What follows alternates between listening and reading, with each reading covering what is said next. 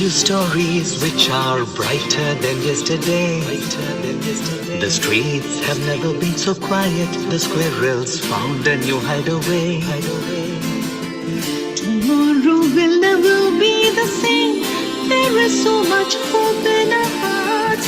Brick by brick we shall overcome and walk right into a new start. Welcome to the brand new world. We're the children of our Mother Earth. Reach out your hands, let us lead our earth together. Welcome to the Greetings! Please join us this Sunday on a free global online episode, Women's Self-Care, including fashion and style.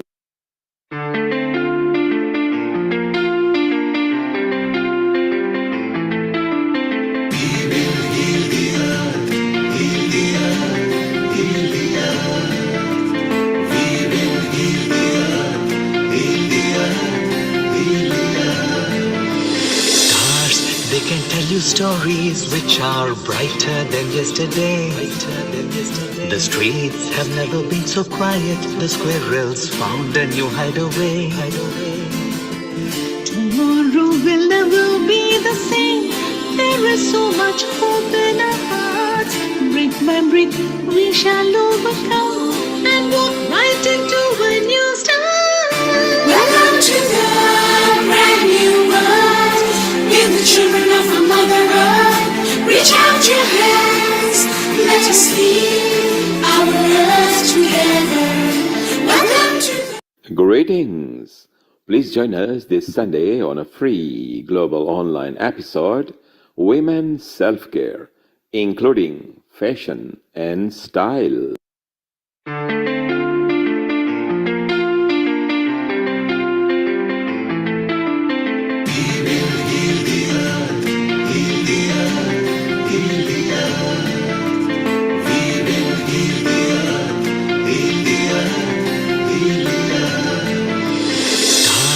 They can tell you stories which are brighter than yesterday.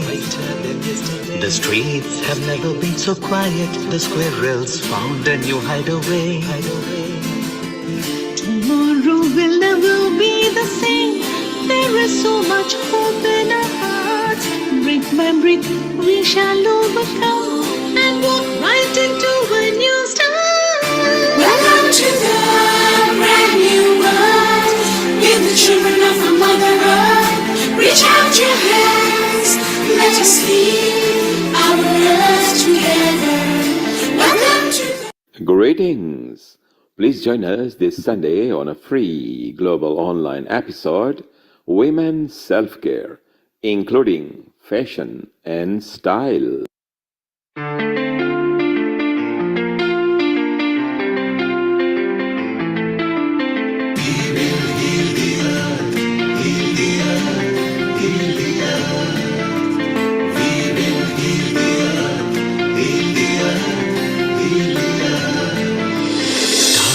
They can tell you stories which are brighter than yesterday.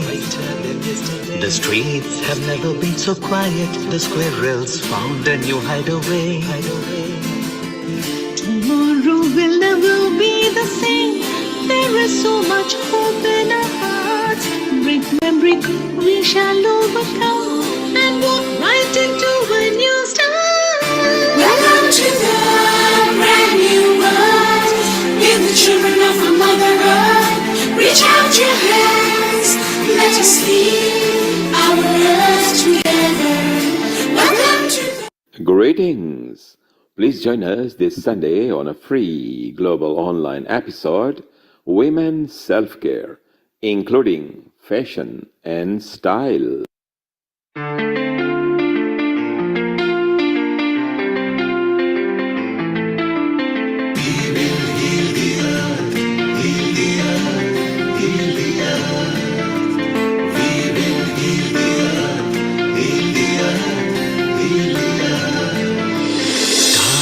They can tell you stories which are brighter than yesterday. The streets have never been so quiet. The squirrels found a new hideaway. Tomorrow will never will be the same. There is so much hope in our hearts. Brick by brick, we shall overcome and walk right into a new start. Welcome to the brand new world. We're the children of our Mother Earth. Reach out your hands, let us heal our earth together. Welcome to the Greetings! Please join us this Sunday on a free global online episode, Women's Self-Care, including fashion and style.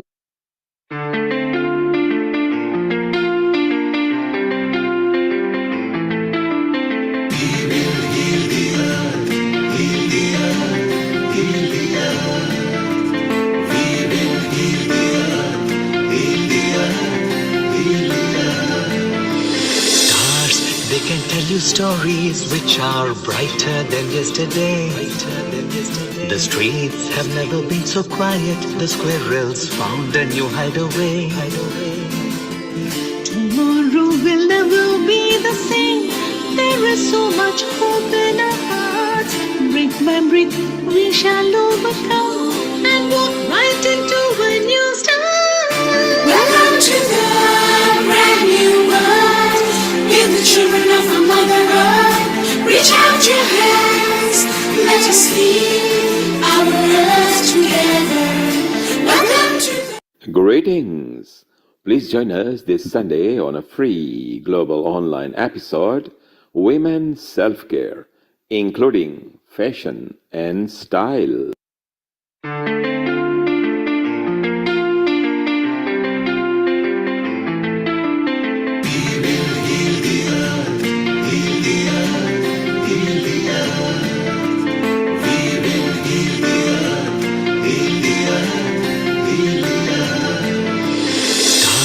They can tell you stories which are brighter than yesterday. The streets have never been so quiet. The squirrels found a new hideaway. Tomorrow will never be the same. There is so much hope in our hearts. Brick by brick, we shall overcome and walk right into a new start. Welcome to the brand new world.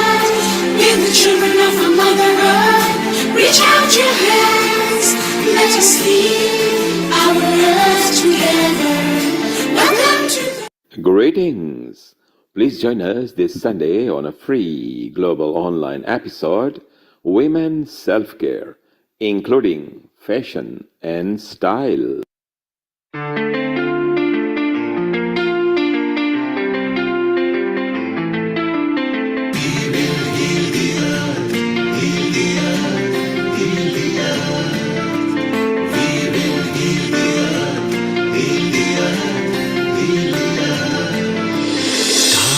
They can tell you stories which are brighter than yesterday. The streets have never been so quiet. The squirrels found a new hideaway. Tomorrow will never be the same. There is so much hope in our hearts. Brick by brick, we shall overcome and walk right into a new start. Welcome to the brand new world.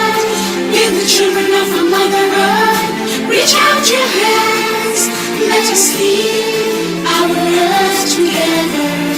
Welcome to the Greetings! Please join us this Sunday on a free global online episode, Women's Self-Care, including fashion and style.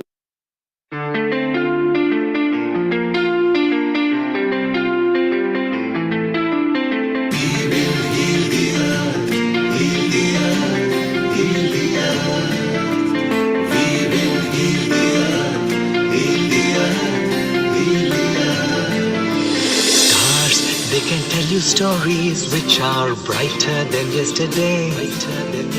The streets have never been so quiet. The squirrels found a new hideaway. Tomorrow will never be the same. There is so much hope in our hearts.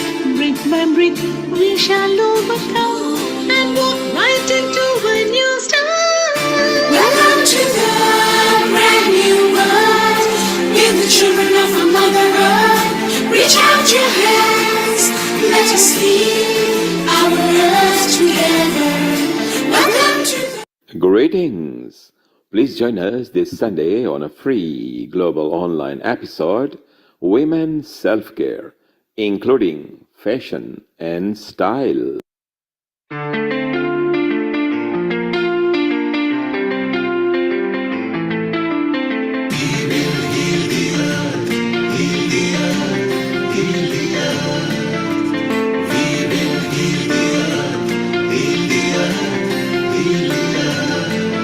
Stars, they can tell you stories which are brighter than yesterday. The streets have never been so quiet. The squirrels found a new hideaway. Tomorrow will never be the same. There is so much hope in our hearts. Brick by brick, we shall overcome and walk right into a new start. Welcome to the brand new world. We're the children of a Mother Earth. Reach out your hands, let us heal our earth together.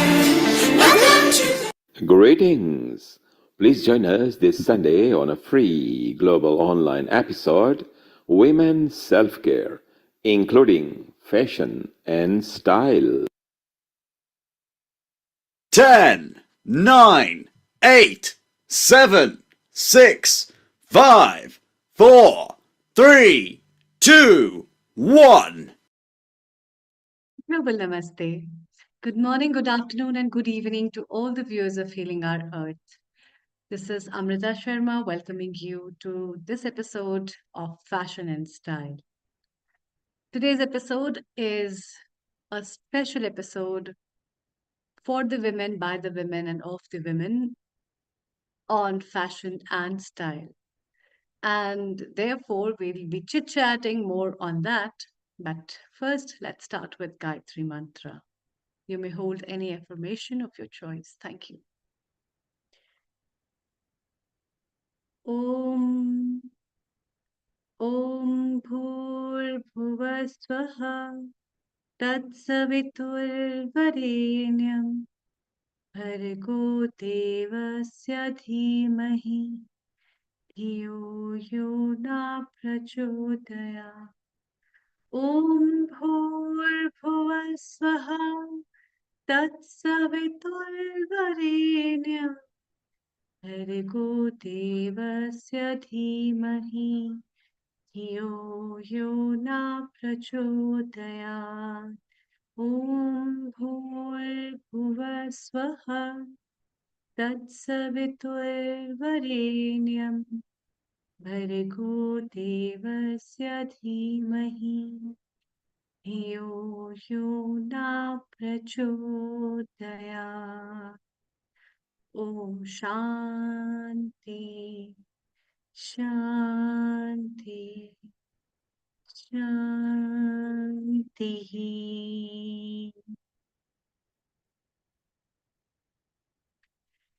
Welcome. Today's episode is one of those topics which is always the favorite of everyone, which is always uh, a talk of the town and talk of the table as well. What is the right fashion? What kind of style suits me? What is best for me? And what is the trend of place? Fashions not only depict a style statement of an individual, but it also grooms a personality of a person. It is also a part of a cultural expression of that place.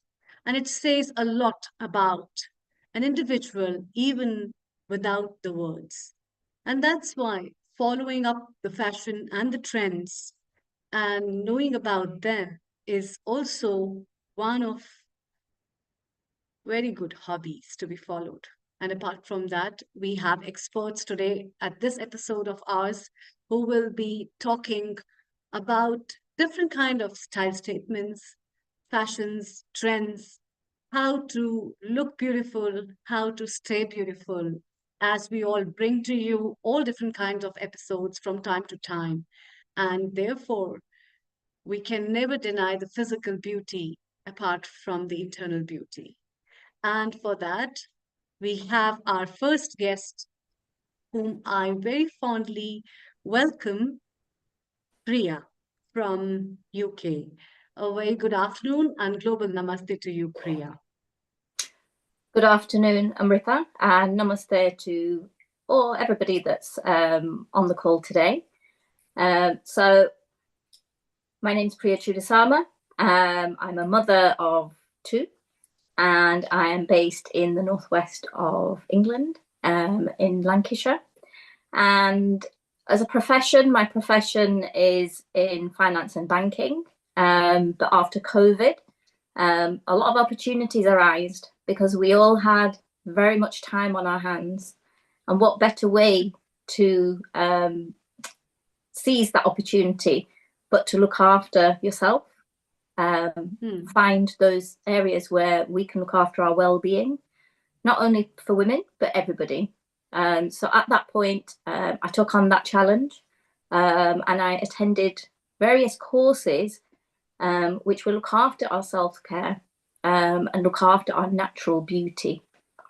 So as a lash and brow artist, I look at ways in which we can enhance our lash and brows, but without any invasive treatments. So this is something which everybody, all women, you'd be surprised, men also, will be able to embrace and have that maximum impact without even speaking, without even having those words.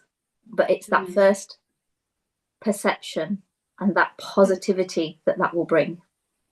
So I currently have 3 treatments on offer, which are going very successfully. One is LVL, which is by Nouveau Lashes. It is a lash lift, and it's a treatment for those who want to have those perfect, longer looking, fuller looking lashes without the need for extensions and without the need for mascara even. So it's something that is very low maintenance and not only opens up your eyes, because the eyes are the doors to your soul, but it will also keep you looking fresh, looking youthful for anything up to 6 to 8 weeks. But it's something that you would not need to think about after. It's something that can be achieved with very minimal effort and minimal time.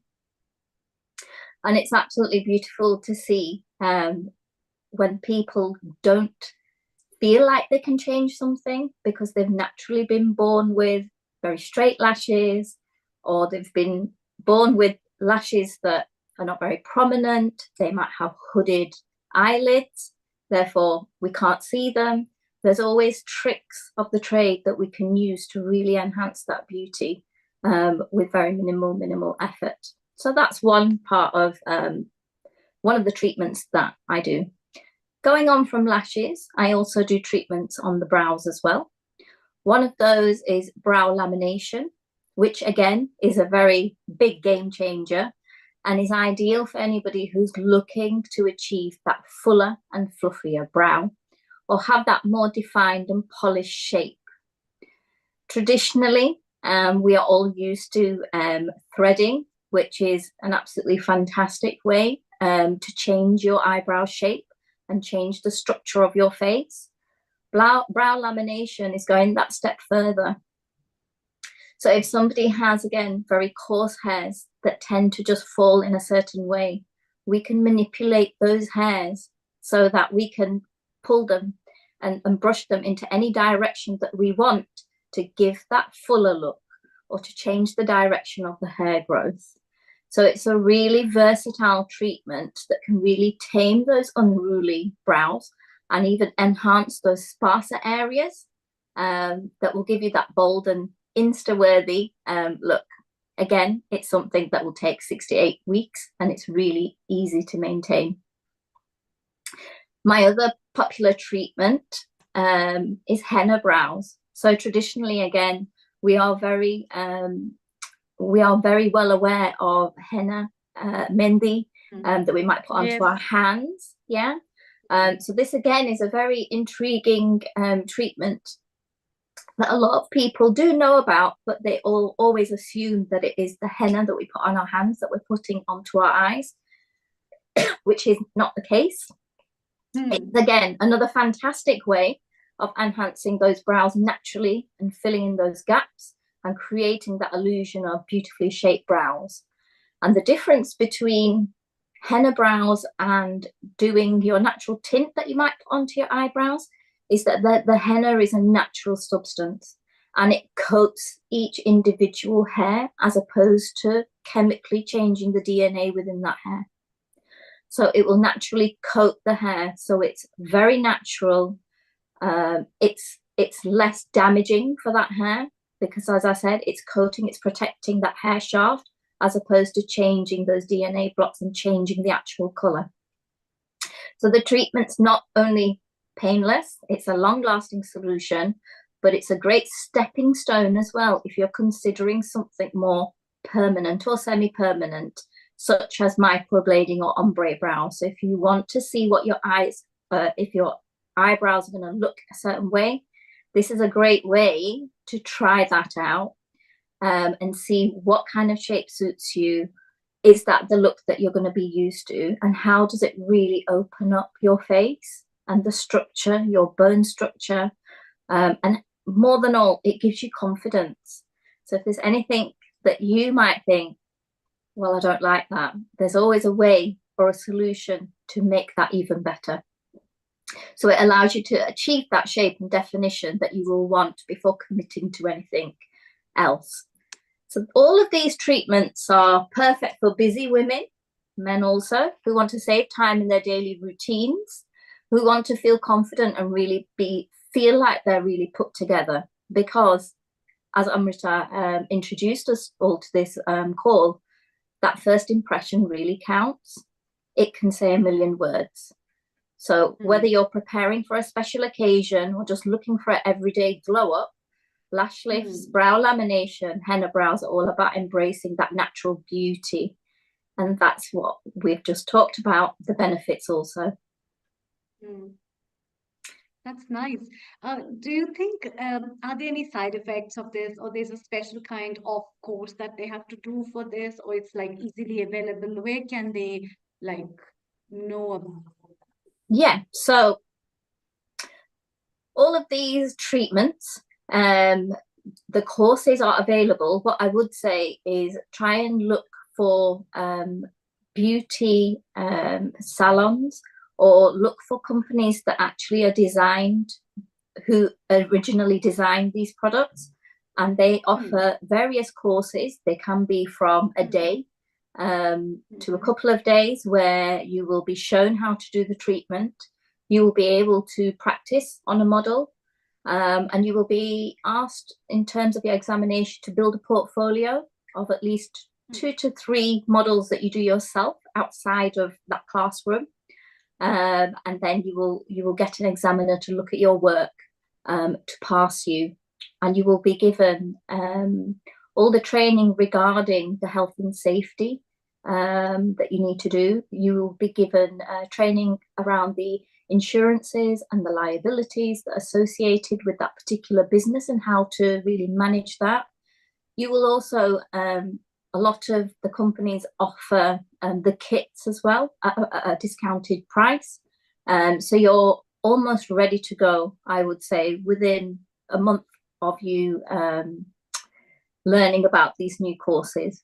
So it's a fantastic way to learn something new.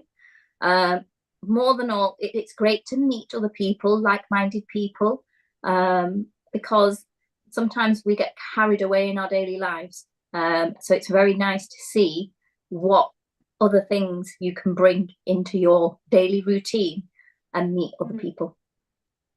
Yeah. And the courses are how long? Like how much time they have to spend for one particular course? So I did the lash lift course with Nouveau Lashes, who have patented LVL, So you may have seen that, which is for a length, volume, and lift. I'd spent one day doing the course. I did have some preparation around it with a written exam prior to that. So all in all, to do the lash lift took about, I would probably say, within a week. But then you have to build your portfolio of models that you would actually use the products with before they will actually sign you off. And in terms for your insurances, you would need to prove that you've had a certification and you're fully approved to go ahead then and apply the products to your And client. how many hours a week? Hours a week for training wise? Yes, for training. Training wise, it's something that you can do in your own time in terms of the online modules that you would have to do in terms of doing the examination. So you could be given up to a month before you get to do the actual practical assessment. So you can plan that into your routine. If you're already working, you might be able to do that, an hour every evening. But then on the assessment day, it's a full day that you would spend out there. Okay, that's pretty interesting. And it's good to know as well. And for the eyebrows, how much time does it take for the course to be done? And then So we for quickly take up the comments from Alexandra. Yes. For the brow lamination, it was the same as the lash lift, so the same kind of structure whereby you had to do a whole course on the health and safety of the brows.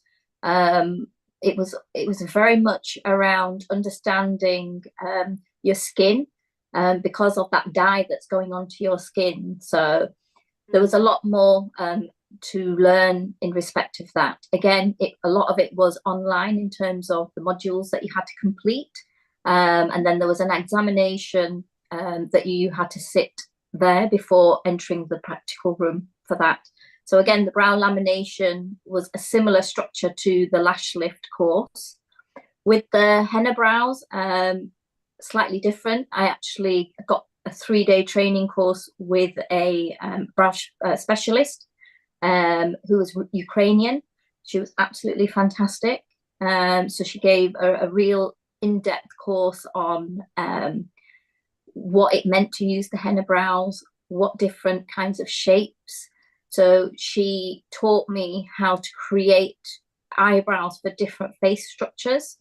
So it was very much different in terms of understanding the architecture. So it went well with what I'd already learned with the brow lamination, but this was more about learning about eyebrow shaping. If somebody has sparse brows, how would you define their eyebrows, from which angle? So it was very specific. And yeah, it was an amazing way of teaching and understanding where your brow should start and finish from, where the arcs should be, which parts would you be able to enhance to really give that eye lift effect as well. So yeah, that was a 3-day course. There was nothing online for that, so I actually spent 3 days with the artist, and again I had to build a portfolio for that as well. So Priya, hello, global namaste. This is Nitin here.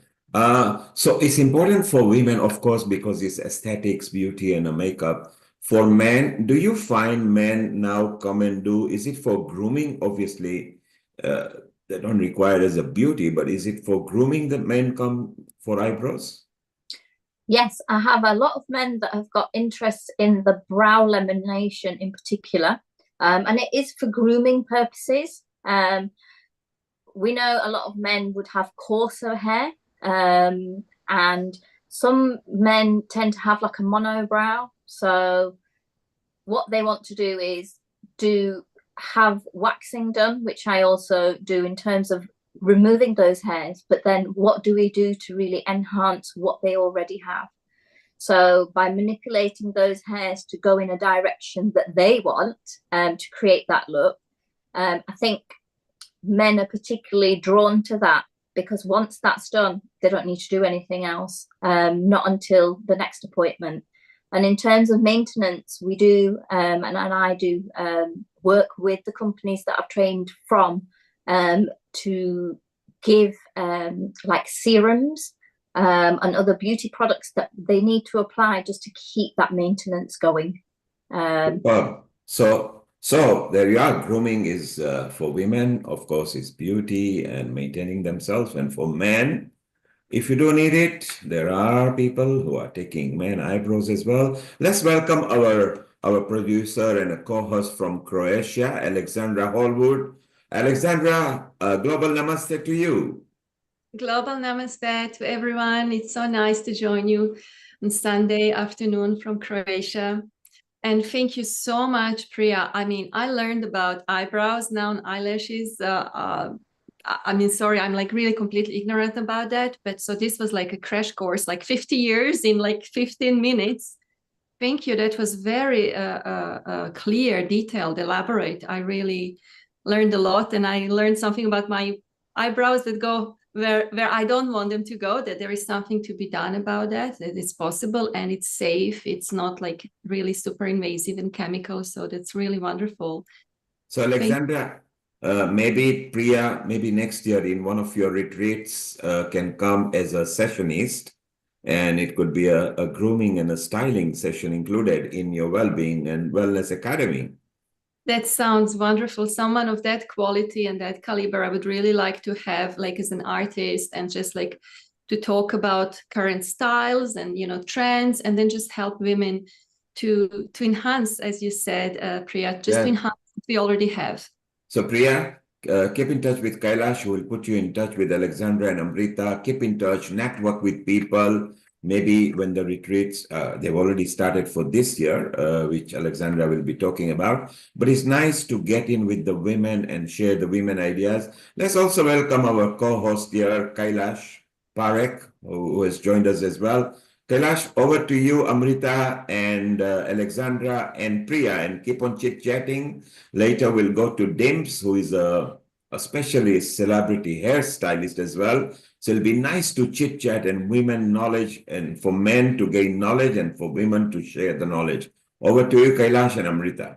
Thank you. Global namaste, everyone. Apologies for being slightly late. Had a bit of technical issues coming back from another event. But thank you so much, Priya, and getting started. Thank you, Amritaji, as well, for introducing Priya. Priya, again, I've been obviously one of her clients, and I had my eyebrows done. It was an amazing experience, you know, just transformed me really. I think it's amazing how the eyebrows can really shape your face. Do you realize that? So thank you, Priya. And I'm sure, you know, we'll be drawing upon your expertise again. You know, we all want to look really, you know, nice and beauty is something that helps us with our health and well-being as well. So, and like you said, it's for men as well. So not just women, for men as well. So thank you, Priya, for joining us today.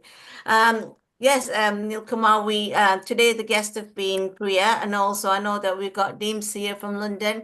I also wanted to introduce my other guest, Miss Taslim. She's here, Malik. I just saw her earlier. So if we can invite her later on after Deems has spoken about the hairstyling. So thank you. Over to you, Deems, if you can tell us. Amrita, have you got any question about eyebrows?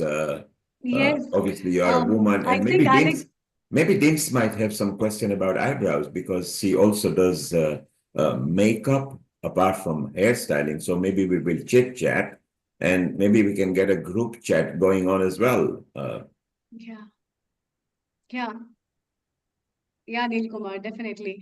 In fact, one word that catched my attention was the facial architecture, and it's one of the very, very beautiful things. So, I think a lot of people don't think about it, that the facial architecture is one of those architectures which are equally important apart from many other things. And when you look into yourself, which I can correlate with a lot of other sense in terms of personalities, because I come from a holistic ground, and especially from the field of Ayurveda, where we talk a lot about skincare, and people and personalities, and how these people facial features are. And then when we think about that, giving it a tinge of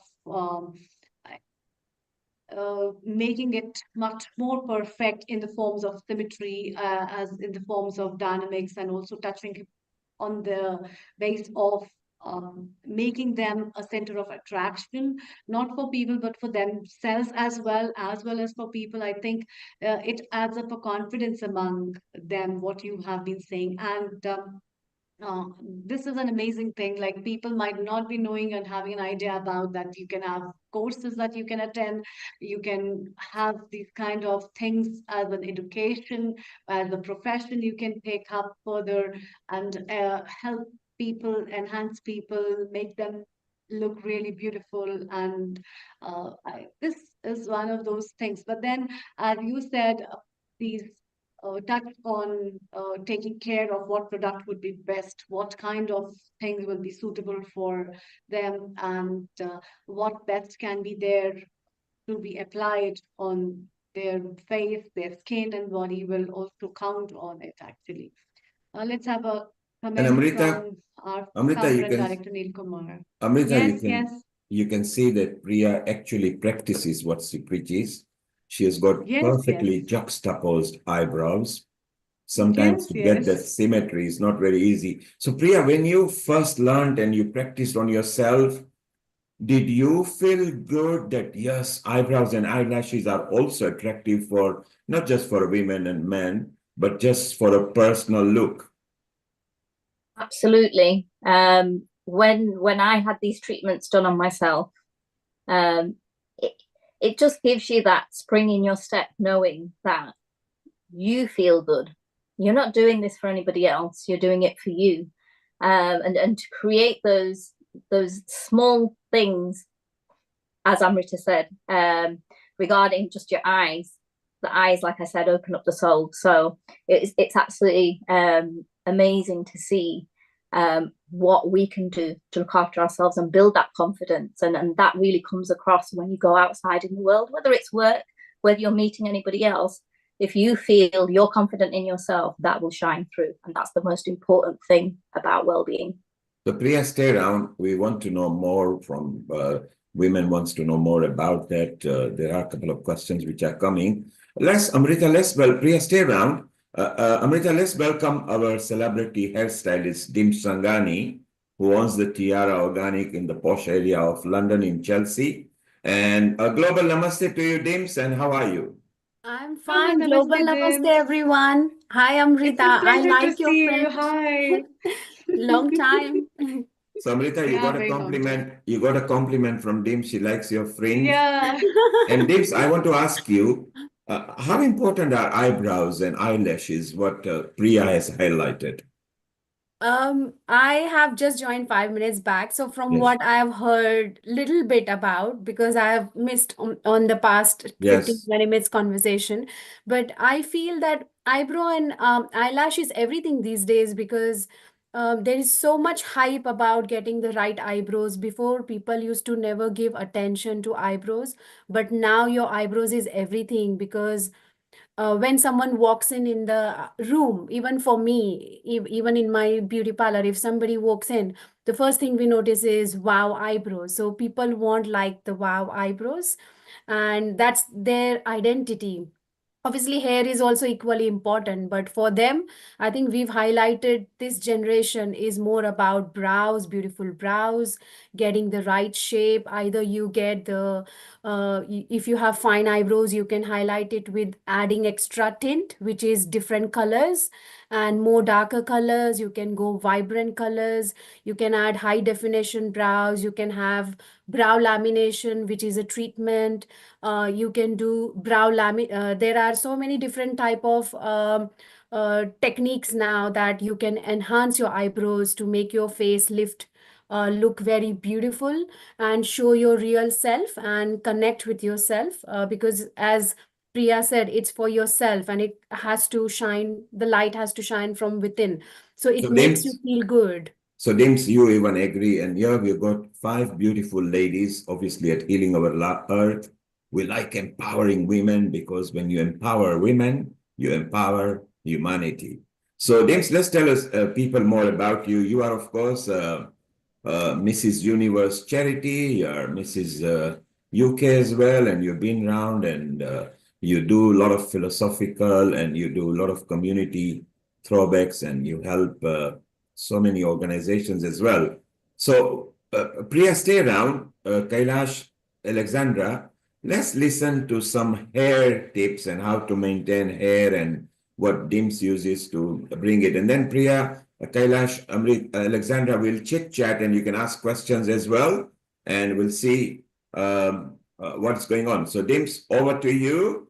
Tell us more, give us tips, and let the ladies share your knowledge as well, and men get educated. First of all, belated happy birthday, Nil Kumarji. Thank you so much for such nice introduction. As always, Healing Our Earth do such great work.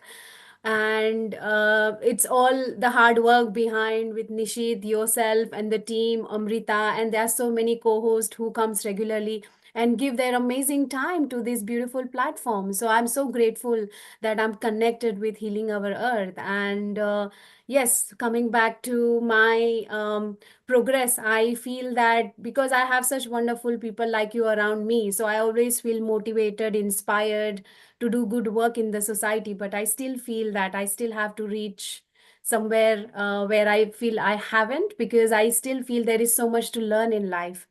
Secondly, the connection with my hair as a hair artist is something which I feel that comes from within. I never intend to be a hairdresser, but sometimes in life you're being placed where you feel, okay, God has made certain things for you. And I feel that's how my connection with hairdressing is.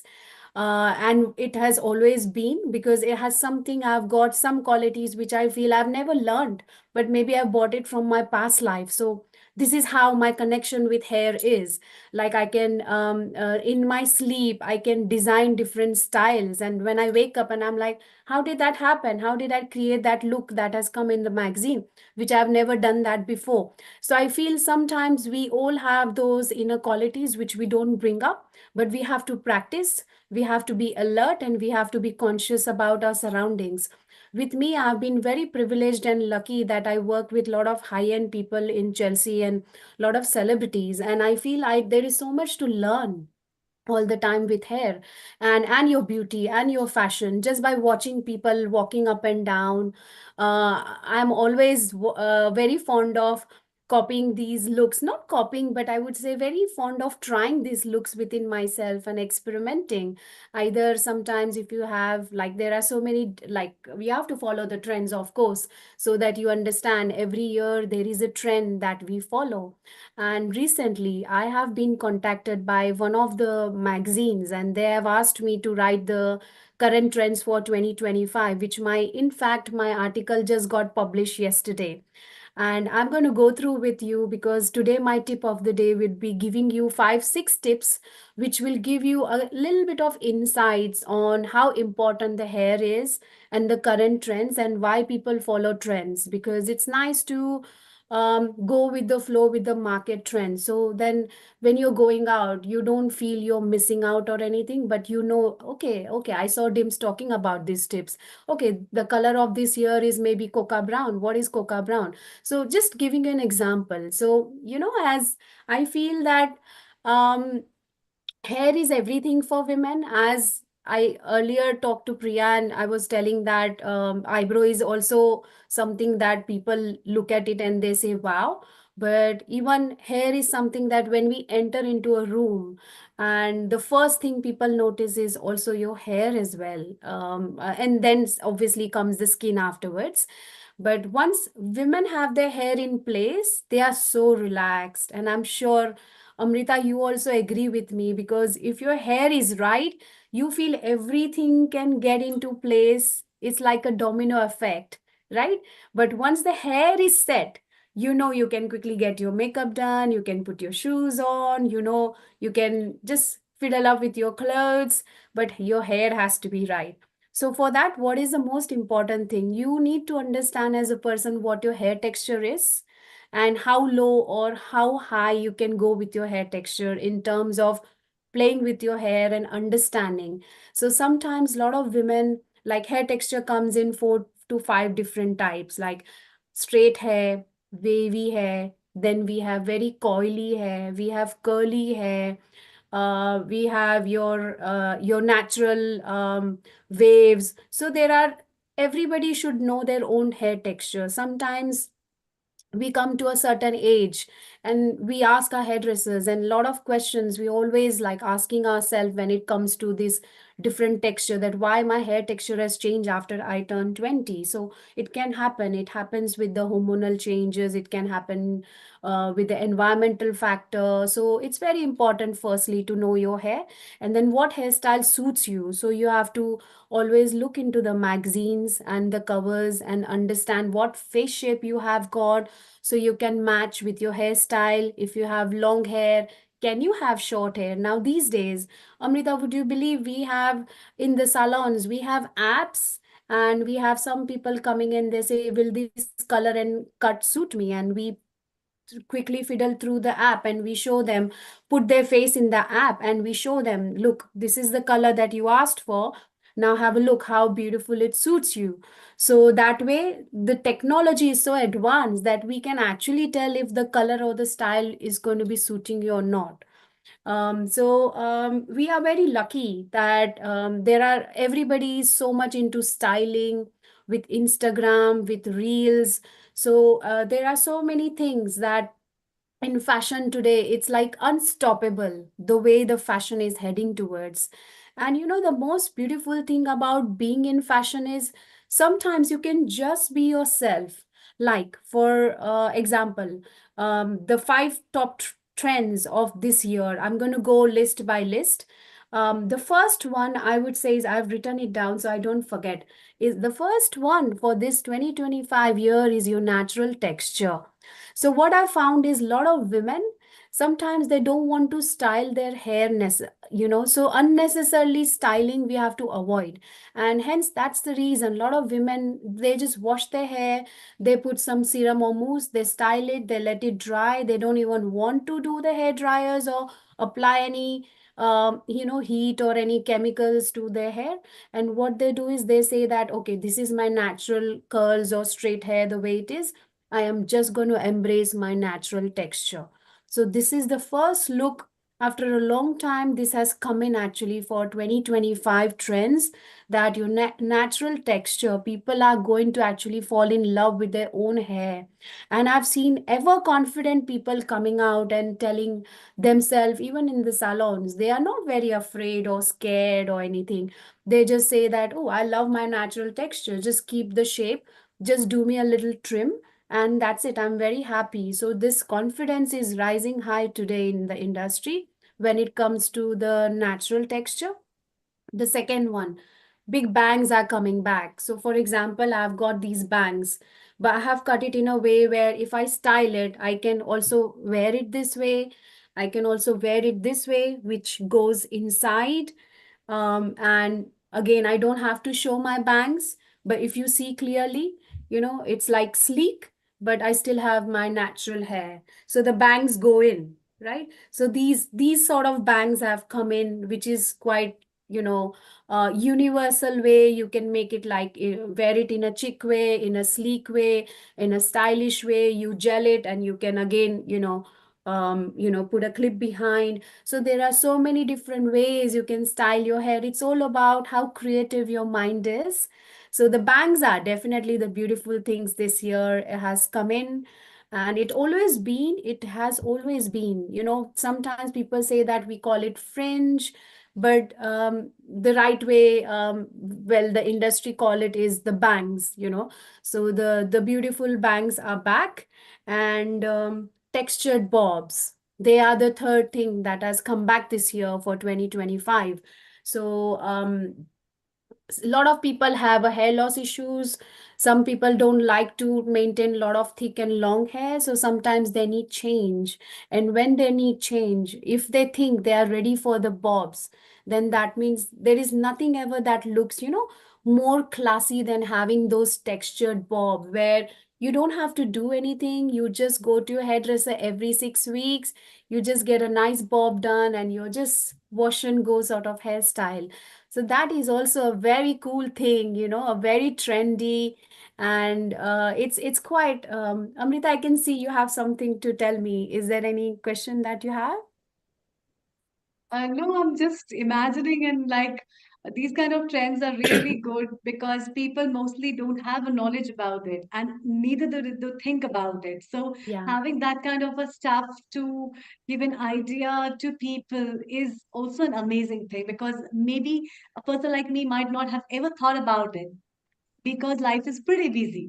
But then now giving your thoughts, and when Priya gave the thought about eyelids and eyebrows as well as with your hair stuff, it makes a lot of sense in grooming yourself and how intellectually we can take help of so many things and utilize it for ourselves. Let's have a And comment Amrita, from our Neil Kumar. Yes, Neil Kumar. Amrita, Dim's mentioned and she started off the five. The third one will be textured. So we will discuss that later. We got people in the social media, and then we'll ask Priya, Alexandra, and Kailash if they've got any question. Meanwhile, before Dims continue, Dims, you're very right that the bangs are back in a fashion in a big way, Yeah. and people love it. So somebody from Cyprus is asking that what is trending more? Is it baby bangs or a blunt bangs and wispy bangs? Now I'm confused because we men, I don't think, use bangs. Which bang is it popular? Because Cassandra in Cyprus wants to know. Okay, so wispy bangs are very much in because they are cut in a wispy way where you bring all the hair to the front and you cut the ends in a wispy way. So what happens is with the wispy bangs, you can have it, you can wear it in a different styles.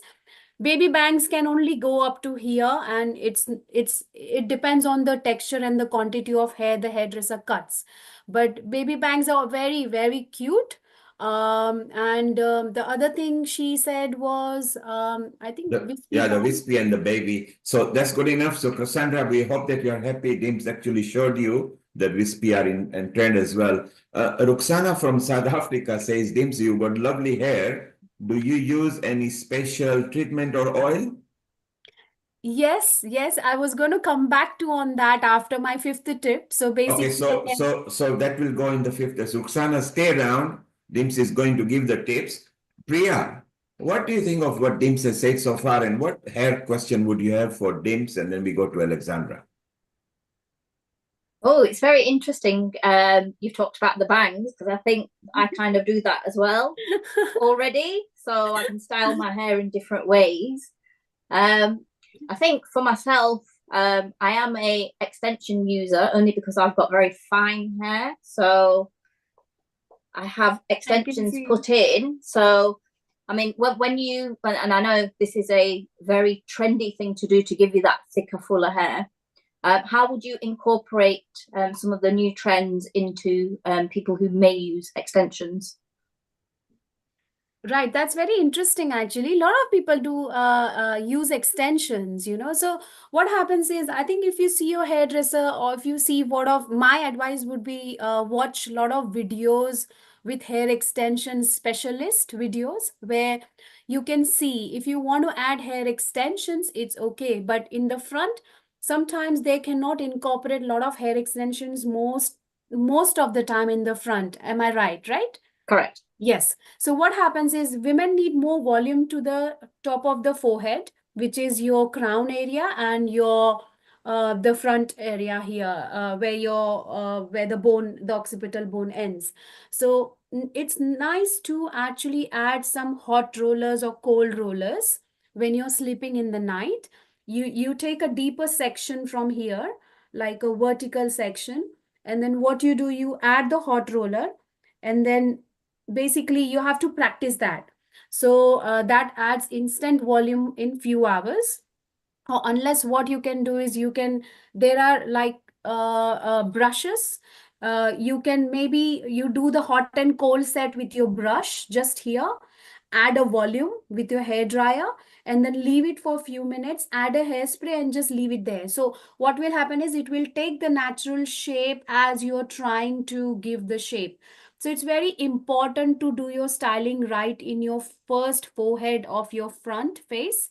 If you protect that area and you know exactly where to back comb, how to do style, where to put the rollers, just like a 15 minutes of styling tip just in the front, Then the back of the hair extensions, obviously there's going to be added volume, which is already added. You don't need too much worry about it. But you can add some money pieces here with the hair extensions or here. And then this part is the one where you have to hide and you have to kind of learn the technicality of how to do the backcombing. And if you master that, you can master any hairstyle and you can do anyone's hair. It's pretty easy, but you just have to give time. So That's Dims, what it is. Does it Dims help? and Priya, I want to ask you, Priya, your extension is permanent or is it this is just a curiosity from men. Is it temporary or is permanent?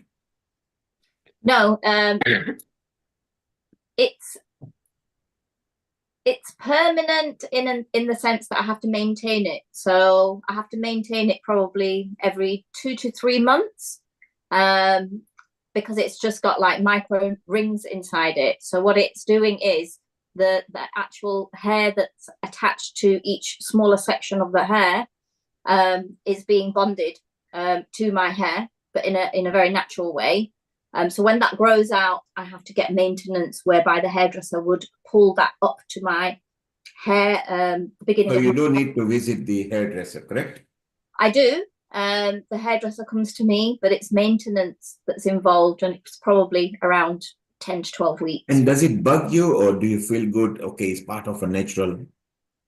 Do you know what? I get this question asked a lot, Kailash, and a lot of people in the community. It's actually very easy to maintain.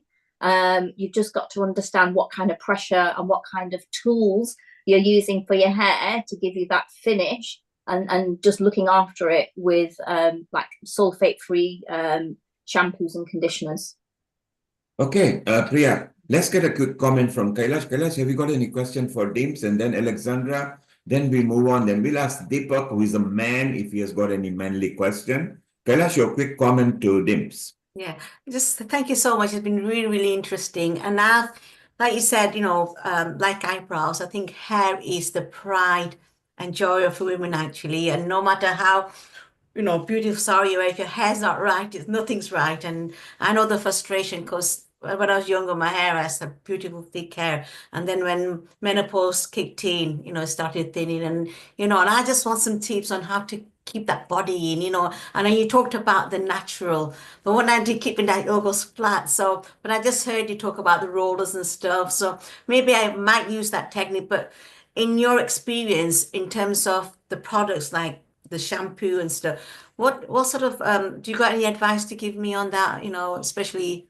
postmenopausal women? Yeah, definitely. First of all, I do like the way you've styled your hair today because you've embraced it with the headband and jewel accessory is actually a big thing. That's actually was going to be my fourth tip for today. So a jeweled accessory is back in with soft hair ties, with headbands, with scarves, with a little bit of head featuring clips as well with diamonds and things. So I think people are not afraid at all these days to add really nice headbands. They are very cool thing for the coming year where people feel that you can put your hair back into a place with the headbands on. So it's a very cool thing, and the way you have carried it today, it's so beautiful, very elegant, and you look beautiful. Thank you. So so coming back to I think you can use the product serum and mousse for your hair because I can see that you have hair but you have more fine hair in the front. So what happens is to add that volume, what I do is when I do the hair care consultations, I give them a list of food items to eat, a list of things where they can drink certain vitamins depending on their doctor's results. But I give them all natural ingredient based, like the Ayurveda based. So what happens is they know how much limit they have to take. And then they need to know how many times wash your hair according to your hair texture, what shampoos and what conditioner you can use. And I would say serum and oil is your best friend. Add current moment, I would say everybody should use a good hair serum, invest in a good hair serum, and especially hair oil. Like we do specially hot oil treatment in the salon, which is our most top rated treatment in Chelsea. We have lot of women who come, and once a week we apply in the copper brass with the candle underneath. We do give them actually the proper, how we call them in India. They do the hot oil treatment with the massage, the champi, you know, the hair oil Yeah. champi. We give them it's a 1 hour treatment, but with them we give them Indian head massage and the steam and the semi-finished blow dry. So this you can also do it at home. It's very, very easy. Now oils, you have to understand, if you're not allergic to any oils, you have to first see, because there are women who come and they say that I'm allergic to sesame oil, I'm allergic to almond oil. So then I make a special mix of oils for different my clientele.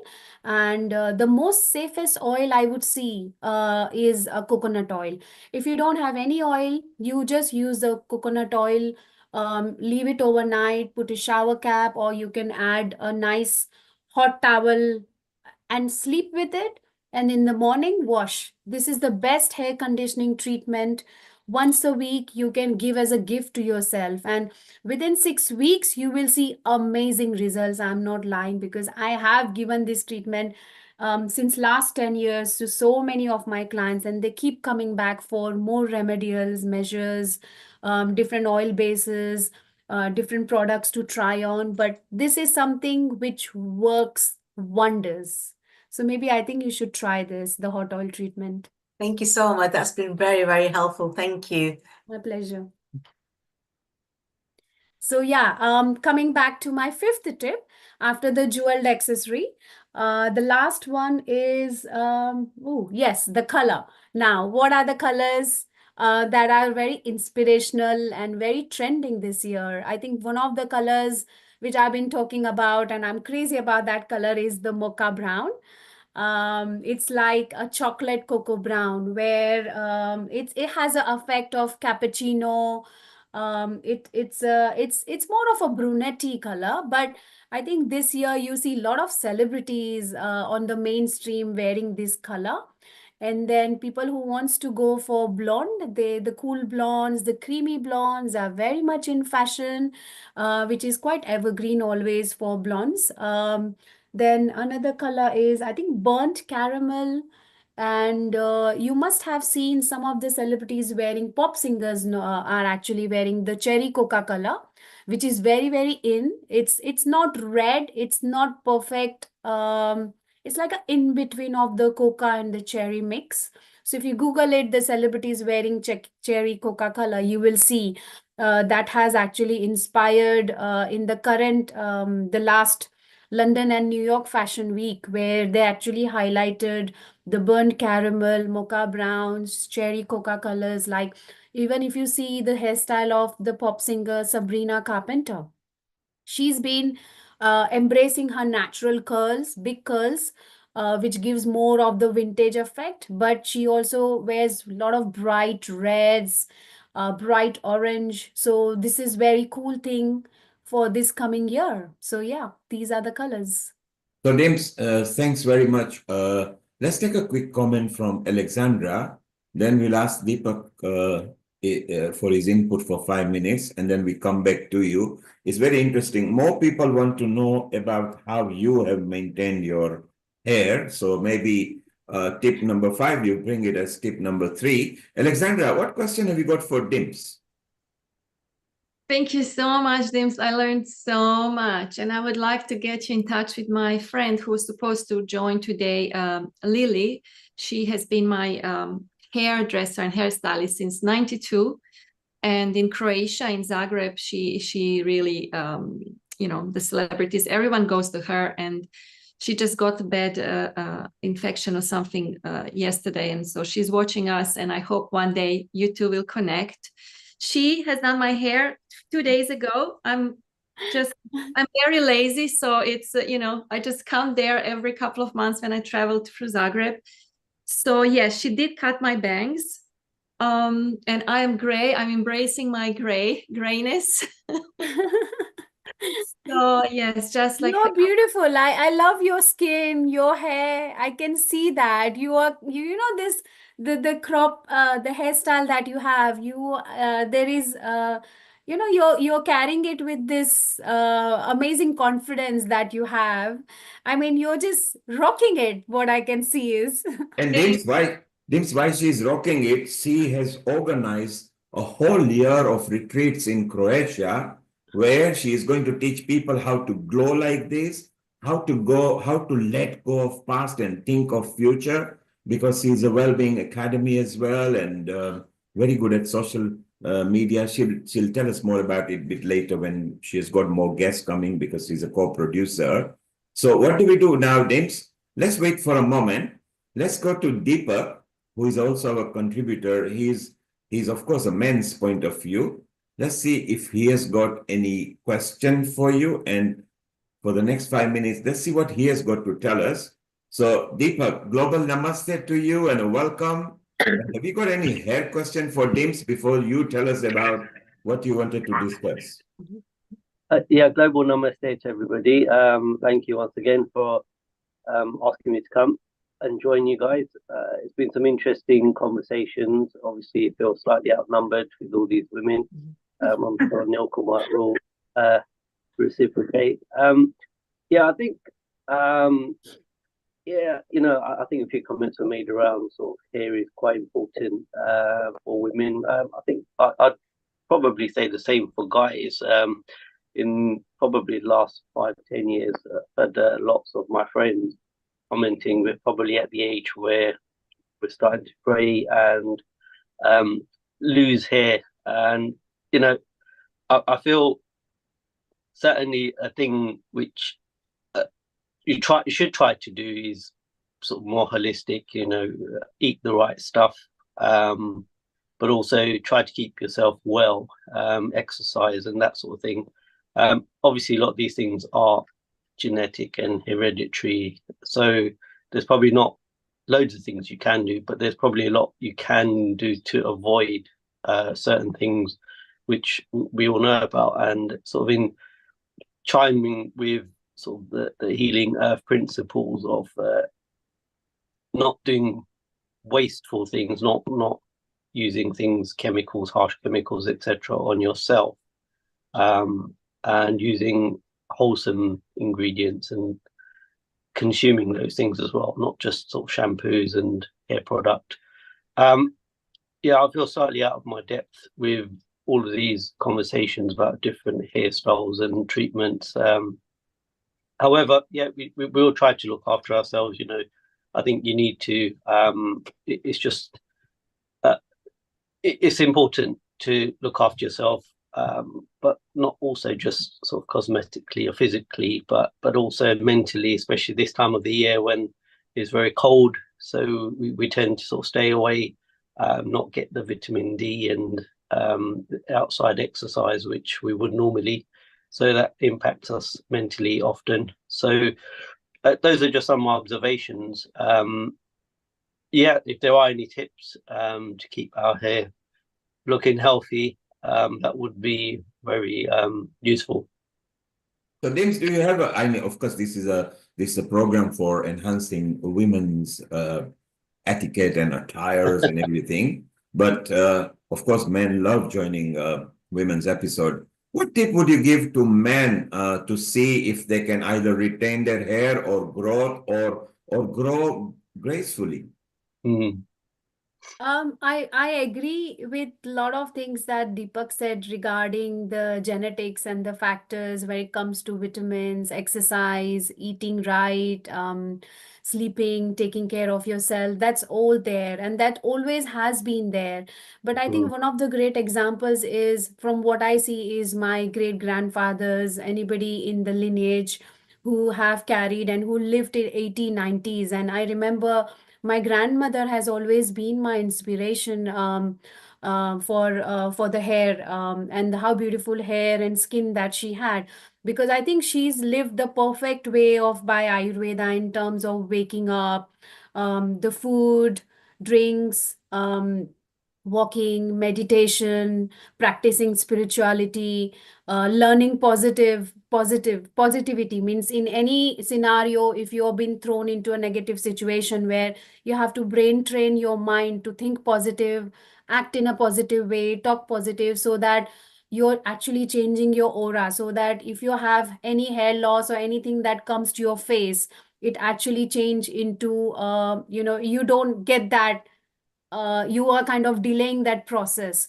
so that actually works wonders. So practicing positivity is the most biggest thing, I would say, even for today's generation, when it comes to a lot of mental problems or mental health issues and all that. So I have seen that in my family, and even as a real life example, I have watched in my 25 years of hairdressing career.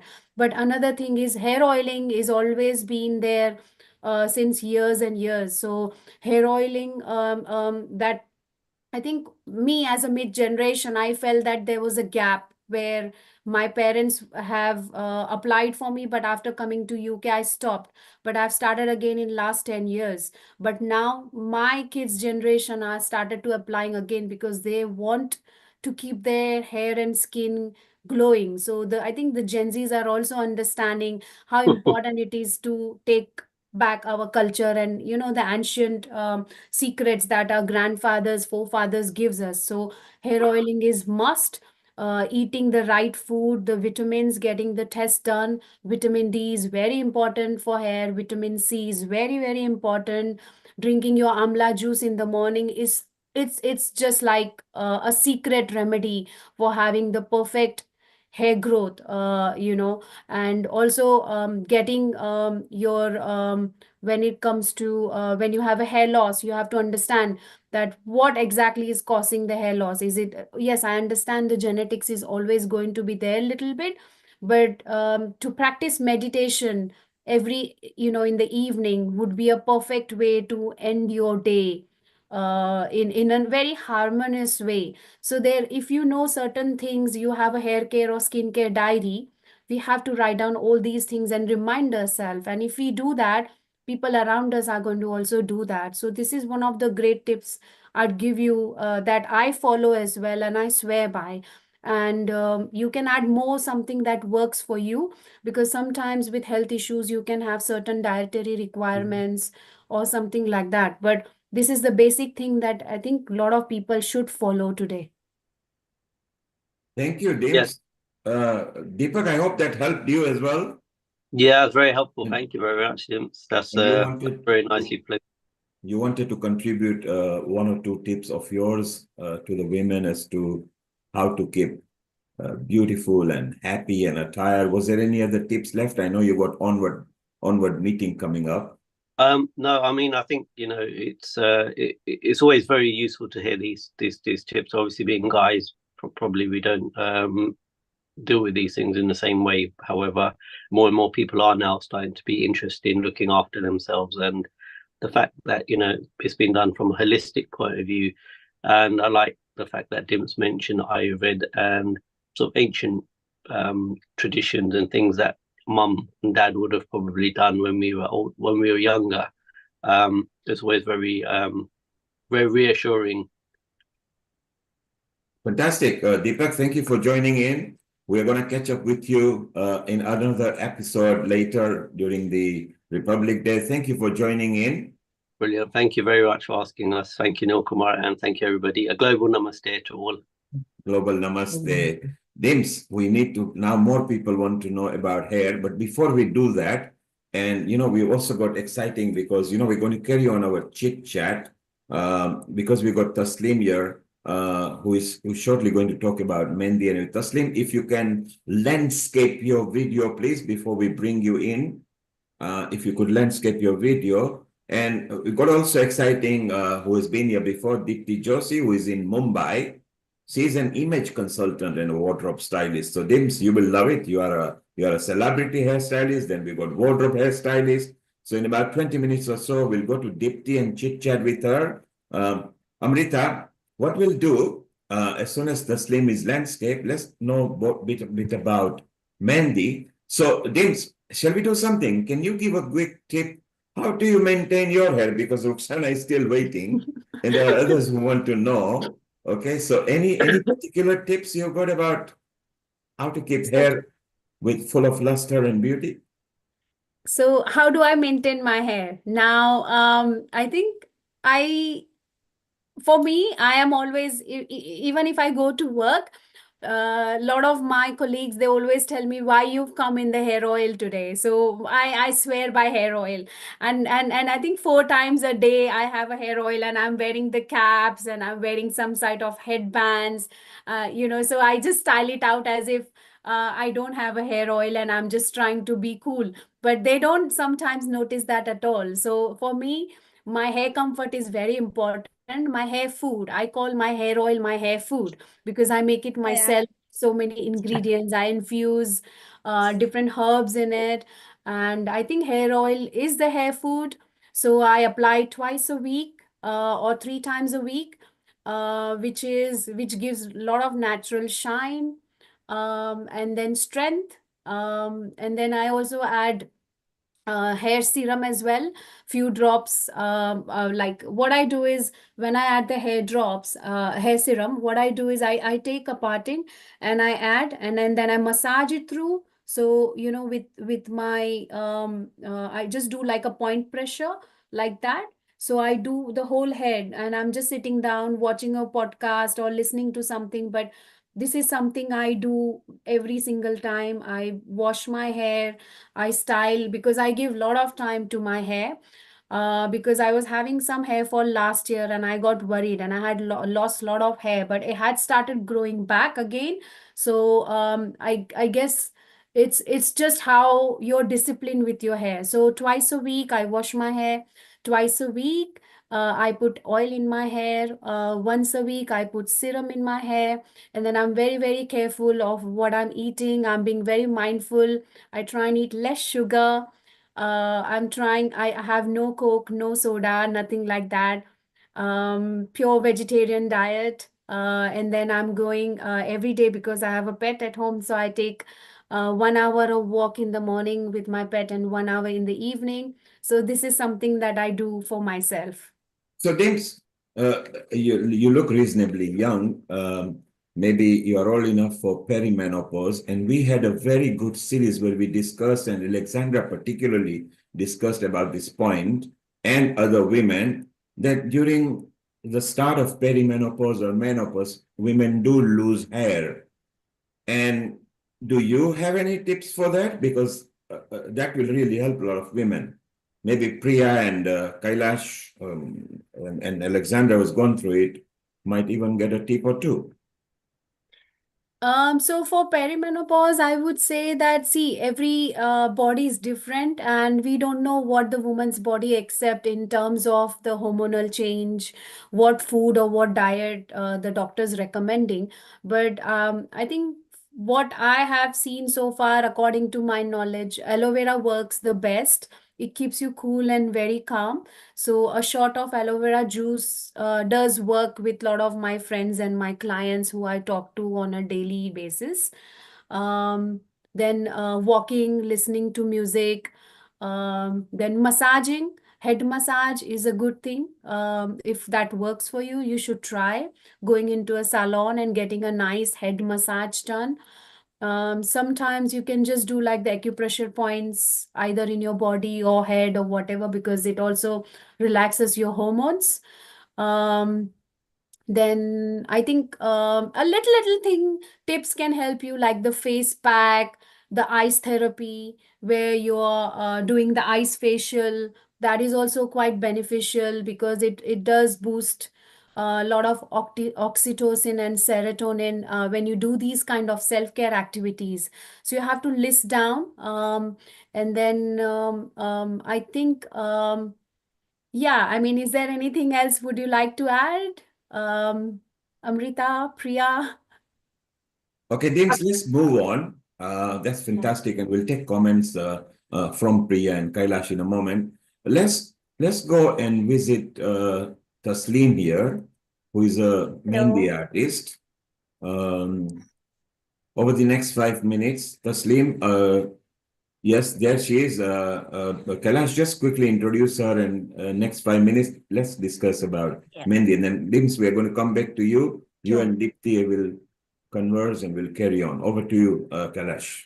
So I'm delighted to introduce to you Taslim Malik, who is our henna painting.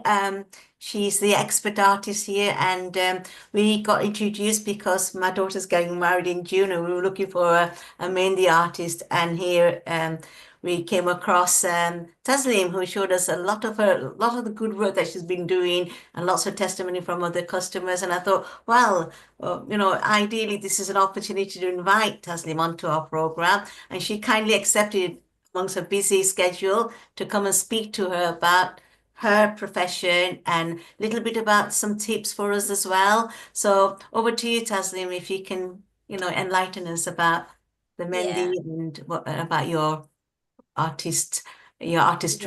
Thank you. Yeah, hello everyone. I'm so sorry I'm couldn't join before. I'm on my work. Just I have a break and I just come to the this area and I'll just come and join to you. I'm doing henna since 2009.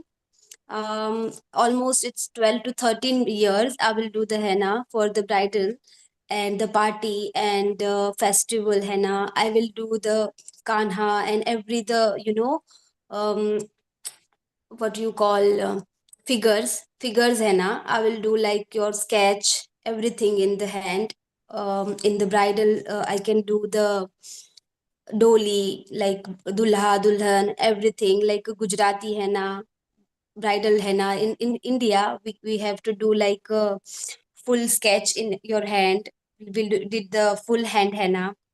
I'm not able to describe in a word. I will show you the pictures. I will send the Kailash ma'am. She will share in the group. And since I will do the 12 years henna, and I'm so sorry. I'm a little bit hesitate to talk with you, everyone. So basically, I'm from India, Gujarat, Ahmedabad. My name is Taslim Banu Malik. My husband works in here in UK, and I'm also working in another part. But I will love to do henna anyway, so I will do as a part-time job type. But I will do the proper work like henna and beautician. I will do the wax and eyebrows and beauty things in here at home by my home whenever I am free. So that's So, me. Taslim, have you got any designs to show us, or have you got any tips? Yeah, I'm using the natural henna, and we have a lot of different kind of henna, like a red henna, like black henna. We can do the created with the two hennas, like a black and red, which is like one is a chemical and one is a natural one. So we will apply the darker henna outside the layer, and we'll put like a different color, red and black. We can use it like a different way. But I naturally prefer the natural henna. I use the natural henna. I will do the little corn with the big corn, and I will make my own corns, and I will do the thingy. But you can use the natural henna for your hand. It was like a 10 days or 15 days stay in your hand, and it looks really nice and natural things. So you don't like, if you don't like it, then it's gone in 10 days. You like tattoos, so you will do the henna. You don't want to be the permanent, then it's just like a 10 days or 15 days you will put her in your hand, and it will be gone. And you, if you like it, then you can do again. So it was like a casual thing. If you like it, then you can do it, and if you don't like it, then it's gone. And so the good part about Mendi is that some women use it on hair as well, don't they? They use Yeah, Mendi I on all hair. yeah, because it's a natural thing. Someone likes the natural henna color, like a dark. If they have the dark brown hairs, so they want little bit shiny. So we can use it at like a hair mask, and we can add something like I will do like henna, curd, and lemon juice for the dandruff. I will use for the dandruff, and it will help me a lot. I have a long hair, so I put some oil as well. So when I wash it, so it will be help me a lot. Okay, So you well, can use it as a mask as well. thank you, Taslim. Maybe we'll bring you back in a different episode and you can show us the Okay. design so Yeah, people I'm can so sorry appreciate. about that. Today I am working, so I Don't don't have that worry. much time. And you know, I just take it my break and I just come inside and I Don't tell them that I will don't come worry, in 15 Taslim. minutes. So sorry You about that. Thank And you. nice to meet you all. And hello again. And I'm little bit hesitate today because that was the first day for me. don't Thank worry, you so much, Taslim. Kailas ma'am, and Thank you. thank you, Neil Kumar sir. Thank you. Taslim, don't worry. You're part of Healing Our Earth. Healing Our Earth is for everybody to come and feel good. And thank you for coming. And we'll catch up with you in next episode. Okay. Okay, thank you so much. Thank you. Bye. Well, there you are. That was Taslim and some Mendi tips and henna tips. Dims, let's come back to you. Alexandra, you wanted to know what amla was. So amla is Indian gooseberry. Okay, so if you just put in on the Google, it tell you amla is used very much in India. Even Lata wanted to know about amla and oil and everything. We need to move on to Dipti. So maybe Dims, I know that after 4 you have to be out as well because you've got commitment. So Dims, amla is very useful and amla oil and everything. Do you guide people to go for amla? Absolutely, 100%. You should drink amla juice in the morning because it's a very good immunity booster. It is so high in vitamin C. It's very good for your glowing skin and hair both. So I would totally ask. I remember I went to a retreat in India 3 years back, and I was having some issues with my skin and hair that time. Within a week, everything got fixed. The first reason was the amla juice. Second reason, I realized that my body So was Dims, high. is it amla juice to drink or amla juice to apply on hair or both? You can do both, but I think drinking is more solid, more better, because once you drink, then it's like who you are is what you eat. So once you put a nice once you eat and drink right, then your hair and skin will also come in alignment with the formation of your five elements and everything. But I would say the first point is your eating, drinking right, and then applying as well. Applying is topical. Anything that you apply, any oils, it has amla, it has bringraj, it has haritaki, and all these Ayurvedic herbs. Which people make it in a different forms. The main ingredient is the king of Ayurveda is, I'm sure Amrita will agree with me, it's none other than amla. So avla, that we call it. People, there are different ways how you consume it. There is avla achar that you get in the market. You can eat the raw avla, which you soak it in the water with the turmeric and leave it overnight. And then there is a way, because there are different ways people eat amla in their day, how they infuse in their daily lifestyle. But amla is one ingredient that I would tell everyone to include in their diet. So Dims, you mentioned Amrita and Ayurveda and Amla. Amrita, maybe it's a time for you to say how useful from Ayurveda point of view Amla is for hair and general glow. Yeah, I think I align very much with the DIMS. So, being a lifestyle counselor as well as a spa expert in many of the places, I recommend people to use these kind of herbs in which we have um, mulati, we have the amla, which is the licorice, as well as Indian gooseberry. It reminded me yesterday. So we have an amla tree at our home, and I asked my kids to pluck the fresh Indian gooseberries from there because I take the juice and everybody uses the juice, and it was a fun for my kids to pluck that big Indian gooseberries and to touch them and then to feel and how it is, and then It is one of those wonder fruits that everybody should use, provided it is seasonally available. It is not available all the season. I don't recommend people to take amla candies or amla kind of the marmalades that are made, which is pretty sugary, which adds up a lot of carbs and also declines the nutritive value. But if the in fresh amount it's available, it's good. You can have fenugreek for your hair as well. You can have hibiscus for your hair as well. Um, you can also have other in herbs which are very good for the hair, including what Dims mentioned about Bringaraj, as well as we have And muddak, also we have neem. I would also other advise herbs. neem as well. Neem is also very good to add. Yeah. So there are different kind of neem, but then the Mahanim, which is the two kind of neem, Azadirachta indica, and these kind of herbs, they must be always checked before they are being used. That is also one of the very important advice I would like to give, because as the social media is increasing, there is a use of lot of herbs that people recommend, but people don't know what is the authentic source of that. Is it really this real herb that they're using or not?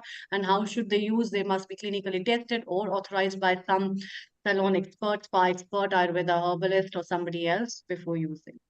Yeah. So Amrita, we'll tell people more about it. Dims, stay around a bit longer. I think from one beauty, Amrita, who started, to another beauty of Priya, who brought her smile and eyebrows. And we moved on to Alexandra in Croatia, another beauty, and Kailash, an MB beauty from north of England, and then into Dims, who is a Mrs. Universe charity. I think she got the title in Philippines. Is that right, Dims? Yeah. Oh my God, that's like in 2018. Nilkumaji, it's been so many years now. So many years you've been there, donning the ramp walk and all those things. So let's go to another beauty, Dims. We now travel to Mumbai over there, and that beauty is Dipti Joshi. Dipti is actually a certified image consultant and an etiquette coach as well.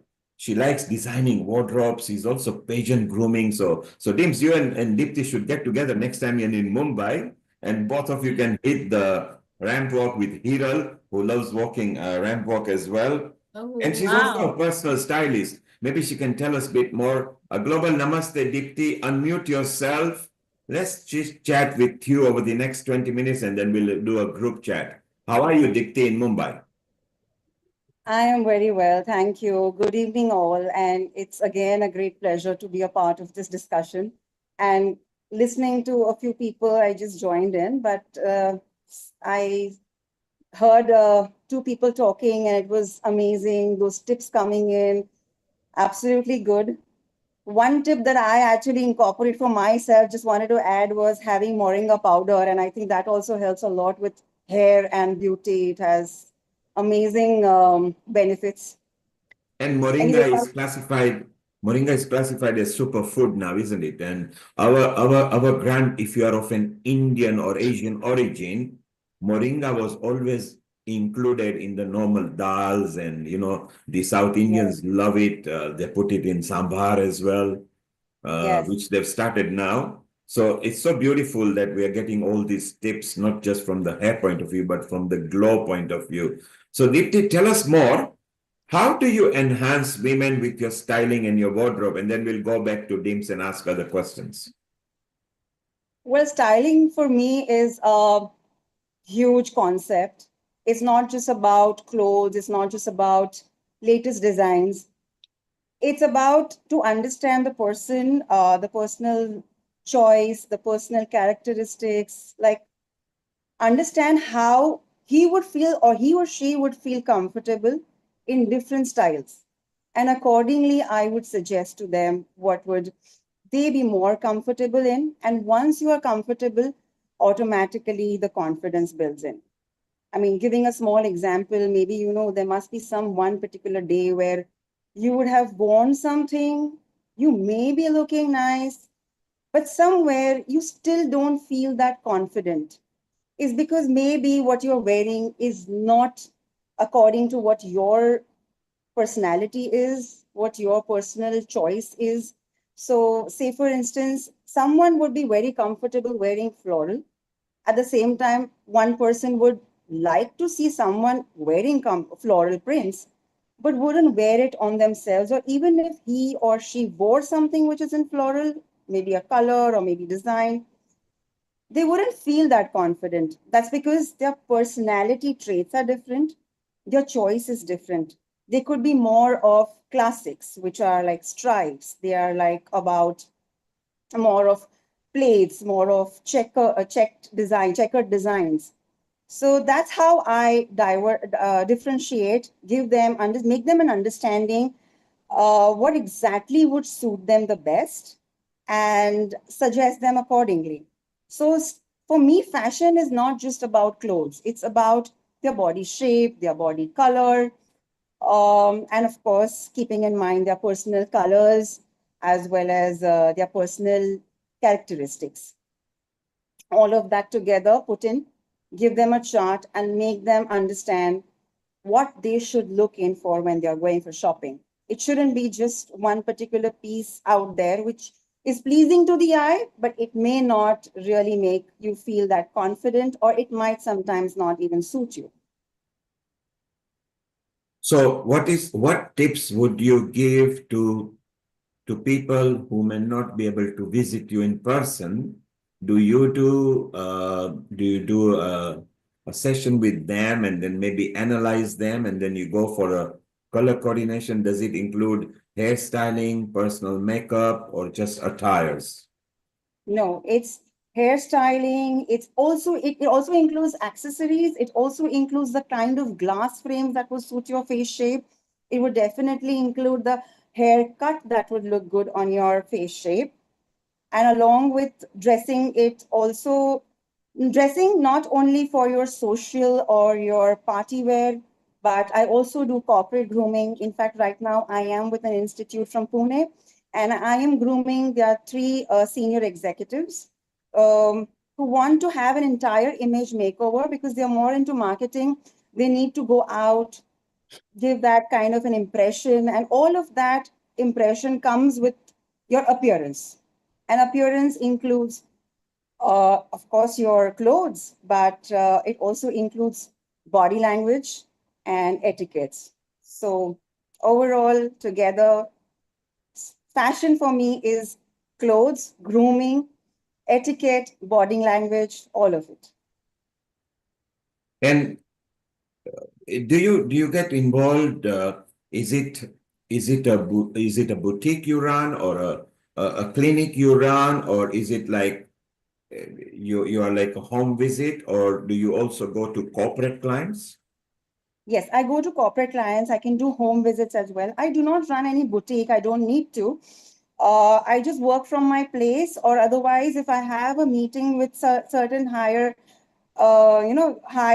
end clients, I do just take up a place. We have this WeWork, we have this co-work place, and I just hire a space where I can call them in and I can speak with them there. Sometimes even meeting over a coffee at a coffee shop also makes the client feel more comfortable. I tend to look more approachable and friendly, and then that's how they can actually get more friendly with me and open up, and the rapport builds up better.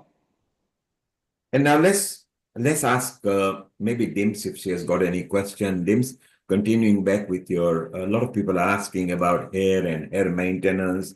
They're loving the tips, and we also gave them the Ayurveda tips. We'll also ask Kailash. So, wardrobe stylist and a personal stylist, how important it is in women's role? You asking me? Yes, Dims. Okay, I think today at current day and age, it's very, very important because I think your mood is the first thing when you wake up is you start thinking about your styling, what you're going to wear according to the weather, what suits you.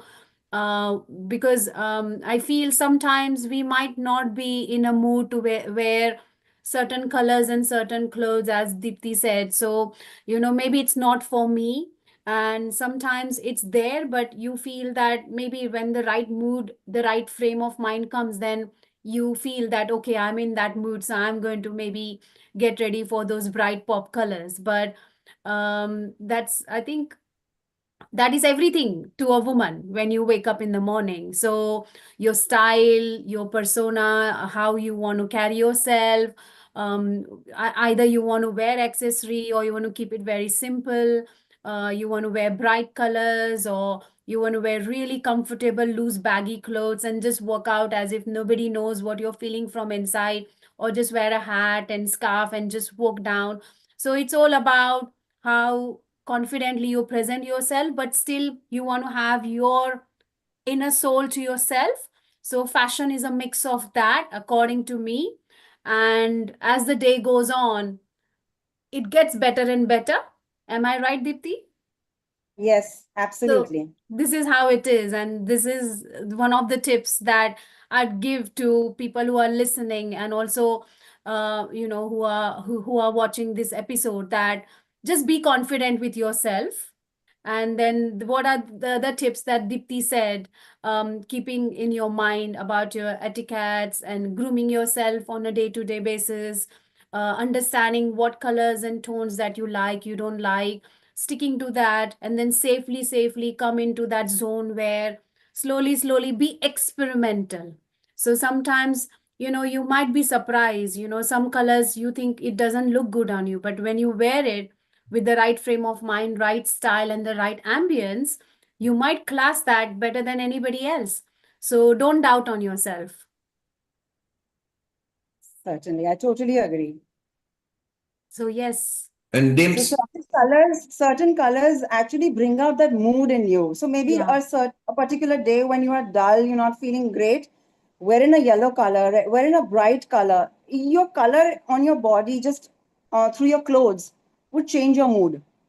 and Dipti, you're wearing yellow color today, so you're in a friendly mood today, aren't you? Absolutely.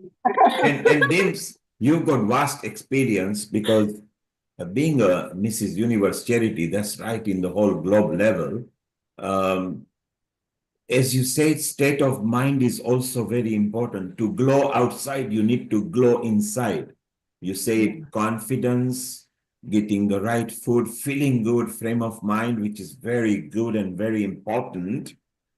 Were you not nervous when you were there walking on the universal stage in Philippines? And how did you psych yourself up? Was it with your, because you looked very elegant and you wore the Miss UK uniform as well on there, and you had to don in a different style. What confidence did you give to yourself so that you could be confident and you won the title of Mrs. Universe Charity? Oh, let me tell you that to go back into 2018, 2019, I was very nervous when I was walking on the ramp, but I was walking as a warrior woman. So I told my mind, no matter what happens, I'm walking on that ramp with some warrior inside me, as if I'm going to fight today, fight wherever I'm being thrown into the scenario, the situation of walking on the ramp, as much as I wanted to do it. But on working on that international level, once you're there, you don't know what goes on inside your mind. It was it was an experience, a lifetime experience for me. But that also, I've learned a lot after coming back, and I wish sometimes I could have been a little bit more confident. But other people maybe could not see that I was not very confident, but I felt on the stage I was looking very confident. So sometimes I think it's very important to correct your inner self. And as a personality, we sometimes just a body action, our body talks a lot. So it's very important, from even a human perspective, that we have to watch our body and practice ourselves, looking into the mirror, talking to ourselves, be friendly with ourselves, love ourselves, because there is so many things that we can being get thrown into at different stage of life. So that's what happened with me. But I think And I did. Dims, you Yeah. handled it so well, nervous as you may be. Subsequently, you thought, that, hey, I love this industry so much. You opened a very famous clinic, a salon called Tiara Organic in Chelsea, which is the most classy area of London. So you actually practiced in what you believed in, which is so beautiful. And I want to ask at this moment, you know, our Kailash Parekh did a ramp walk just 2 weeks back because she got awarded with a doctorate. So effectively, it must have been nervous as well. Kailash, were you nervous when you had to doll up because you dolled up so well on that day? Were you nervous when you know that you were the center of attention when you were receiving your doctorate? How did you feel? Absolutely. It's a very nerve-wracking experience. It's a day that I've been looking forward to for like 8 years of hard work. And back of my mind is this is really happening. And I know all my loved ones were there, my family, my friends, my mentors, even my lecturers are all there. And you are the center of the stage, and your heart starts beating when they call your name out. So yeah, it is a very proud, unique moment, but very emotional. I just couldn't stop crying on the stage, and I was so nervous. I was so conscious. I thought, I'm gonna, I just want to stop these tears, but it was the tears of happiness, and all this hard work that I put in, and it was dedicated to my parents, and sadly they weren't there, and it was so many emotions were coming, and I just couldn't believe that this day had happened. So it was a really mixed bag of emotions that day. That feeling, like you said, feeling that inside you. That feeling of warrior, yeah, I did it, despite all the challenges, I did it. And, that day eventually came for me. But it was the most amazing. I was saying to, the university who actually organized everything, I said, it was absolutely picture perfect. I wouldn't have asked a better day. Almost like, my wedding day when, it was just amazing. But I did miss my parents and those who were with me, but absolutely amazing day. And I can imagine how you must have felt, Dims, when you crowned. It was that crown because the chancellor actually put the cap on me, because when you get a doctorate, they put the cap on you, and it almost like that crown. And that cap was the centerpiece of my Christmas tree, to put it on the top of because we couldn't find the star this year. So I said, let's put the cap there. So it became the doctorate Christmas tree this year. So Kailash, it is very normal for however professional you are to feel nervous. Yeah. Even when you got as much experience, it's okay. That nervousness is just forcing yourself to be the perfect person as you can be. Okay. And it actually drives us better, because if you are not, that means you don't care what people think. Yeah. And sometimes it's nice to care what people think, because as much nervous as you may be, the family waiting in the audience may be as well, or the audience don't know and say, my God, what is she going to say? What is going to come out of the mouth? So it goes around all over the place. Alexandra, have you ever been a center of attention and where you felt, how shall I handle this? How do you resonate with Dims and what Kailash said and what Dipti was saying? Oh, thank you so much for asking. I mean, never been in those situations, definitely, like Dims and Dr. Kailash. It's like really very different. But I think since young age, I was just inhibition free. I think that's like what helps me in life. I just like really never compared myself to others, or I did not really also worry about other people's opinions. So every situation was my stage, and I felt like at home. And I went home just now a week ago to the eastern part of Croatia, and I went through my photos, and you can see me on each photo just standing there like performing. We had like a Santa Claus, and from age 2 to whatever, I just feel the same. Is it like one person or 1,000 people in front of me? Just yeah, I just like feel that freedom. And I think that comes what Dims mentioned, this self-love. I think this is really important issue also about like fashion or style or whichever topic we are talking about. We mentioned also spiritual dimensions and mental health. This is really, I think, crucial that we always start with that motivation from self-love. And then if other people recognize and love us and accept us, that's wonderful, but I really think that's like, we are so socialized to be competitive and compare ourselves. But yeah, if I have one a good quality, I think that's that I just don't really compare myself. I really appreciate everyone. And also I know I'm not perfect, but I have qualities, so I can learn from others. And this is really like nice place to be, especially now when I passed the 50, you know, I'm going to be 55 this year. I'm really free of all that, what bothered me before. And how well you maintain yourself, Alexandra. I know you for several years now, and you've come leaps and bounds just literally within the last few months, the way you have captured yourself, which is very good. And maybe be prepared, because someday you might be walking with Dims on a ramp, and Dipti might be there waiting in a wardrobe and, giving tips and everything. And all you women get together and glow together as well. So you are very right that a bit of confidence is like, hey, I am who I am. Please accept me for what I am. So Alexander, let's go back to Dims and Dipti. So Dipti, do you, because you like pageant as well, and you maybe might be guiding people and everything, do you get nervous because you have guided somebody and then what if they don't deliver how you wanted? Or how do you psych yourself up and say, don't look back, keep on walking? No, you should be having swag and all those things. Does it go on in your mind? Absolutely. So whenever I have done a pageant grooming, the one thing that I always want to express to them is carry the right attitude. You are there, have the right contact. Eye contact is must. Otherwise, I have seen a few girls, they want to just, because of the nervousness, they look down, and that's where their confidence totally breaks. I always say you can have quivering lips, you can have trembling legs, but still your walk should look confident and with the right attitude. You can feel whatever from within, like how even Miss Dims just happened to express that she didn't happen to express that to the others. She was very nervous from within, but she carried the right attitude and she walked up that stage. And in fact, she won the crown. In fact, I myself was once walking the ramp. This is in 2020 when there was a makeup competition, and I was a mousse for one particular artist.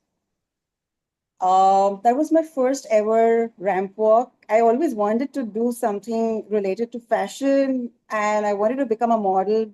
However, I landed up becoming first initially an interior designer, and now here I am designing images. So, got a little chance, I grabbed onto it, and that was the time when I understood what a model actually goes through when she has to walk the ramp. And I believe me, even I had quivering lips, trembling legs. But finally, I think I carried myself well, and I'm very happy the artist for whom I was a muse was the winner. So maybe I did my job right for her to win that title. And Dims, so Dipti just mentioned that she's also done a walk, and yes, it's okay to feel nervous because he's always, even Amitabh Bachchan, whenever he goes on a big episode or something, he has to psych himself up because each time you don't know who is sitting in the audience. For everybody who is on the stage, there could be people in the audience who are more advanced, more knowledgeable, or more professional, and you never know. So it's always nerve-wracking and nowadays, because of a change of technology, so many people use actually technology as well. They literally brush their face up just like how we do on an internet and how we Photoshop ourselves, and so many things are happening. Then DIMS 2019 was that. What confidence would you have now? We are in 2025. You've got more wisdom, more personality, a famous salon, Tiara Organic, as I said. Do you would you feel same nervousness or less? And do you guide people as well? Yeah, I think that's one thing I'd like to do. I'd like to guide. I don't feel nervous at all now. And if back in the time, I don't think there was anything to repair, because I think it's all part and experience of learning. So, like gracefully, I went through that process, but that was important because now the wisdom, the knowledge, and where I've reached, without that, I would not have reached. So it was important, and yeah, I guess Well, That's what Dims, that's what life teaches you. Dims, I can tell the audience that you have grown so much. I know through Healing Our Earth, you managed to interview the the additional global head of the Brahma Kumari's sister Jayanti on the stage live, and the world famous BK Shivani, who is so famous not just in India. You interviewed both of them just last year. And I Yeah. don't think you were nervous. So maybe coming on Healing Our Earth as well gives that exposure to people that you can go out and interview. And Dipti, you next time you see Amitabh Bachchan, say, come on, Healing Our Earth, and I'll interview you and I'll be your etiquette coach. Can you imagine to have that? So our DIMS has actually done that. Dipti, do you get nervous if a personality is so big and you've got to get it right? Absolutely. In fact, every session that I'm supposed to be taking, I do a lot of practice because somewhere I always feel, oh, what if I get nervous? What if I fumble? What if I miss out on a point? So that nervousness is only going to make you uh, be more alert. I think for me now, I would say that nervousness is only something which makes me feel more alert, something where I feel, no, now I think what comes rather than being nervous about it, I think I'd rather practice it. And practice makes a man perfect. However, one particular famous coach has said 10,000 practices makes a man master the art. Well, I have still to reach there, long way to reach there, but yes, I do get nervous. I do feel anxious at times. I do feel, what if the client um doesn't feel satisfied, doesn't feel good about this, and the ways in which I can get that trust in me, all of that I need to practice. So yeah, before every session, before every meeting, I too am a bit nervous. And you are an etiquette coach as well. Define that. What is that? So basically, etiquette again is a very, very huge concept. It's not just about manners on the table. I mean, it's not just about dining etiquette. It's not just about etiquette in your workplace, because we have workplace etiquette, we have dining etiquette, we have social etiquettes, we have lift room etiquettes, we have net etiquettes, and many more. So there's a lot more to understand. It's a huge subject. Depending on the client, what they want from me is accordingly I curate the etiquette session for them. And Dims, you, by virtue of the fact where you have been, because literally I've seen your growth in just last 8 years, and you now attend some big functions. You actually also give community free service as well. And how different it is? What etiquette do you follow in a temple as opposed to a Bollywood show? Do you feel the difference when you go and say, oh my God, I need to look pretty in temple, but I need to behave, I need to do certain things, but you are in Bollywood, you can have flair, you can have a different dressing and everything. Do you distinguish between the two completely radically? Not much, because I think I follow by the term sometimes. There is a differentiate where you do have to respect the temple and certain clothes and certain way you talk and behave and mingle. So But just apart common from sense, that, is that right? sorry? Basic common sense. You just apply Yes. that and say, Yeah, so that we is do that. that we have to keep in mind. But when it comes to the dressing etiquettes, no, if you keep it simple and classy, then you can fit in both the environment.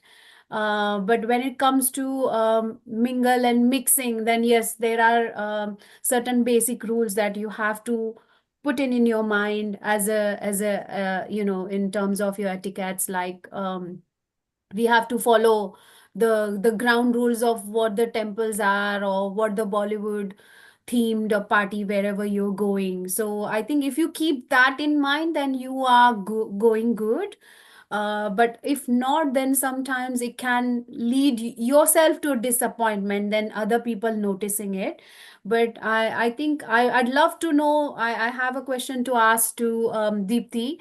Deepthi, you're very, very inspiring and very motivational, and the way you've been talking, it's nice that I see that, in India, this is like it's growing etiquette, the professional that you're carrying Yes, now to yes, groom people and guide people and yes, teach people.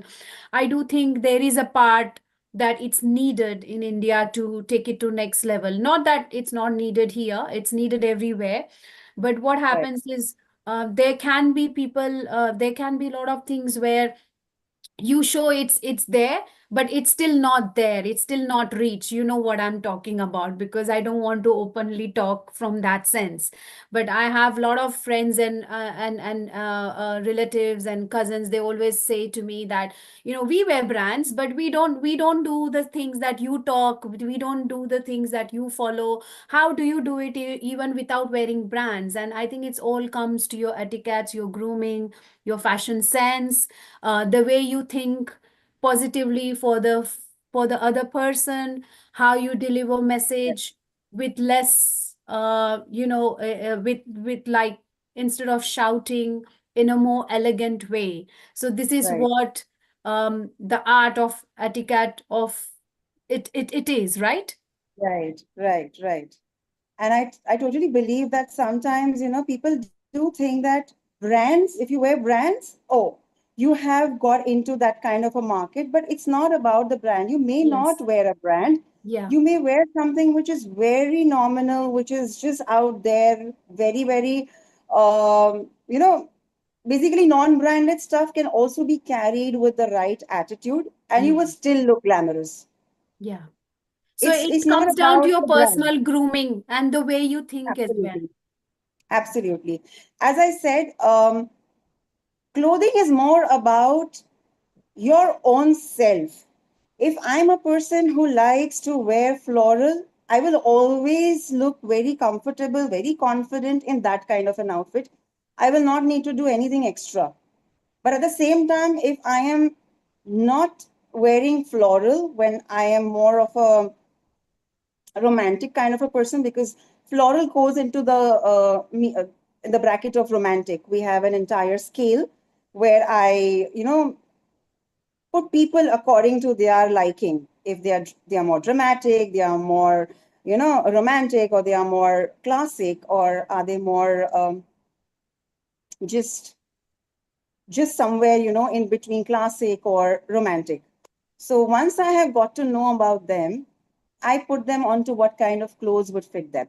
Now, today, as he rightly pointed out, I'm wearing a yellow thing. So just to give you a little, why am I wearing this? So I just came from a crematorium and I was a little low. And because I was a little low, I wanted to feel a little high. I put on the yellow color. I said, no, I think this will really help me right now to be with everybody on this screen. So likewise, uh, not And do just you with feel and do emotions. you feel better now, Dipti?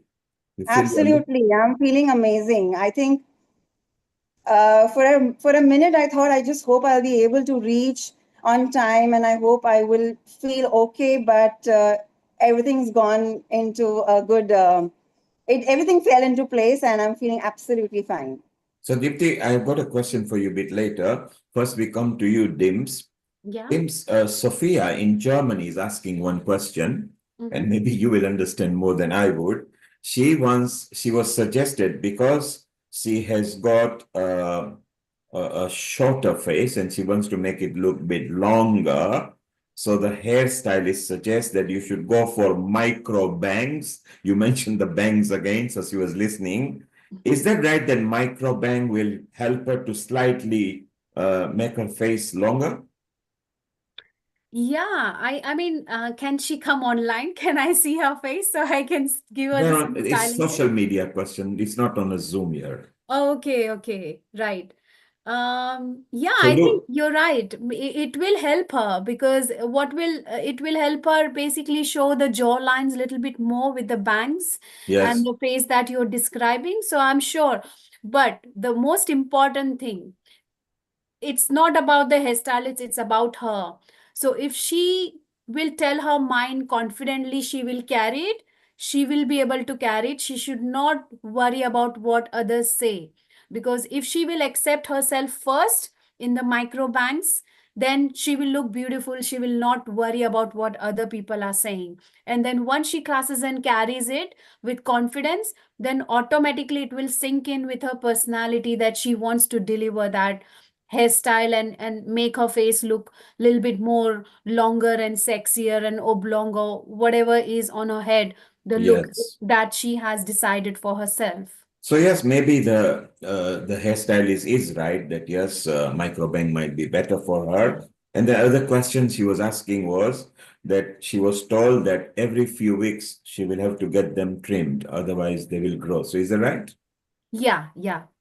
She will have to get it trimmed maybe every 3 to 4 weeks, depending on what kind of hair growth she has. Normally, a hair grows like up to 2 centimeter every 4 weeks. So it depends on her hair growth. Either she needs 4 week or every 2 weeks. So, Sophia, if you're still listening, go and try it. Nothing to lose. And if anything is wrong, your hair will grow. So just go for it and try it. Thank you. And Dipti, coming back to you, Maya says that she is not fair skinned like everybody. She's slightly darker skinned. How can she enhance herself and not be conscious? What colors should she be wearing? And she's of an Indian origin with a thick black hair. All right. So actually, pastel colors would look good. However, the skin tone of Indian women actually ranges quite a bit. So even if she's calling herself to be a little wheatish, the wheatish color also has a lot of shades, which I need to check, which I need to understand. However, I have observed few pastel colors would look good because, again, this color suits my little wheatish complexion, but at the same time, it would not look good to anybody who's a little darker. So, as I said, it's a lot to do with looking at her, matching her lip color with her skin color, with her eye color, and then suggesting. So my tip to Maya will be, Maya, don't worry. Every skin is beautiful. You just have to Absolutely. know to glow. Once you are glowing, everything will look beautiful. Alexandra, are you color conscious of your outfits and everything? No, I'm really just very lazy person, just whatever is there. I like every color. And yeah, I don't know which colors. I mean, I really like red a lot. I like white. I like turquoise or like green or brown or yellow. I like every. Effectively, you like all the rainbow, you like all the colors. Yes, I love purple. I love blue. I like everything. I always think about that self-love, like what is opposite of self-neglect. It's just whatever suits me, I just take it and try to think about positive things. And I think this is really important that, yeah, for me, it's more important, like what I eat, did I sleep enough? And then I really want to take care more about my eyebrows, my hairstyle now when I listen to all of you about what I wear, because that was not just what I was concerned with until now, but now I learned so many practical and not too demanding tips, because I just I don't invest in a lot of time and energy in that. But since all these tips are very clear, and I think I can implement them because they're like skill sets that I learned just now this afternoon. So thank you all, Dims and Dipti, and it's really very, very, very helpful. So more Welcome. I important, would maybe like to add Alexandra. something if I'm given the chance. Sorry, carry Hello? on, Dipti. Yeah, so I would just like to add here is Miss Alexander has a cooler undertone, and such complexion can carry every color on a wheel. So So there you yes, are, you Alexandra. will You always be are confident and happy in every color. And I'm glad that you like every color. You should wear every color. So there you are. Extra tip for you, Alexandra. Choose any color you like. My suggestion to everybody would be make it comfortable. Don't do Absolutely. it to impress others. Be comfortable. If you are a lady, if you are slightly shorter, then go for an A-shaped top. Then you can wear a tight bottoms. Always be matching into what you do. Don't be too conscious what other people think, because it's your life, your happiness that counts. The most beautiful part is glow within, it will come glow outside as well. So Dims, Ah, you you are obviously a model figure. You walk straight, you talk, quite nice and eloquently. Do you get conscious? Do you get a lot of people come and tell you that how you are and what it is? How do you handle compliments? Oh, I'm not good at that. I laugh like a baby and I'm like, are you sure? I give it back to them and I'm like, are you sure? Are you joking with me? That's how my first reaction is. But then slowly, I learn to digest, and sometimes I don't let it affect me. But most of the time, I'd like to rethink about it after going home, just so that I can, get myself a little bit better. But I'm trying now to be a bit more effortless, and not to think too much. As you just said, mention the right word, comfortable. I think I've come to this age where I feel now I'm very comfortable with the way I have groomed myself and taken to a stage where when it comes to styling, fashion, everything is more effortless. If I need to do a little bit add top up, I don't mind doing on special occasions, but I don't want to put too much pressure on myself. But if I think the time allows, then I don't mind being a bit more fashionable, taking compliments, even still walking the ramp, looking more sexier, depending on my mood. But yeah, I think I'm just going with the flow of life, Neil Kumarji. So it's wonderful. Again, as you said, comfort is more important. And shortly we'll be going to a doctor, Dr. Barbara, whose expertise is, apart from being a beautiful person herself, she carries out wide range of health, lifestyle coaching, therapies, cosmetic, medical skincare treatments as well. And James, for you, she's in London, so at some point you need to invite her to Tiara Organic, and both of you can apply some joint sessions for each other's clients. So it will be very beautiful. I'm going to introduce her Definitely. in a moment, and Alexandra, she's Alexandra's friend as well. She's coming here just in a few moments. So, Dipti, yeah. you're wearing yellow because you wanted to enhance your mood, which is a friendly color. What other color tips have you got for people? Uh, so for a corporate world, if you ever happen to visit or be in a scenario which is more very formal, stick to the neutrals. Mornings, you can actually have white, pastels, florals. Evenings can be darker tones.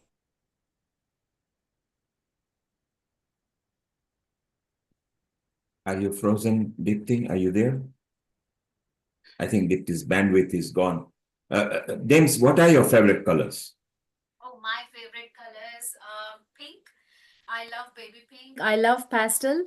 Especially the pastel color that Alexandra has behind her sofa. Yes. That's one of my. I've been looking at that color since last 15 minutes. It's like a minty, but not like perfect. That I love that color. That's a beautiful color.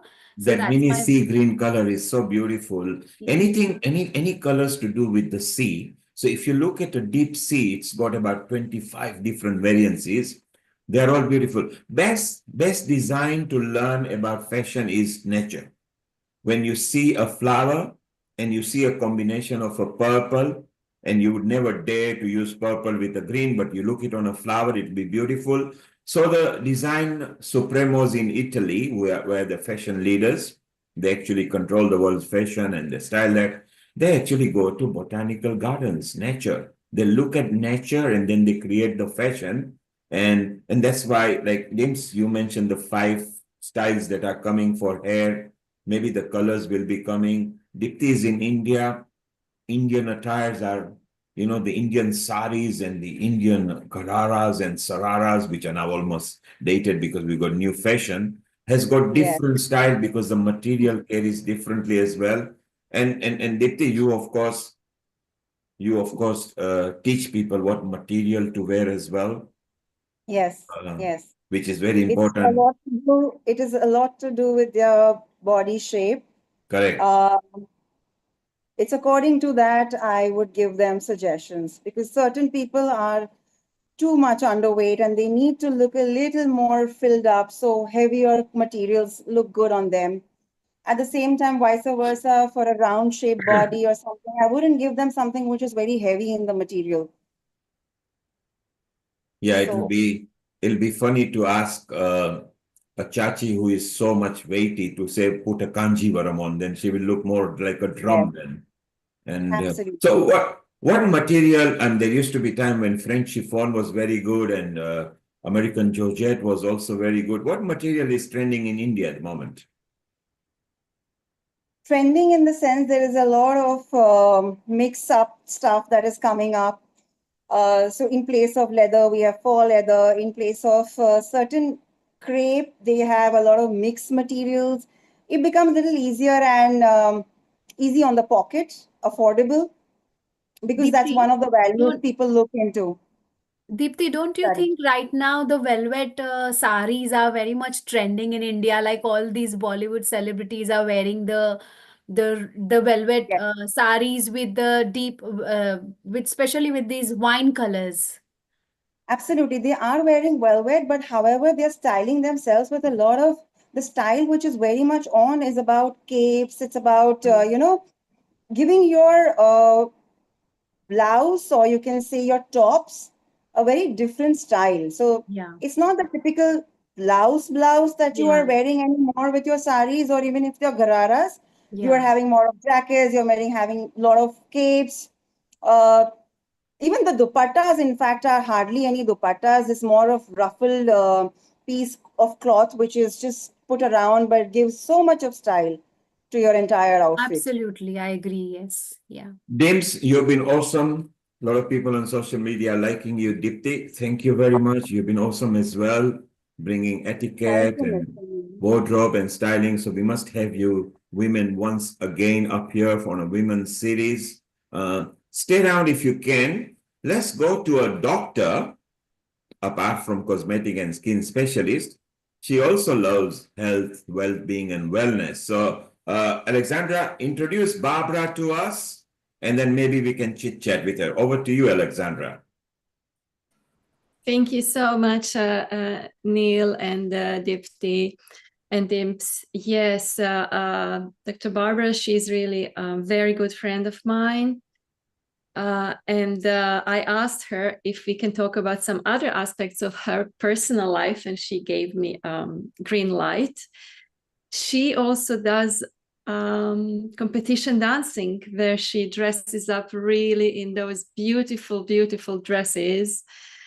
And I would like also for her to talk maybe about that, what it is that reflects her individual taste, and preference in choosing to do that, and what is it guiding her to choose special dresses, because I have seen each one of those dresses and they're like just amazing. And there are some other hobbies that I would like to mention later. I think you will all be a little bit surprised, but let's just start with the dancing. Dr. Barbara, if you're willing to talk about that a little bit in this episode about fashion and style. Hello, Alexandra. Thank you for introduction, and thank you, Neil, as well for having me here. Yes, I think that dancing leads very directly to style and fashion in that sense, because it's yes, obviously it's fashion itself, but as well there is a lot of your personal choice in terms of how you want to present yourself, what you like to wear. And just wanted to mention the reason why I started to dance is because I wanted to actually understand and connect more with the feminine energy, because of the other hobbies, as you mentioned, they're in the background, they are very different. And I think to reconnect to the that side of self, the dancing was very much for me a way of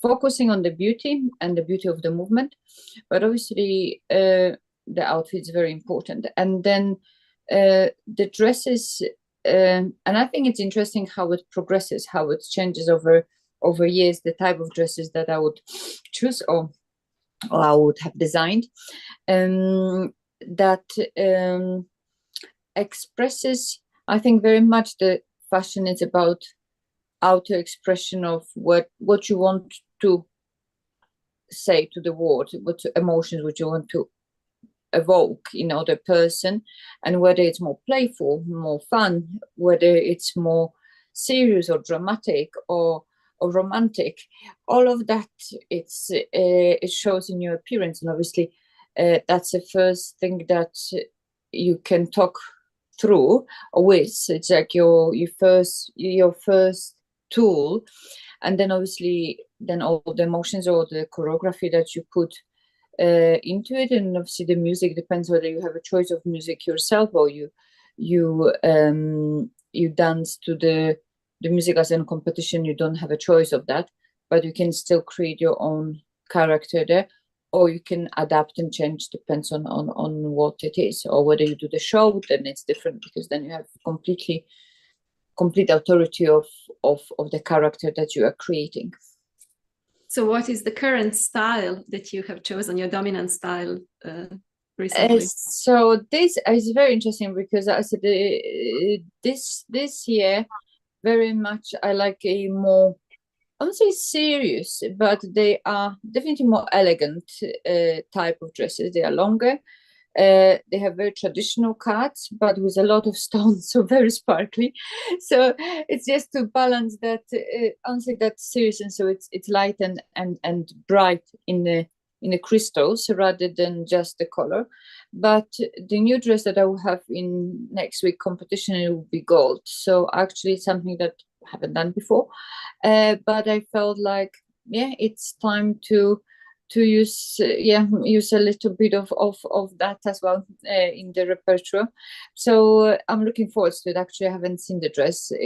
Start the design takes quite a while, so you first come with obviously the ideas, and then the dress gets like put on the paper, and then you have fittings and things, and then after that yes, it comes ready. It doesn't always look exactly as you expected, but that's the best part, because then it's this element of surprise. But on the floor, on the dance floor, it always looks fantastic. So, and you're also a painter. Do you then do your own drawing of the dresses, or?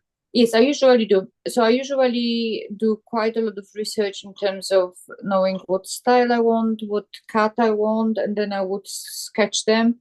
And then obviously leave it with the designer, and then he puts it together in like with his ideas of things that I don't know about, or solutions that he obviously can come up with. So that helps as well. But yes, it's a very creative process, and it very much like another day I tried the dress that I had a couple of years ago, 3 years ago, and I just felt so disconnected. I would not be able, because I have very like emotional connection with especially with those significant clothes or pieces, that it represents certain mindset or a stage of my life, and it's very hard then to connect again to it. And if you evolve as an artist or as a person, then you feel like, oh, you're making yourself injustice to step back into the clothes or into the dress that you had a while back. So yes, this is good. It's a good sign that there is a progression, but obviously it's sometimes a bit frustrating because I'm like, oh no, not another dress. So how is it now when you look into your costumes or your from car racing or horse riding? I mean, that must be like a big difference in fashion and style. Yes, that's a very different. To be honest, I remember when I used to race cars, and that's what I say about the different type of Hobbies. of hobby and different type of lifestyle. I've always had my red nails. I always had, and I had even the color on the car would match my nail polish. So, so that was a very, very entertaining, but for me, actually, really important thing that gave me like that identity or brought me together with it, so I could express myself in that place as well. But yes, clothes were very different, but I would still try to keep stylish in my in a way of those colors or the things that I would use. And it wasn't always easy, especially after getting out of the car. It was 50 degrees and you sweaty and actually really red on the face. But yes, then I'll have always my hat, and that was be it. So I think it's a part of it, and I don't know, and I think that and horse racing the same. I love the horse. Actually, the horse riding outfits are beautiful, and they can be super stylish as well, and very classy. But I would have as well significant look. So for me, it's very important. It's almost like, and then I have a significant look at work. I have my own uniform, and I would stick to that because it helps me to align because there are so many different elements of my life and personality. So to align to that particular situation, to be able, not saying to be in the character, but to ground myself in actually the clothes and that outfit. It's very, very important to know. It is like feedback for brain. I'm like, okay, I'm here, I'm doing this and that, and that's my role. And I do pay a lot of attention, and it's again something that changes from time to time. Even last year I've changed the type of uniform I use in the clinic for that reason, because I've changed from actually white coat, and I used to have always like a white uniform, to baby pink, because I felt like I need that softness of the color. And it was very interesting what you were talking about early on, what emotions the colors are evoking, and how it makes the other person feel in the clinic. So yeah, I think it's very, very, very important to give that thought process. But I think the most important is to be authentic with yourself, and then playful with it, because it's a play of form. It's not you. It's a play. So it's fun. It's like this is, for me, that's what it is about. Just to enjoy putting this different. Not saying again, I don't want to say persona, but just bringing a different element of self forward. And yes, depends very much how you feel, but in the boundaries or in the place when it needs to be.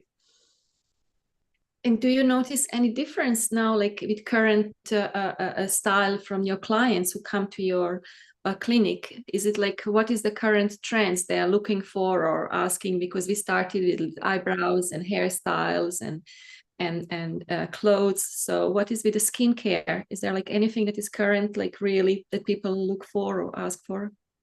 Definitely the glowing skin. It's very much in.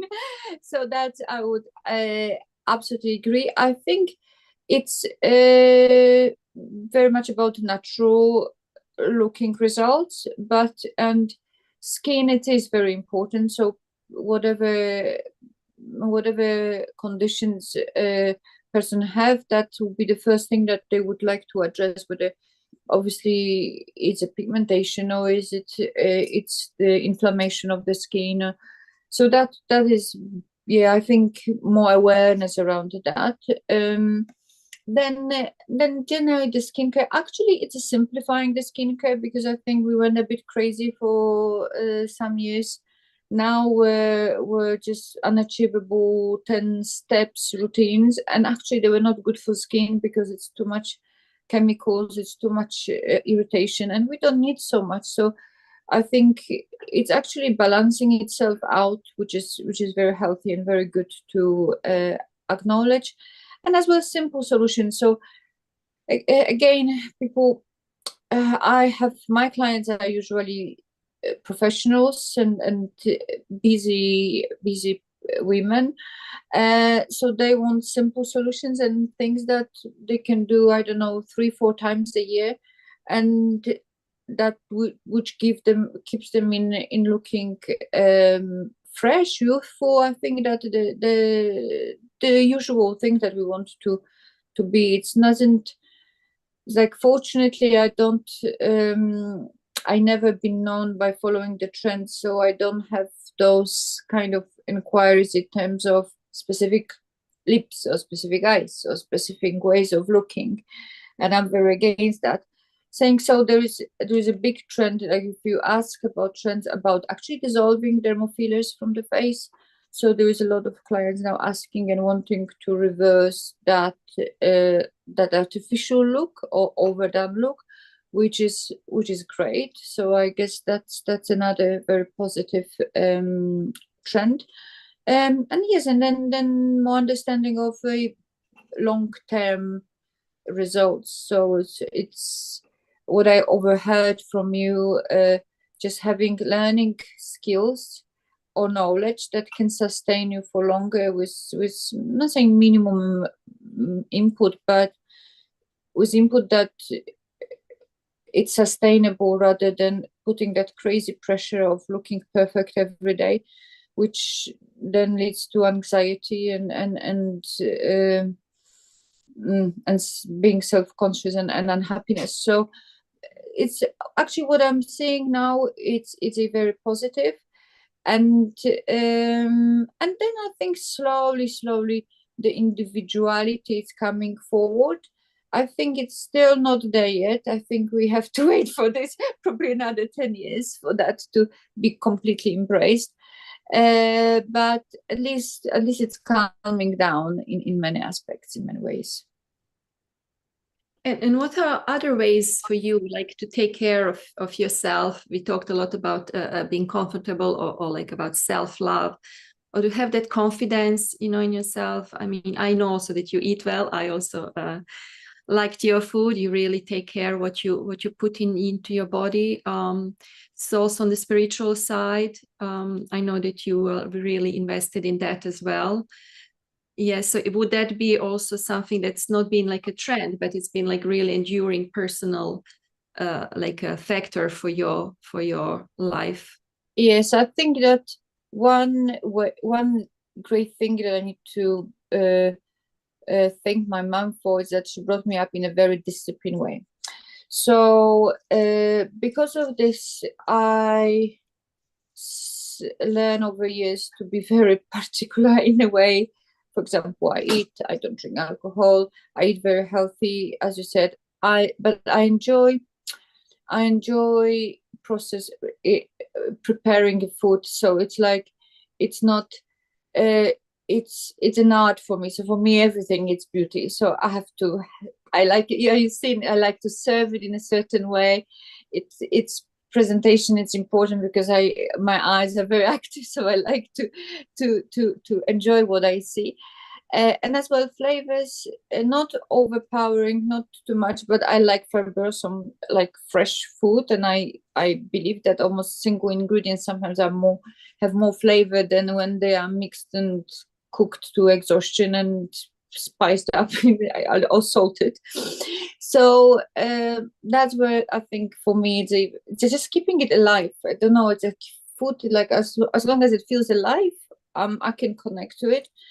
And then obviously the sport, for me, it's very important. Obviously dancing, it's been a huge part of my life for the last 10 years. But before that, it was, there were others, always the fitness was very important.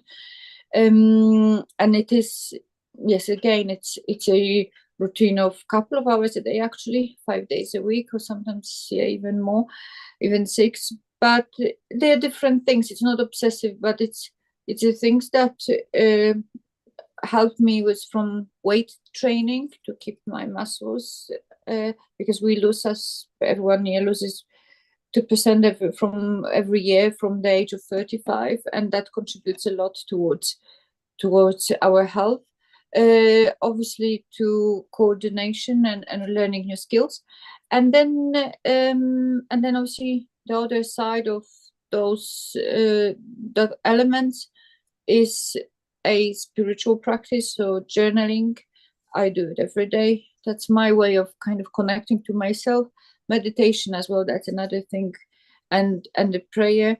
But or then try to have a time for spiritual reading as well, so I can connect to the way I see world or I perceive things. And it's almost like this year I felt that I need to almost purify myself, because I felt like when it's really busy, we get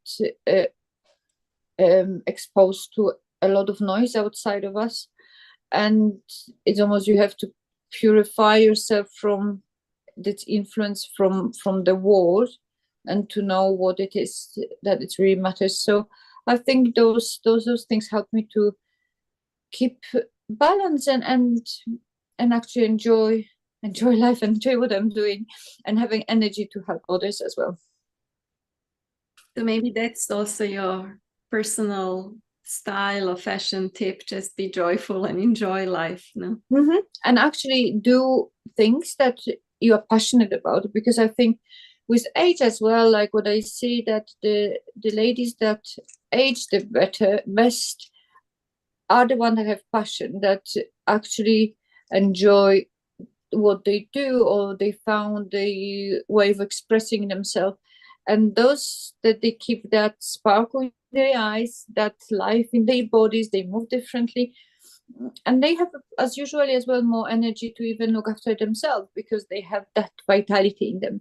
So I think that as a universal tip, that would be definitely it. And maybe that's why you wanted to bring all the hobbies, because I think actually that's what makes me those activities, because if it was only for my work and practice, it would be very difficult to sustain. But actually now with dancing, I know that that evokes a lot of like energy and emotions, but as well helps to let go of everything that is happening around. So I would say, but the dancing I would recommend to everyone as well. So I don't know what I can put those two together, but any form of creativity, of self-expression, because as well very often I hear from women, but I'm not so creative, or I'm not so artistic.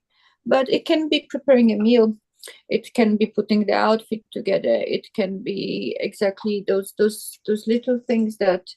The way you put the makeup, it's the way we do things that matters sometimes more than what it actually is. Thank you so much. I don't know if anyone has questions. I could have. So Alexandra, Barbara mentioned, although she's a specialist, she's a skin specialist as well, aesthetics, she's a doctor as well. She brought out a good point of meditation and diet, which is also very important, that maybe if you meditate regularly and take on good diet by eating good foods, if it's a hair or a skin, avocados, which are very good, amla, which is the Indian gooseberry, which is also very good.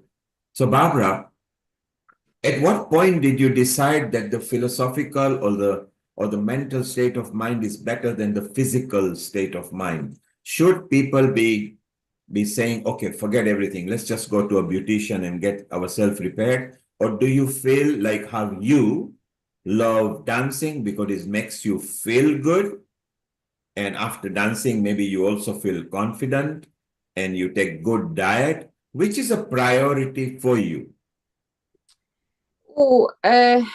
it's very, very connected, because one I don't say feeds another, because as well a lot of clients come to us because, for example, they want to feel better and they want to feel confident, and sometimes it's not even about the physical, but actually being cared for, that they know that they come to the safe place. Especially for women, it's very important to connect in that way to another, I think another woman, actually, because that's where we feel safest in those intimate parts of us, or in this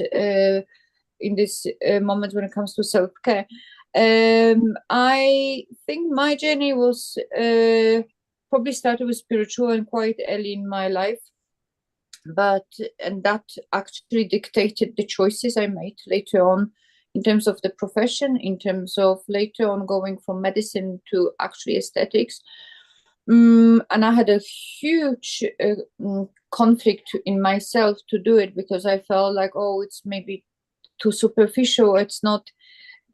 I'm here to help people to heal, or it's not substantial enough. But then I understood that actually my calling is that place, because I had to help myself as well in that place. I was very insecure.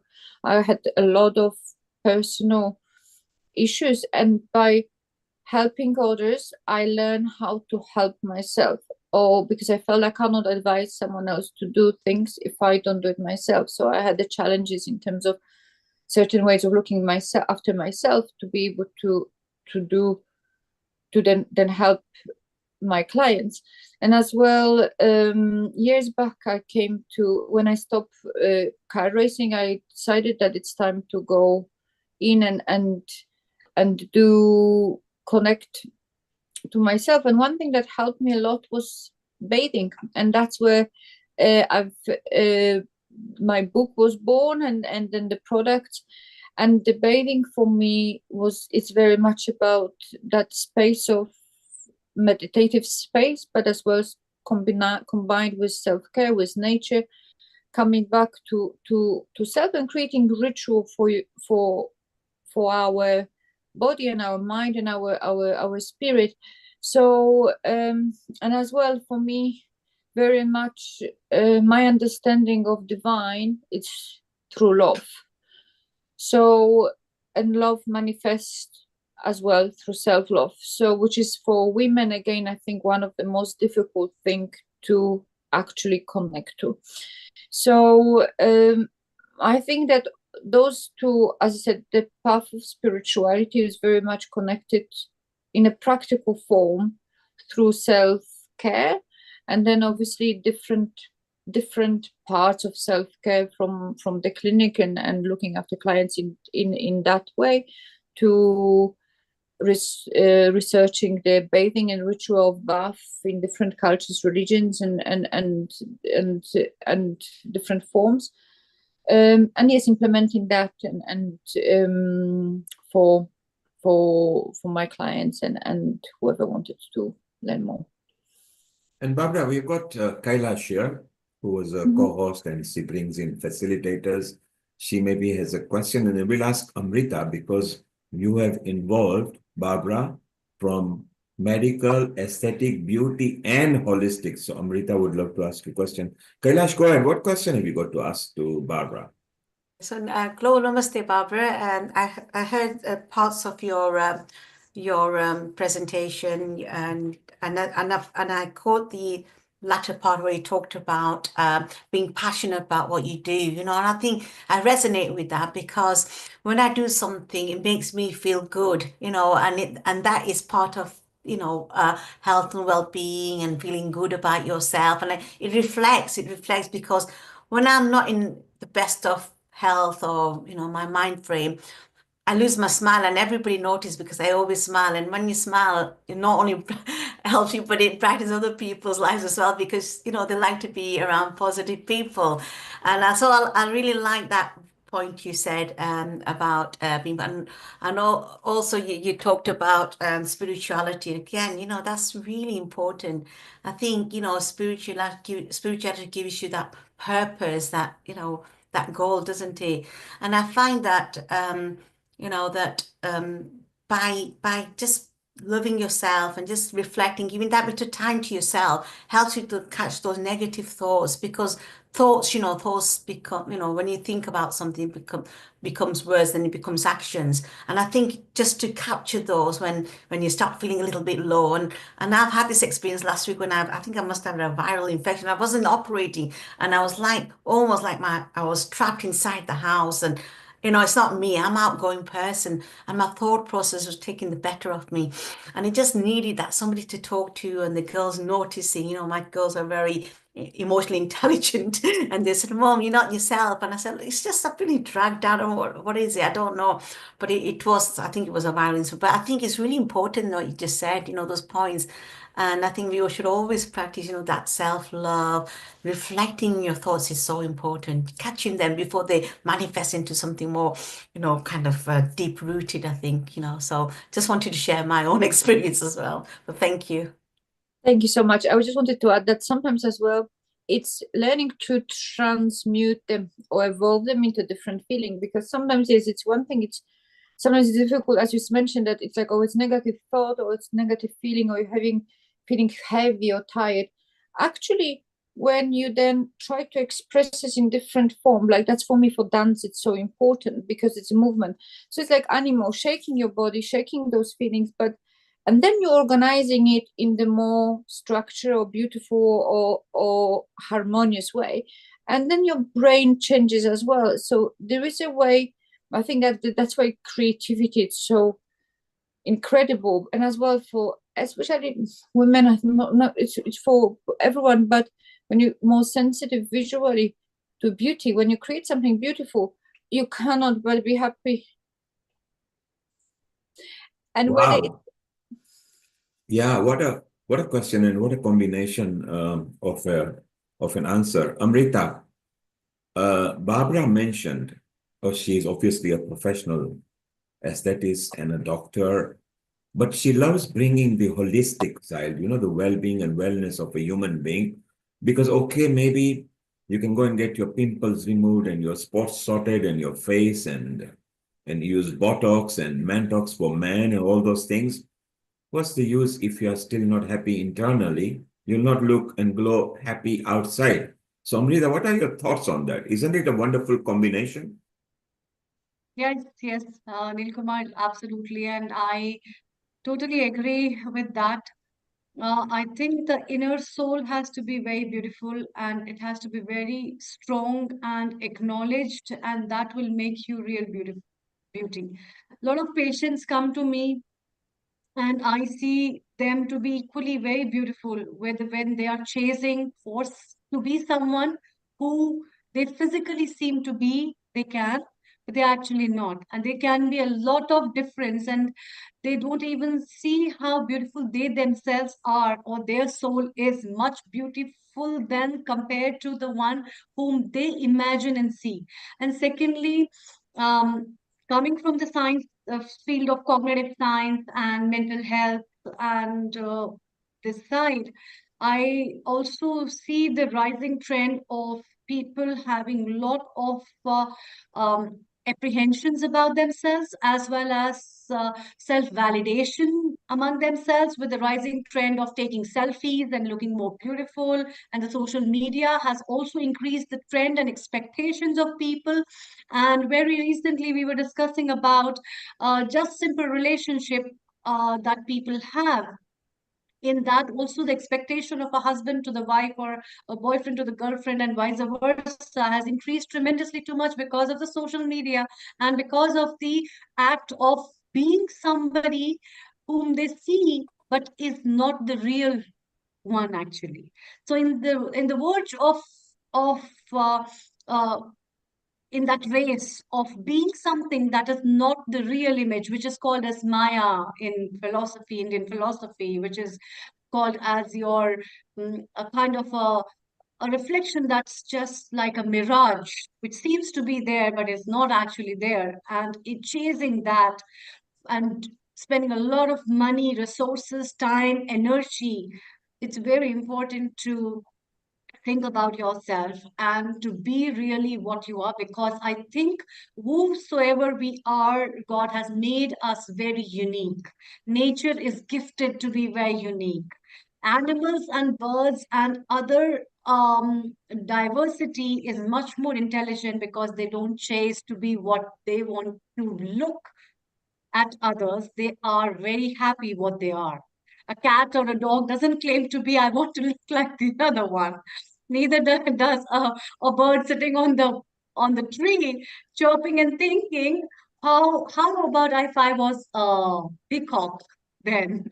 I think we all are very stupid enough to think about all these things and chase something which is not realistic and spend our whole life with that. And that's why I really appreciate, Dr. Barbara, your approach in knowing yourself, identifying yourself, and acknowledging what you are, and then finding the real beauty in yourself. That doesn't stop you from being what you are. You can always enhance yourself. All the experts today have been talking a lot about good diet, good lifestyle, good thinking. But if your thoughts will make you grumpy all the time, if your thoughts will make you depressed all the time, it will always come to your face. And that's what is the index of your mind. And that's why a happy face, a positive mind, a peaceful soul will add up the glitters, I think, which no other cosmetic surgery can do and no doctor in the world can do, but you are the only one who is the best healer of yourself. And I think that's what is important. Yeah, thank you very much, Amrita. It's absolutely true. I agree with this, and I'm very happy that you mentioned the nature and the fact that yes, it's only as humans that I'm being fooled in that way, that we pursue somebody else and want to be as someone else. I, from beginning my clinic, always refused to do things to make people look like someone else. Like, I had numerous occasions when clients would bring pictures of models, or I want her lips, or I want this, and I was just like, okay, I'm like, I have to find someone else. I'm not going to do this. I'm not going to give someone else lips. Your lips are your lips. We can improve them, as you said.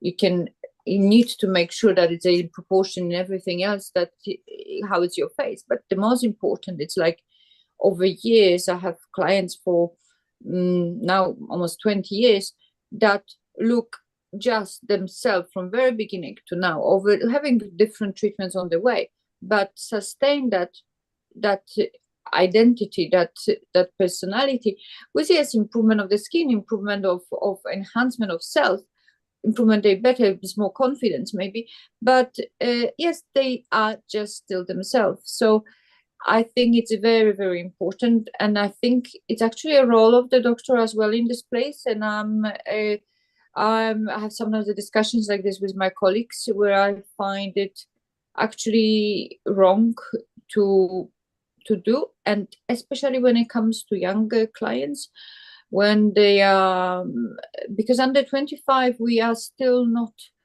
I think it's in our brain, we're still not aware about our identity and who we are. So really, up to then, you have to be very careful in terms of what you do and how much you change somebody's face, because then identity, it doesn't have even chance to develop based on that. So Barbara, that's Amrita. Barbara has brought an ethical point here.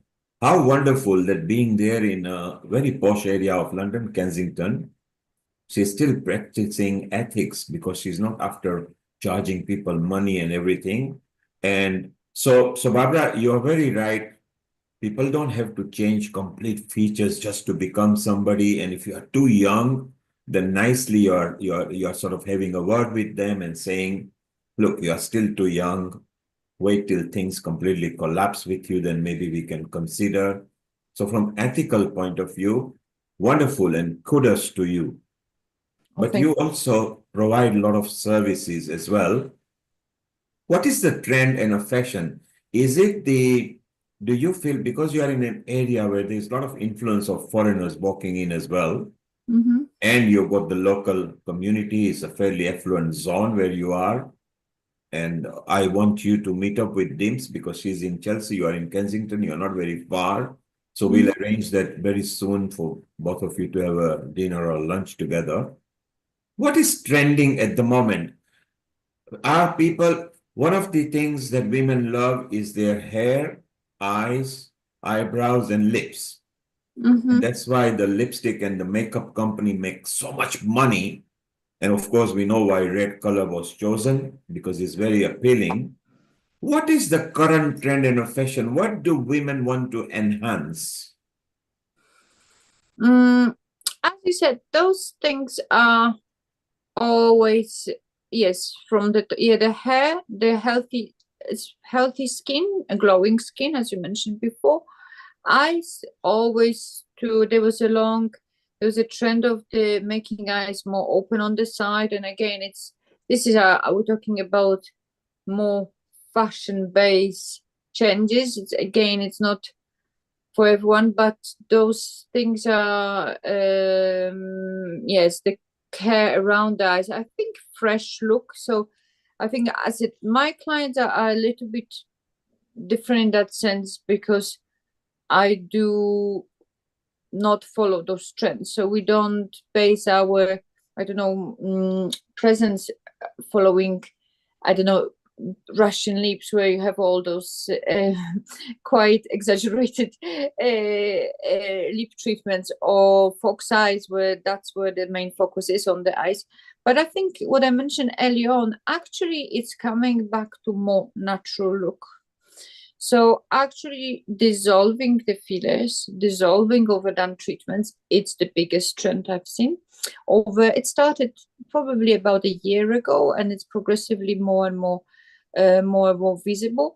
And because of this, there is a more emphasis on the healthy and glowing skin, because that's what it's the sign of more of the beauty. And obviously always the hydrated eyes, but as well like eyes, hydrated lips, and then and the darkness or tiredness around the eyes. Those would be things that I would say are the most important. Yes, so obvious features because they actually appear immediately on your face, and both men and women look at that straight away, isn't it? And this is a very good point where, Barbara, you, being a professional and from a medical field doing aesthetics, have turned into holistic. Let's go to the holistic person here. Both of them, one Ayurveda with Amrita, which will go in a moment, and Alexandra, who practices wellness, well-being. Look at her right now. And just literally a year or 2 years back, there were so many things going in her mind. The loss of the mother who she was very close with. And now she has found peace with the mother because she can share the moments. And going through some personal thing in life, which we don't have to mention here. Look at the glow she has brought in a natural way. So, Alexandra, what tricks have you employed? Is it the wellness, well-being, or like what you're going to do in your retreat? What tips would you give to people before they actually go for medical treatment? I don't know if I can like really if I'm competent enough to give any tips to anyone. I can just say what I do, and that's what Dr. Barbara said. I think minimal effort. I always use the same cream, Skin Food from Velida, already 30 years. I don't use anything else. I use it for my hair and for my lips, for my face, for my body, for my hands, for my heels. And that's all. I don't use anything else. I haven't ever used anything else since like 30 years. Yeah, I try to be outside, to live like a healthy life, to be in with elements, you know, like water and fresh air. That's why I moved from the city to the like little village, and just like really being in contact with our own priorities. I really think that's what Dr. Barbara mentioned, just living yourself, like who you are, and like knowing that you're worthy of love. And there I would like also to get our next guest, Dawn, because now she needs also to go to another appointment, if possible. Yes, so Red Dawn is there waiting. She'll give us some singing time and enjoyment time. And Amrita will carry on this conversation. And Lata will come back to you after Red Dawn. So it'll be wonderful. And Alexandra, let's welcome Dawn Red Sun from United States of America with a smile and a beaming smile. Global Namaste. Alexandra, introduce her to our audience.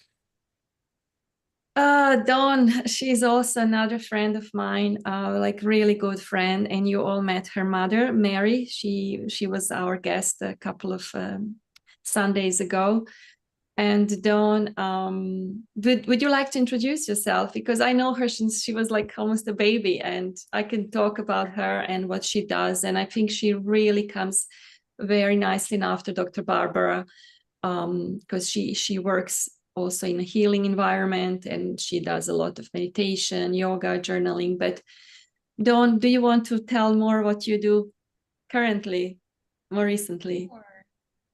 Yeah, hello everyone. I'm just so grateful to be here and really love everything that's been shared. I haven't been on the entire journey, but like since about an hour or so, and yeah, just really love how the depth of what's been shared around fashion, and just really embracing that inner glow and shining that out. I feel it's like that's really the medicine and what we're having to focus on.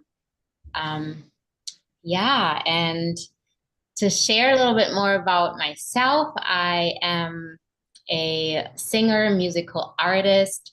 I make medicine music that uplifts the heart, the spirit, and this has always like been my greatest joy in life. Being born to a mother who's also a singer and a musician and medicine woman. And I have been in the past years cultivating a lot of different healing modalities that I've been sharing with women one-on-one, through coaching, through retreats, just really from an embodiment of having gone through a lot of transitions myself, like especially around my health and also around losing a lot of loved ones. I've basically have gone through 11 deaths in the past 5 years only. And so, yeah, it's really allowed me to get more intimate with life and also just see the blessing in death as well as, yeah, as life itself. So yeah, there's so much I could share. I know that fashion today is like the main portal that we're exploring, and I do have a lot to share around that because so I basically had an autoimmune disease that I have healed, and that I'm really like celebrating that I healed my body. And 3 years ago, I lost almost 70% of my hair, and then I just had this really deep homecoming of making the choice to go bald and shave my head.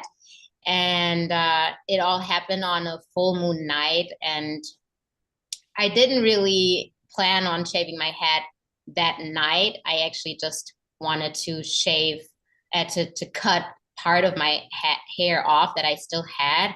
And then as I was kind of going, you know, just like cutting parts of my hair, and I'm looking in the mirror, and I saw my profile, and then I was kind of like, oh, this looks kind of nice. Just like talk to myself, and I was just like, Dawn, you've been wanting to actually shave your head as a teenager. Like I would tell my friends, hey, when I turn 30, I'm gonna shave my head. And so that moment I was kind of like, well, now the universe is kind of like it's a paradox, right? Like it's like the universe has given you the chance to do this now. So I was like, you're not gonna do this in your next life, you know, like now's the time. So I just went for it, and I absolutely loved it from the moment I had all of my hair gone. And it was also like a ritual, because I was really like doing it in a prayerful, very prayerful presence, and like really honoring my my life and my journey, and like all the grief that I have gone through, actually like letting go of my hair, and also just like doing it as a way to shed and to really like go through a rebirth energetically. And so I literally like instantly felt that, like I felt that rebirth, and I felt that like that newness, that like purifying energy just like wash over me from the moment I had all my hair gone. And so like the next morning, I just felt so free. And of course that was in like a you know, it was like a new identity. It was a new statement, going out into the world like with my bald head. And also it was like a homecoming to like, this is me, and I am enough, like I am more than my hair. And yeah, like from that moment, I actually started kind of exploring my fashion, and like just my uniqueness in a new way. And that is like also showing now, as you can see, like I have a face paint, and this is something that just like came to me, and I just started painting myself, and like adorning my head, adorning my face. And this has been something that I have been just ever since really cultivating. And I have like so many different designs, and I always paint intuitively. There's never anything, like I never look at anything that I want to paint. It's always just like flowing out of me. And yeah, it's like a homecoming too, to like inner goddess, like, and then also like inner child, and like playfulness, and just being that like effortless creativity and glow. So yeah, so that's something I wanted to share around just thank you, Dawn. That's very honest and you know, authentic way to be and present yourself just at the beginning of this your session here. I really appreciate it. So I mean, you always had your personal style that was very different from anyone I knew. That's, you've been always really authentic. And what I want to ask you, maybe just before you go into, you wanted to share a little bit of singing or meditation or journaling. We'll see how it goes. But because you have been traveling a lot, you're a singer, you lived in California, and you performed in LA and Germany and everywhere. Do you notice, is there like any difference how people express themselves in those different parts of the world? Is there anything you could tell us just about what you noticed? Oh yeah, definitely. Yeah, I mean, I'm from Germany, and I have lived in LA 11 years. And I was actually like sharing just that fact with a friend the other day, that I feel just the openness of like expression and uniqueness. That is something that, like, of course, in LA is just something, it's just a free portal. Everyone, there's all types of identities, and I mean, it's effortless freedom, right? And like that is highly celebrated. And I would say that for me, it was actually very healing to shave my head there, because of that, like because of that embrace that is like celebratory.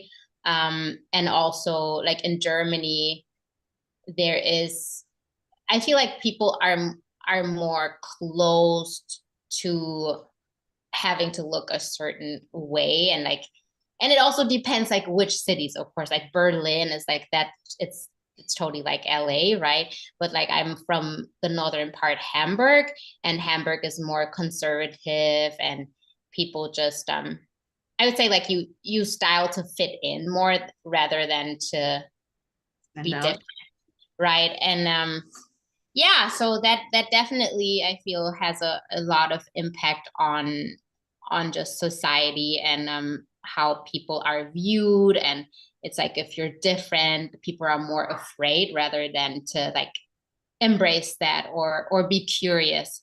And it's been also really interesting, like with this whole journey of being bold and being me with like just showing my head, right? That I've been noticing in Germany, it's people, they would maybe have like some type of like projection of like, oh, like maybe she, like it's more like a fear. It's like not speaking about it rather than actually kind of embracing beauty and uniqueness. Yeah. And you've been also to Asia and also like Costa Rica. Is there any difference? So do you feel more also acceptance?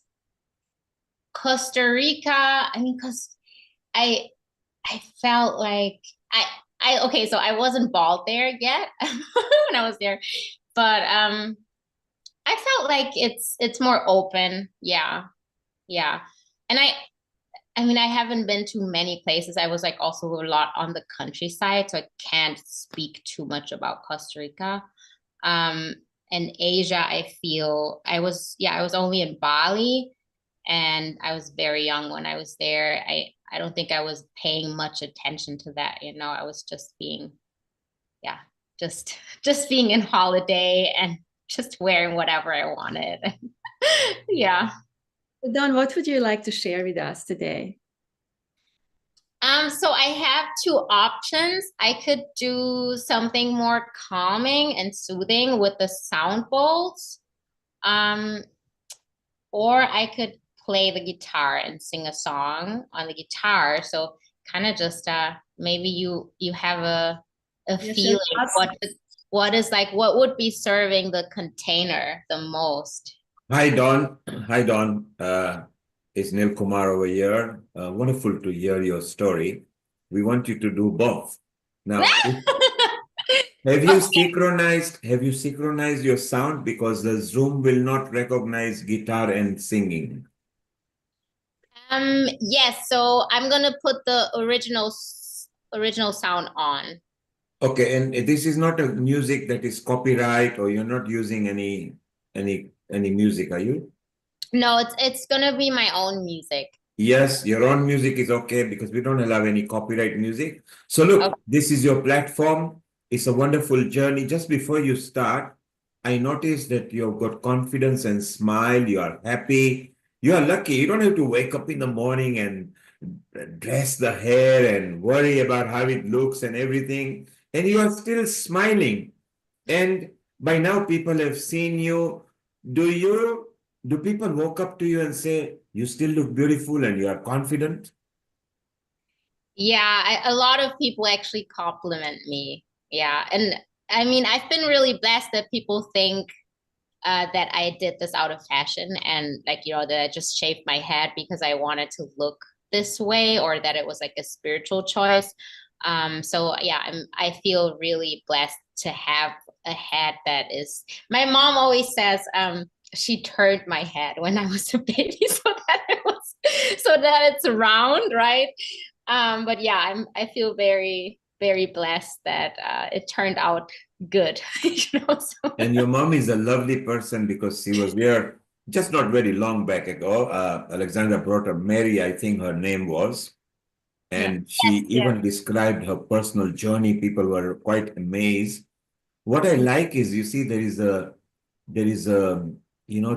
your eyes are actually gleaming on that. You have actually mastered at this young age. I think you are very young, and you mastered it. How long have you been without hair? Now for 3 years. I shaved my head in March of 2022. And do you miss it? Do you feel that I want the full look of hair back again, or are you happy as you are? I would say generally I'm really happy as I am. Sometimes I look back at pictures and I feel that because I had like a full head of hair, like you probably can't imagine, but it was like this, right? Yes. And I feel like when I look at them, of course, sometimes I'm like, oh, I had like the feeling of having hair. I don't know how that feels like anymore. And that is sometimes a little bit like strange to me. But then I see that I wasn't shining as much. It was like my face wasn't able to express itself. Like, yeah, it's almost like the hair being gone allowed me to just expand and like allowed my aura to have more space, like allowed my inner essence to come out. And I feel like the old Dawn, she was kind of like a normal half Black girl that was just kind of like the girl next door. The new Dawn is like the expressive, creative artist that is unique And more people authentic. notice you, and people get confident. Hey, if Dawn can do it, I can do it as well. Hopefully, I pray that that is what people are inspired by, that are maybe going through hair loss or Yes, you yeah, are a an lot of women are inspiration. dealing with it. So You are an inspiration for them, and so it's so wonderful. Kailash, you have got a comment you wanted to make.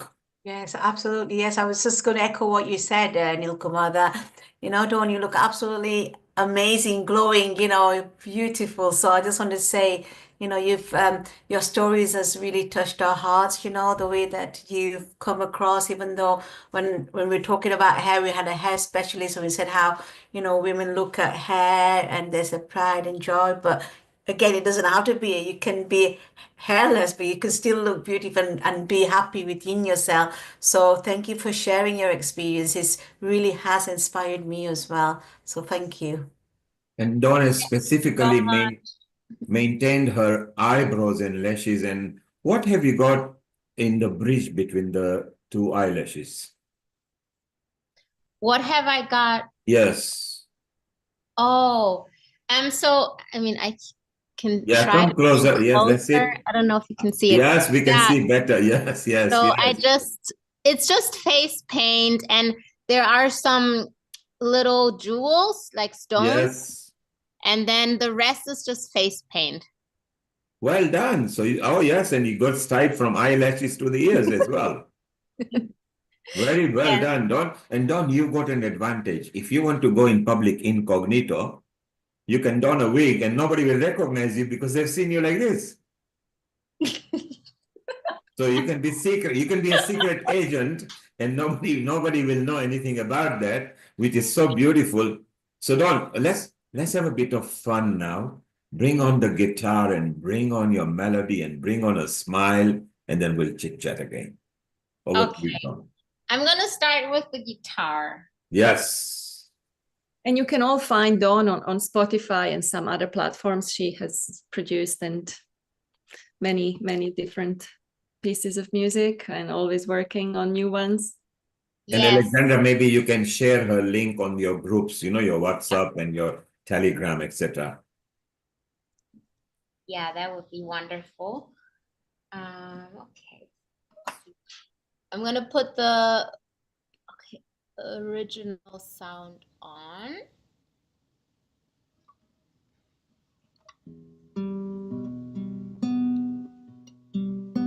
Does that sound good? Yeah, the guitar is coming.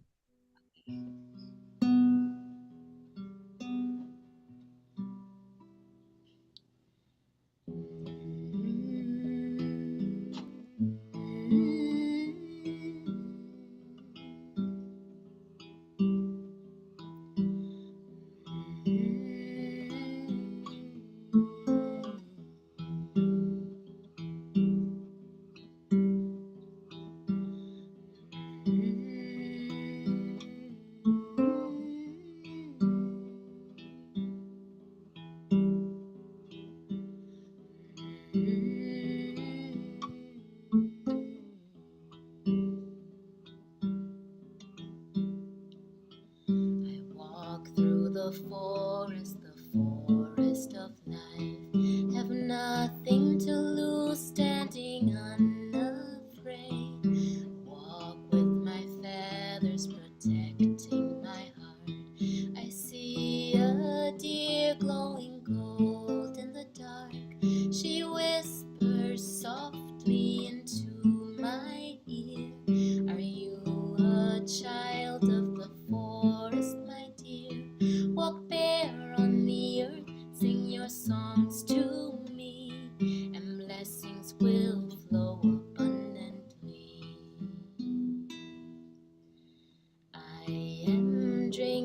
drinking the flower of life.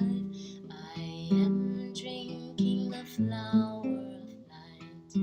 I am drinking the flower of life. I am drinking the flower of life. Yamahe, yamahe, yamahe. Yamahe, yamahe, yamahe. Yamahe, yamahe, yamahe. Yamahe, yamahe, yamahe.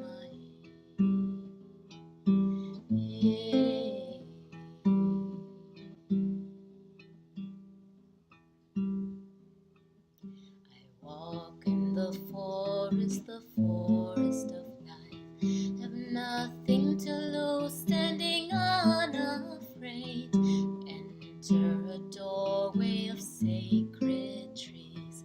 A unicorn waiting there for me. I whisper softly into her ear. I know what it is that brought you here. Your being is glowing the same as mine.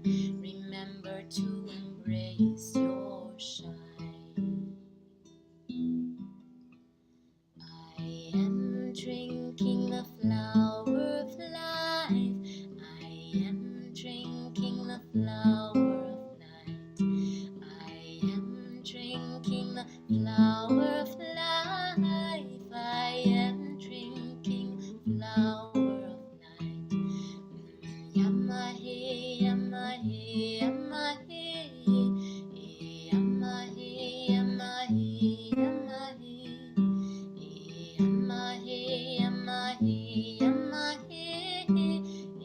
Yamahe, yamahe, yamahe. Ooh.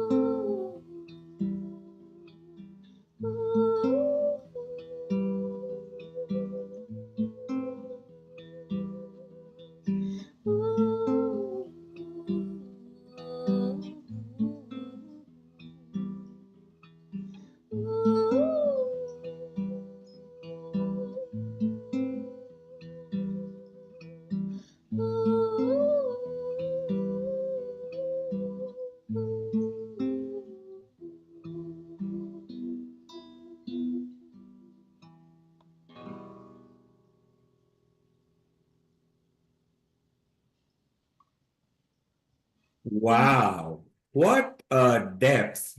Alexandra, did you feel those soothing energy and coming straight from the heart?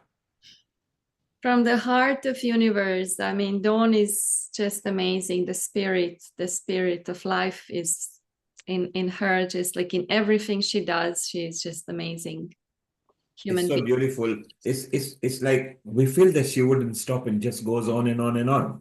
Yeah, yeah.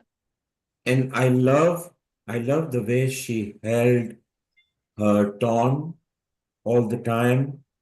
So it was so beautiful. Kailash, what did you feel while she was singing? I feel alive. Honestly, I just kind of meditated myself. I just well within inside me was something just just touching my soul. Really, it was so soul touching. It was honestly, it was so beautiful, Dawn. Thank you. So healing as well. And Lata, what did you feel while you were listening to this wonderful, beautiful? I think it was actually more medicinal, philosophical, holistic. What did you feel, Lata, while you were in trance listening to her? Global Namaste, everyone. It's a lovely episode. Yeah, it's a very one that I'm very close to and very passionate about. I've got a lot of,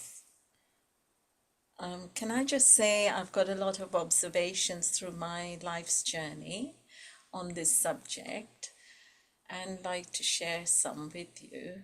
Okay, Lata, we'll come to the share in a while. But What we are talking about at the yeah. moment is Dawn singing just now. It Going actually back, brought us so calmness. What did you feel? yeah, going back to that, thank you so much, Dawn. It just gives me an insight to your inner strength that you contain. And thank you for sharing that, because it's very inspiring, and it's um,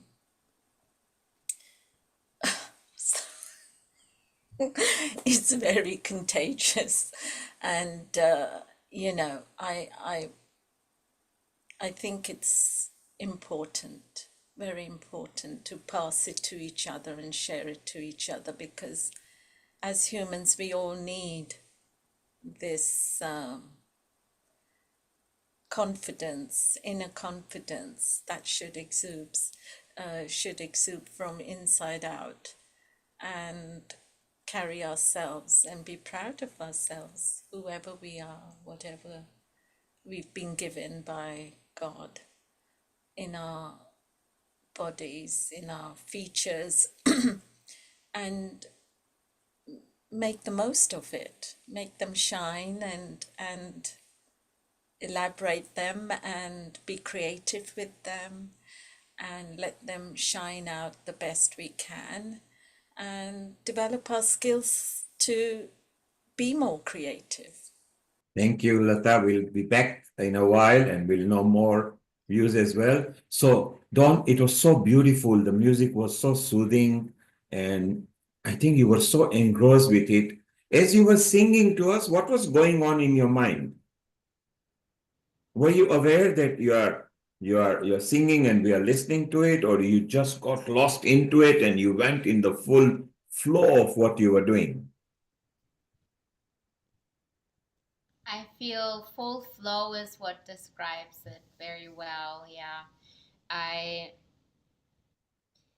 it's just I'm very connected to the fairy realm, and this song, when it was birthed, it just really had this essence of nature in its purest form, and like the nature that I used to, yeah, like that I used to explore as a little child, because my mom would take me to many forests and we would gather uh, mushrooms, and we would make sometimes little houses for the fairies, so they could like play. And I had that like little like fairy inside of me, like since a little child, and like that mystery continues to blossom in my life, and I do love to connect with them, and not just fairies and the angelic realm, of course. And I feel like that song always takes me to a space where like I literally can see the forest, I can see the like that luscious just like it's almost like the forest after a rain, and like breathing that air, breathing that freshness, and walking into a forest in the middle of the night, and then greeting the deer that is golden and that wants to give me a message, and it wants to give us a message. Like nature wants to remind us that we are nature. And yeah, I feel like that's just like when I sing the words, they touch my heart, they touch my soul. It's like a nectar. And really I feel the music that I create is it's like, yes, it comes through me, but I'm not the creatrix. It's like I open myself up to something higher to flow into me, so that can then be shared with the world and infuse people with more hope, and like that magic that is actually life itself, because we are alive, and that is magic. And I feel like magic is, we think it's something otherworldly and it's far away, but it's actually like right here in this very moment. Like we are connecting, we're people all over the world, and it's a miracle that we have this technology and that we can use it for the greater good. And I mean, what a blessing to like even just like feel each other's hearts in this moment. Like we can breathe like feeling alive right now. And it's here, like the magic is here, and when I sing, I feel that essence, like that magic flowing through me. And Yeah. did you compose this song yourself? Yes, yes. Wow, so it's so wonderful that you composed, then you sung it so well. Uh, there are at least 3 comments from social media. They loved it so much. They would like to listen to at least one verse again, particularly the last one when you went into humming. It sounded so beautiful. Maybe let's give it to them one more verse, the same one, before we go to the next one. Wait, you want me to sing the song again? Yeah, the last verse. Oh, Bring it back you just again. want me to do the humming. Yes, the last one, sing and then hum, and Okay, got it. keep on holding as long as you can because people felt good about it. Okay. And then we'll also we still want some more. We're not gonna let you go because Sharon has just joined our coordinator from Colorado there. She loves also, she is a professional dancer, choreographer, and a movie maker. So she will listen to it again. So take your time, take a deep breath and go for it. Okay, I'm gonna play it actually in a different key because my voice, sometimes my voice will drop lower.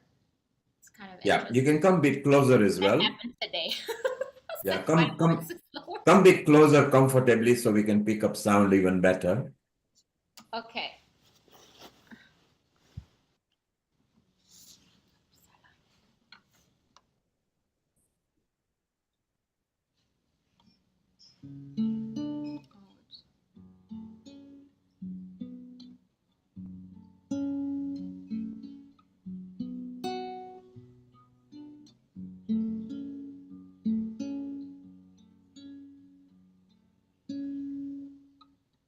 Walk through the forest of life. Have nothing to lose, standing unafraid. I walk with my feathers protecting my heart.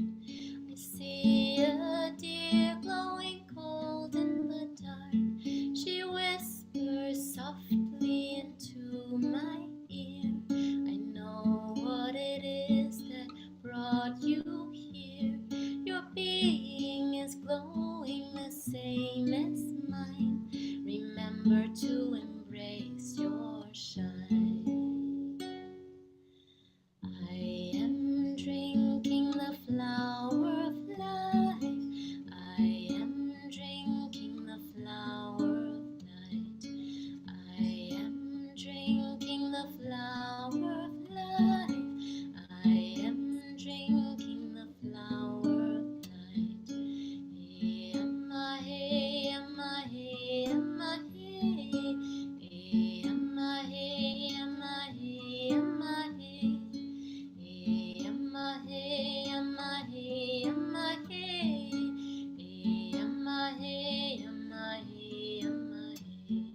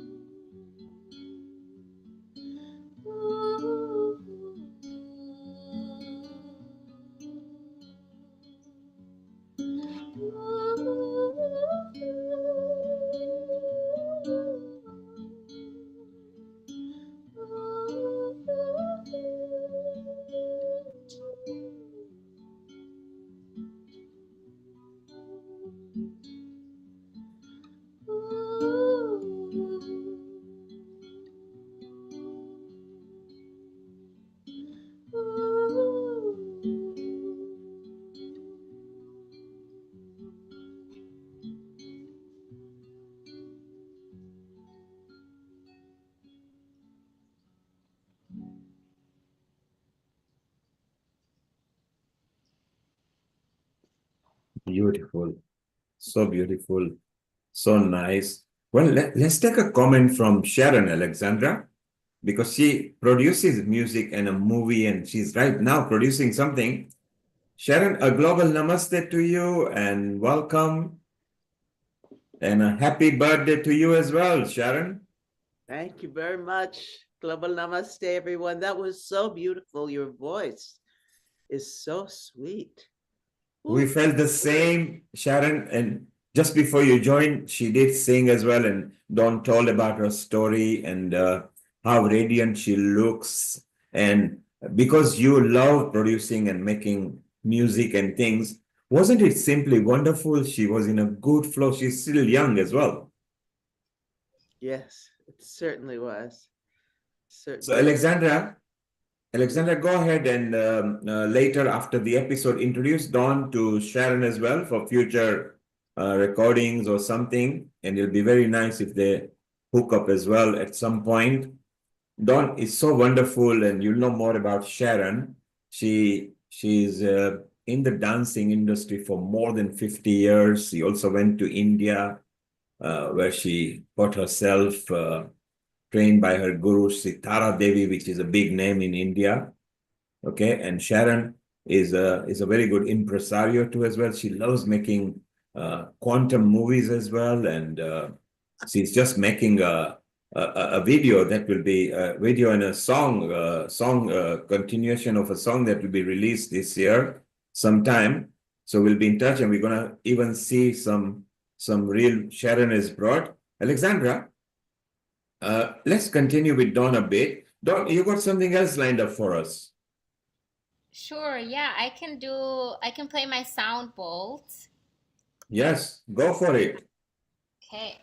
It's a perfect time. Let So Sharon just even 1 see. second, I just have to rearrange. Take your time. Take your time. We'll chit chat with Sharon and everything. So, Alexandra, what a wonderful personality you brought here, who is not only spiritual, she even shared her journey of her life. And Sharon, it was so wonderful to have young people like that who are holistic and spiritual. You, of course, Sharon, carry more than 60 years worth of experience in holistic and spiritual life. You know, we shouldn't be giving your age away, but who cares? You still look young with your new hairstyle. And later you're going to show us who did it for you. That's right. You are in California, is that right? San Diego at the moment? I'm in Encinitas at the moment, and today I'm going to the Self-Realization Fellowship Meditation Garden, which is very, very beautiful. Wow. And it's so nice to be up here with my family, my brother, the granddaughters, and everybody. It's just so nice here. I'm really enjoying myself. I had a wonderful birthday. Yes, and it's amazing hairstyle you've got as well, Sharon. So it's so beautiful.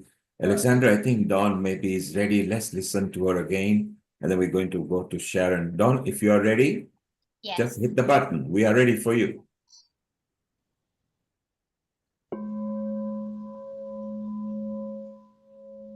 So just inviting you all to maybe close your eyes and just taking a moment to pause. It's been a lot of words.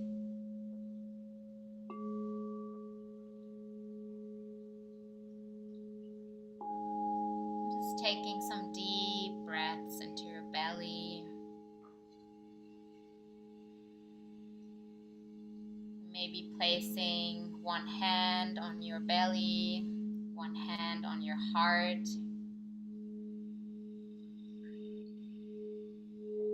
Just feeling your presence. Just feeling your heart beating.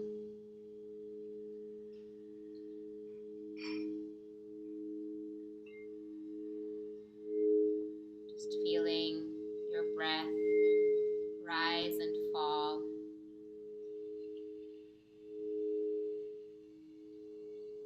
Like the ocean waves. Just connecting to the water within.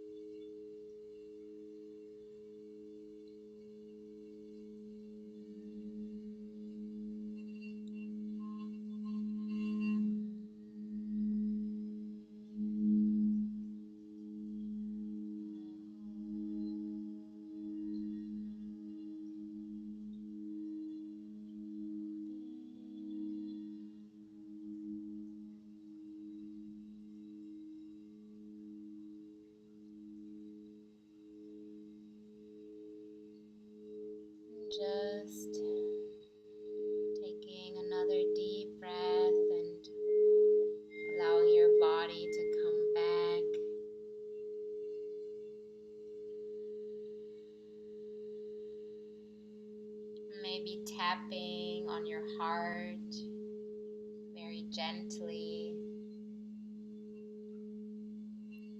Maybe saying an affirmation. I am here. I am not leaving myself. I am here. I am not leaving myself.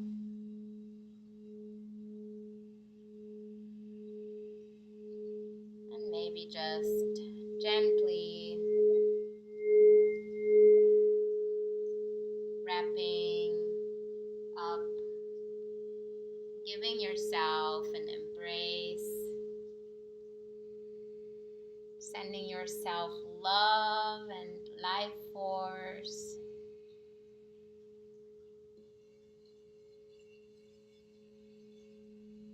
Thanking yourself for this moment of connection.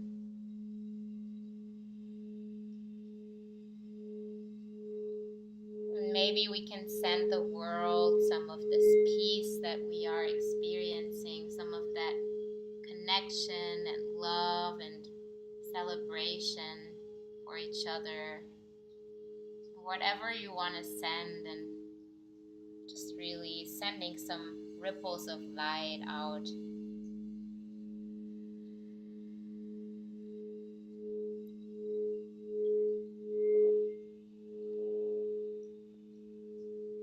And whenever you're ready, opening your eyes,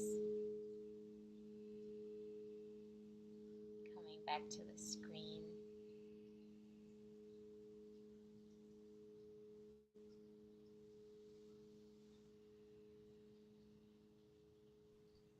Over to you, Alexandra and Sharon. Thank you, Don. I'm You're just so speechless. welcome. If What there, could you hear the bowls? we could hear them. I mean, it's not like usual. I think maybe they were not so close, but you know, next time we'll improve it so they can hear you a little bit.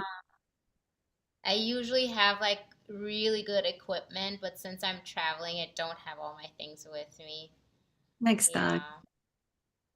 It's okay. Mild background. The sound bells were working, so it was good and soothing. It just brought people into things. Sharon, what did you feel? It was just lovely. I thought that I could hear the bowls really well, actually.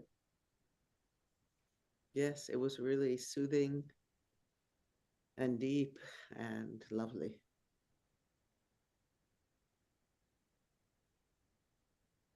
Beautiful meditation.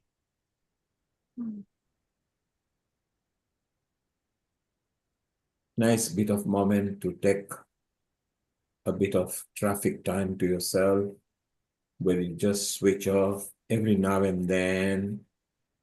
You should find yourself, your inner self, by going in your own tranquility.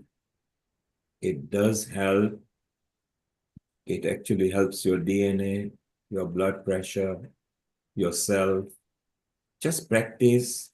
Don't worry. Don't think that time is just going by, because you are rejuvenating yourself. We always pay attention to our car, our washing machine, our refrigerator, everything, but we don't pay attention to ourselves. We change the car tires if they go flat, but do we bother about changing our shoes? We don't. So we should pay attention to all this. So Dawn, it's so wonderful. Your personal journey, the singing, the tranquility that you have gained for yourself, which is so beautiful. And how well have you handled yourself? It's so wonderful. Alexandra, we just lost you there for a moment or so. So, Alexandra, what would you like to tell to Dawn before we move to Sharon? And Sharon has got a bit of mini exciting thing to show us as well. I mean, people ask me about why I'm glowing or what's my secret. I think it's good friends. It's people like Dawn who always have time, and if they don't have time, they inspire you in many ways.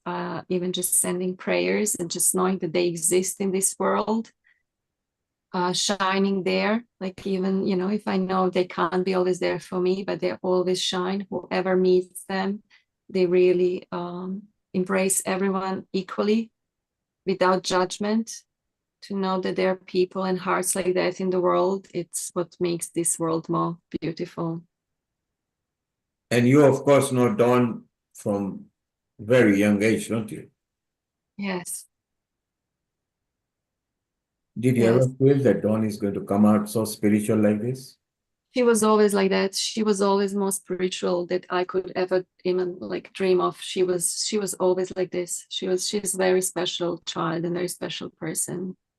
Always like inspiration to me, just like an idol. Yeah. Dawn, do you feel special? Sorry, I couldn't understand. Do you feel special? Do you feel that you are somebody unique and you feel that speciality that others are feeling on you? I do love myself. Yeah, I do love myself, and I feel like I wouldn't say I'm special. I just would say that I recognize the magic of life, and so I also like to recognize the magic within, and I feel a lot of my friends, and like, of course, Alexandra, it's like a mirror, right? Like, it's just the more I recognize life, the more I recognize beauty, the more I recognize magic, the more I can recognize that in others, in myself, and it's just like a weaving that continues to just show itself. And I'm very grateful. I think I've always had a view of yeah, seeing the positive in everything, like, and that's really my biggest strength, and that's why I was also able to move through these challenges, and yeah, so yeah. And Dawn, today is women's self-care, fashion and style, and look at you. You have got a style of your own, both in appearance and in your spiritual self. So you are an inspiration to a lot of people. You are now part of Healing Our Earth family. You've got a big family. Alexandra will put you in touch with different people, particularly Sharon. Okay, it will be very useful. So it's wonderful, Dawn. And if you can, hang around a bit. Let's see what Sharon has got to share with us. Thank you for having me again. It was such a just pleasure, bliss, and yeah, just feel really honored to be here. Yeah. And thank you. Earth bless you as well. And remember, you've got a friendship circle now called Healing Our Earth. Yes. Yay. So Sharon, from the smiling beauty who inspires people with her journey and everything. And thank you, Alexandra, for bringing. And so, Alexandra, over to you and Sharon. And Sharon, what have you got to share with us now? Well, for its fashion, and of course, we care about what our hair looks like. Yes, and look at you. You got a new hairstyle. That's right. A new, yes. So that was on my birthday, and I went to the salon where my daughter-in-law, Gracie, works. She's amazing. And so I made a little video of having my hair cut. So I'll play it for you. Yes, let's go and enjoy how you turn out to be what you turned out to be, and who did that special magic. Well, you were pretty anyway before, Sharon. This is just a bit of extra treatment. Okay. Here we go. Here we go. Global Namaste, everyone. I am here in San Diego with my gorgeous daughter-in-law, Gracie. Hi. For Fashion Day, and it's my birthday, and she's going to give me a trim for my hair. Wash and trim and style.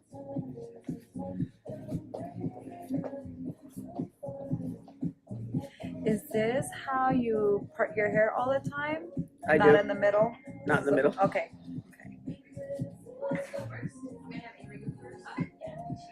So I want to tell you all that Gracie is like an expert. She trained in LA in extensions. Beverly Hills. Beverly Hills. And we're not getting extensions No, we're not today. getting extensions today, unless you want to, but we're not getting. Well, then I'd have to figure out how to keep them. I know. I wouldn't mind having really long hair. You would need clip-ins. Okay. So what is it mostly that you want to see? Like a little like framing, a little bit of movement at the bottom? Yes, I want movement. Movement. Okay, great. And then the way, I mean, you blow dry your hair. You still use a round brush and blow dry your hair? Yeah, okay, the one you great. gave me. Okay, great. Oh my God, that's so old. I should give you a new one. I don't mind.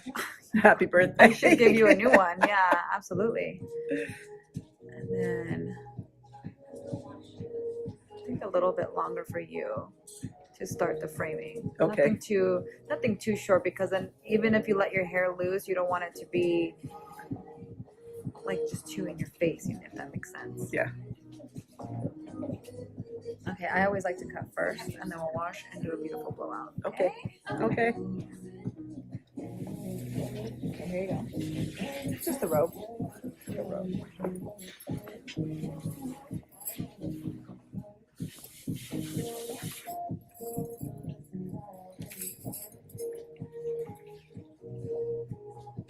Yeah, Gracie has done the hair of really some famous people.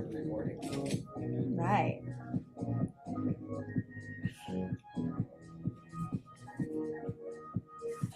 So I always just like to cut dry so you can see everything.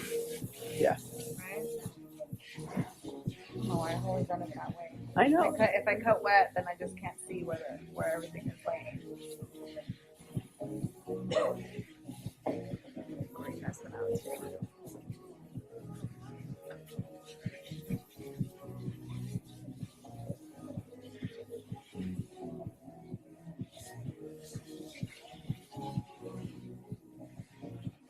Okay, so Vicky, next straight. Straight as you can. There you go.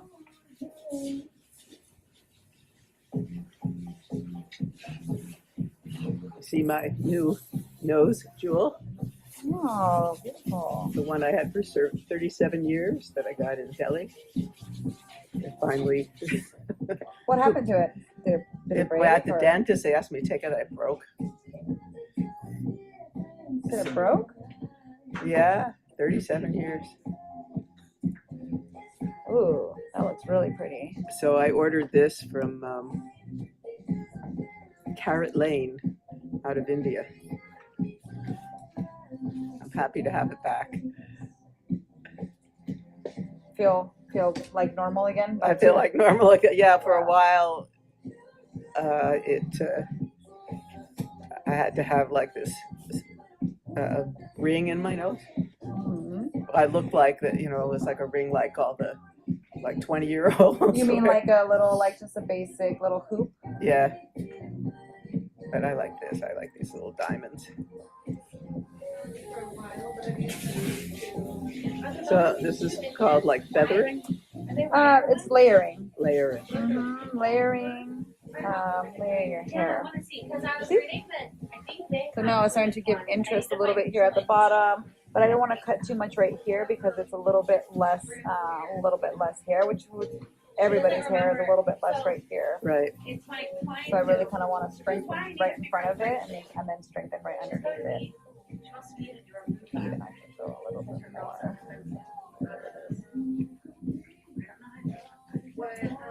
And I'm really just cutting the layers into it.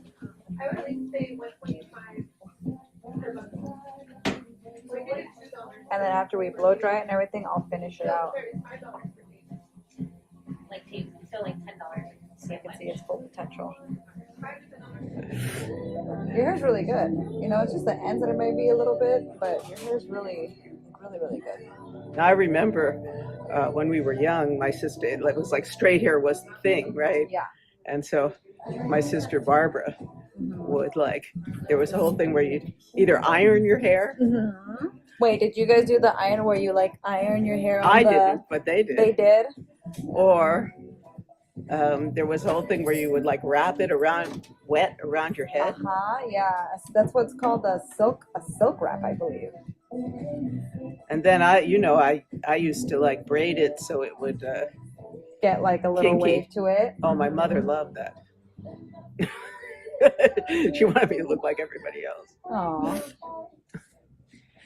But you are not like everyone else. Oh no, at all. People in the show. No, I'm not like everybody else. It's going to be nice to have my hair all cleaned up.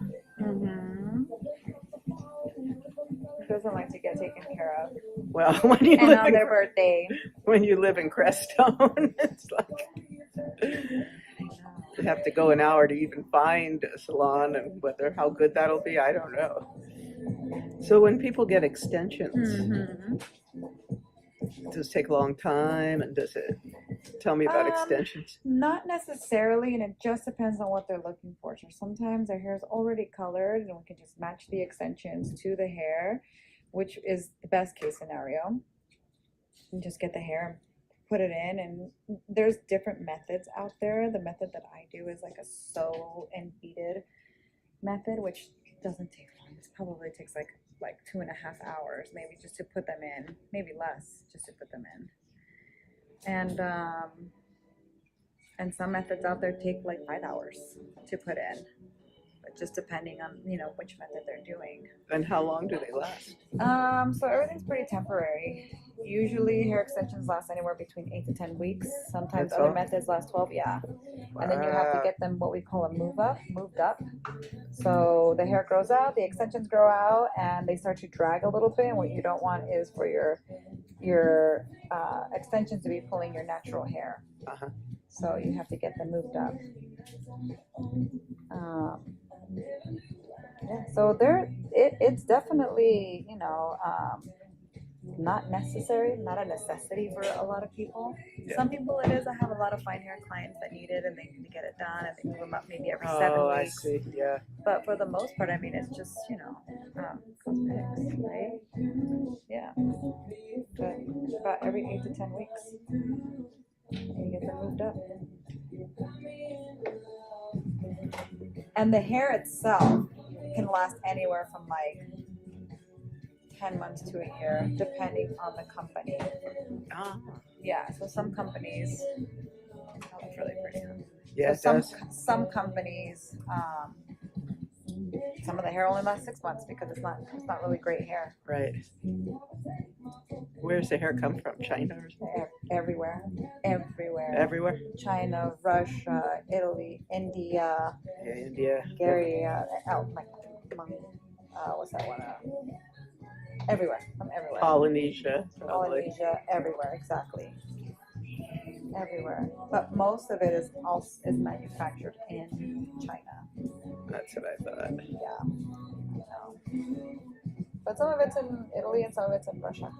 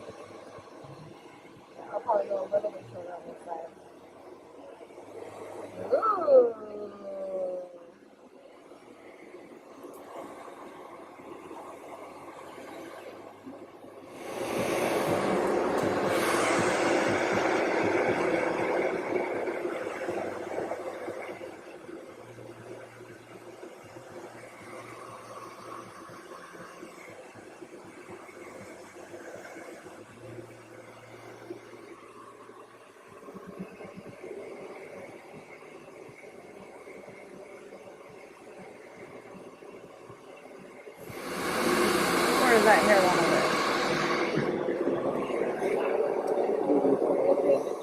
there? Gorgeous. So beautiful. Makes your hair color look amazing. I know. Yeah. Yeah, maybe a little bit more on the auburn, because I like this. Yeah. You know?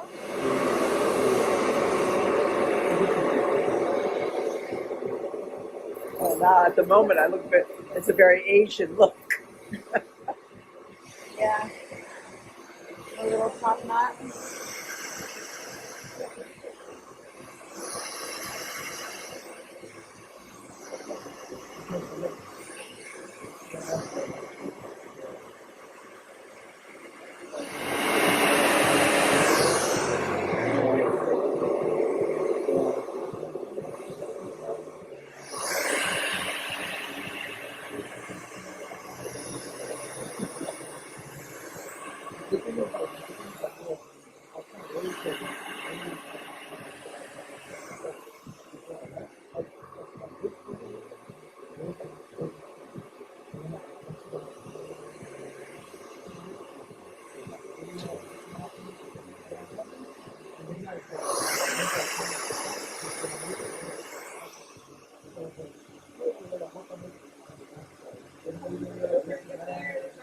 Get this front one to stay.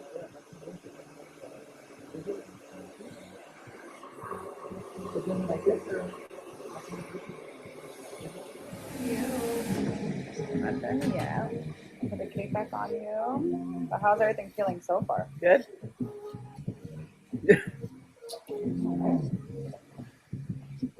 For your holidays, you went back home, Yeah. So now that it's kind of blow dry to where I like to see it, to where most people, you know, how they want to blow dry it. You blow dry your hair pretty good. You're like, Well, I don't get it to be that right, fluffy. I'm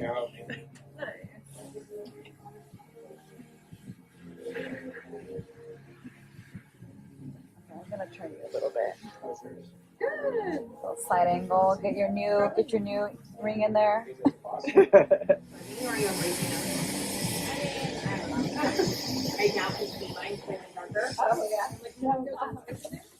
Like I noticed them, but at some point it'll get to the point where I feel like I want to like fully cover them. Yeah. Just fluffing it up. Here we are. You want to style it? You want to put curls in it or anything? Or do you like it like this? I love this. I love this length too. I like it this. looks really good. Yeah. Yeah. Let's turn this way for the camera. Let's turn this way for the camera. A little bit shorter. What do we think? Do you need the QR code or you? Which way are they? Live audience. What do we think? No. So beautiful. You like it? Yeah. Yeah. Looks so good. Thank you.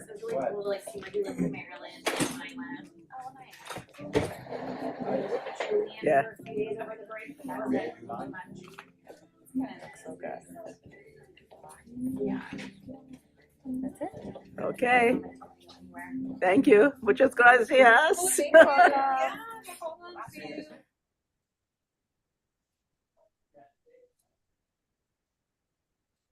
Well, Sharon, Yes.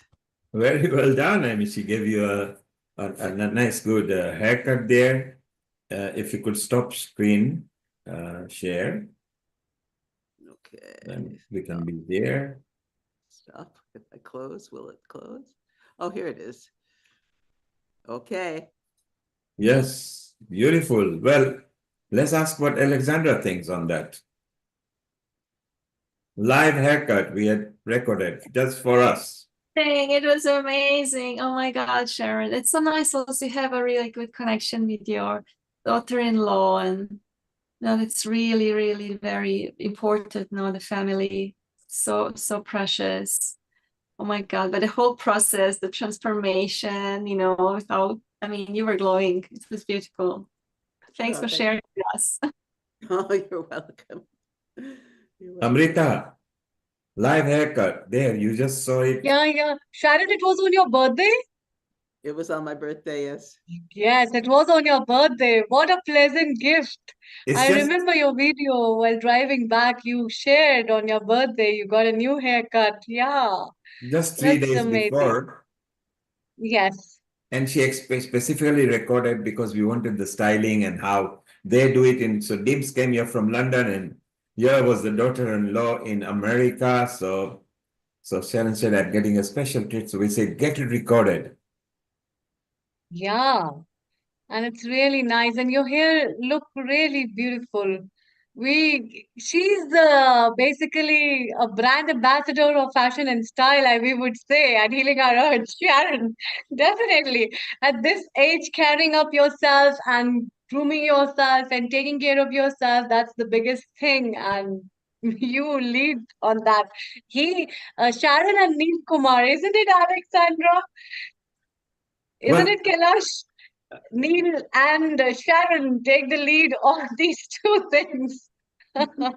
more important, Amrita, Alexandra Hmm. noticed the bond between a daughter-in-law and mother-in-law, that there Yes. was even a good energy, that the daughter-in-law wanted to do good and Sharon wanted to extract best. So there was no tension there, there was no, come on, let's get it over.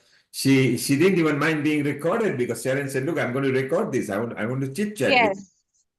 That's And also a big example of such a healthy relationship and how to have a good relationship in the family, and the kind of, intricacy between a mother-in-law and the daughter-in-law, and then the conversation and the positivity and your support.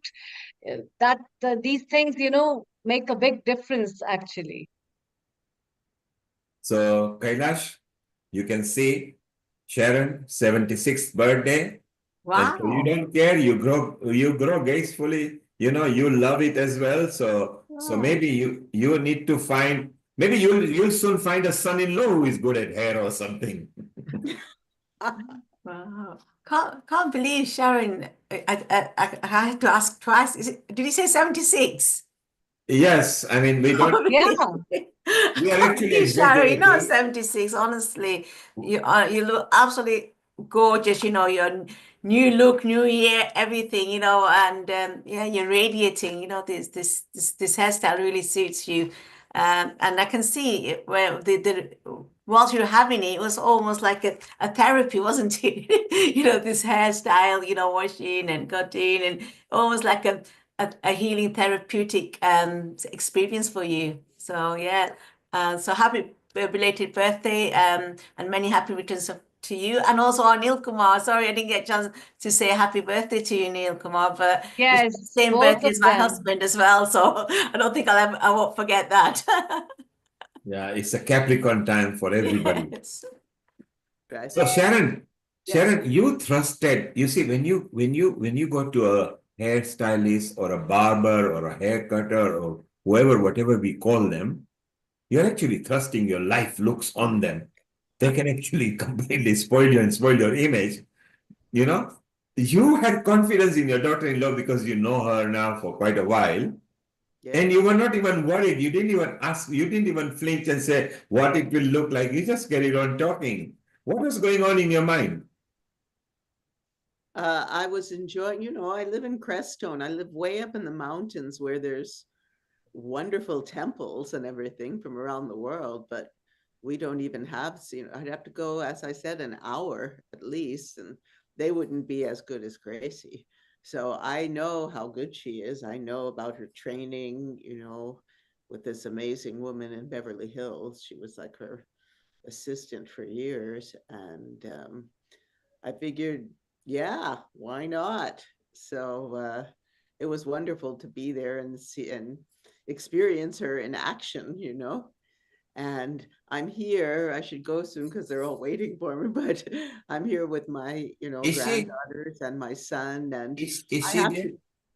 Is she there, your They're all daughter-in-law? downstairs, but Oh, she's um, downstairs. Okay. Yeah, but well, tell I her. have to tell you, I was going looking for presents. My granddaughters are girls. They are so girly girls. And she's doing their hair in different styles every day. And but I was looking for a present for them, and I found what was called a Barbie meditation doll. I'll have Wow, to Barbie meditation doll. the next yoga show, I'll make a little video about it. It has like legs that you can put them, you in lotus pose. It comes out, and then you can put them in different positions. And then it has a little thing that you can turn on, and it goes, take a deep breath, relax, imagine that you're floating on a cloud. It's so funny, and they love it. They're playing Wow. that one more than their other ones. It's really funny. So Barbie goes holistic, is that right? Barbie goes holistic. Barbie goes meditation. Wow. They Isn't have it wonderful a that little eye mask, that they can put on her. It's wow. really cute. I'll make a little video to play sometime. Yes, we would want to see that Yeah. definitely. So Sharon, thank you very much for specially recording it on this hair and style episode. And it's so wonderful. Well, maybe at some point we can get Dimps and her chatting together as well. So London and California can exchange ideas. Oh, that would be nice. And that will be very nice. So Amrita, later, maybe you can connect Dimps and Sharon's daughter-in-law, who did a wonderful job.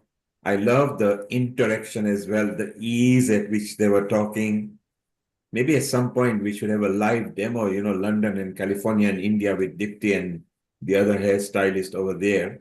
Nice. Yeah. Yeah, Joe, and they can exchange ideas. Today we talked about extension and bangs. I didn't even know they were called bangs, the different type of bangs. And Ruxana, who wanted to know what type she should have. So Dims was telling us.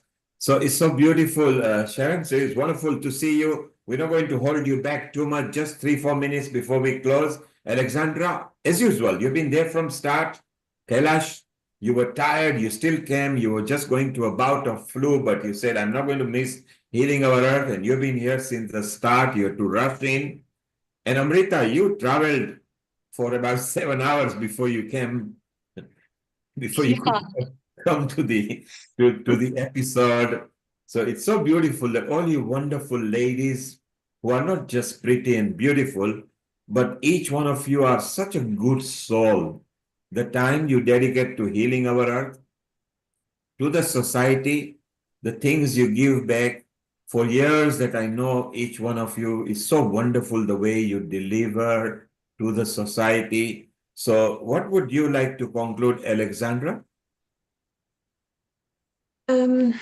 So from what we learned, I think in this afternoon, that there's difference between style and fashion, and also what we have seen now with Dawn or with Sharon. There is something timeless when you have that style, now your own personal style that is evolving. It's not like fixed, but it's like definitely not following latest fashion trends or something, just creating your own aesthetic, and developing that self-love that is not selfish. I mean, self-care is never a selfish act, as we know, and as we see, like, Dawn, she takes care of herself, and then she give to others, like each one of us here, on healing our earth, so we can help heal our earth, but we have to heal ourselves first, and why not in style?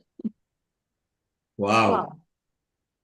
So wonderfully put in the way you said it, Alexandra, and it's so beautiful. And you are an example. Look at the way you are glowing. Look at the way Sharon is glowing. Look at Amrita traveling, grueling traveling, and she's been for last 5 days out into weddings and functions. She's still rolled up, just simple, and said, I'm going to switch on. Amrita, what is your take up on the kind of guests we had today and the Exactly. This is what is my take of Neil Kumar. And thank you so much to you for being with me the way I am actually. So even if I have to host, I don't have to think, oh, am I really dolled up or not? Is my dress fine or not? Because I am the way I am. And for me, hosting the episode is more important than just getting me dolled up with a lot of stuff. So there are a lot of times I'm super busy with so many things, but then when it comes to this, I'm like, and Neil just told me, you just come with a smile. That's the best thing I like about him. I think that's what just makes me come to every episode and be whatever I am in whatever things I am. I am the way. So thank you so much. And I think today's episode has been a really super good episode to bring out not only those facts that we thought about fashion and style, but also it has amalgamated a lot of things that has come closer to a verge that we all find our identifications into. So, the note of today, the take home message for everyone, for all our viewers who have been watching us. With immense love is that all the experts who came today were the best in the way they are, and the thoughts they have shared is remarkably very pleasant. And that's why it is very important to follow the fashion and style, but don't lose your individual style that you are going to work with. And that is how you'll be healing your earth within you. And that's why I would like to thank Dim Sung today. I would also like to thank Alexandra, Sharon, Kailash, for making this episode a real success one, and all the guests who have joined. We also have Dawn still over here, as usual, Meeta and Lata, who are the smileys of our episode, and our technical director, Nishit Bhai. We'll be bringing more beautiful episodes in future as well. And let's have a quick message from Lata and Meeta before we wind up.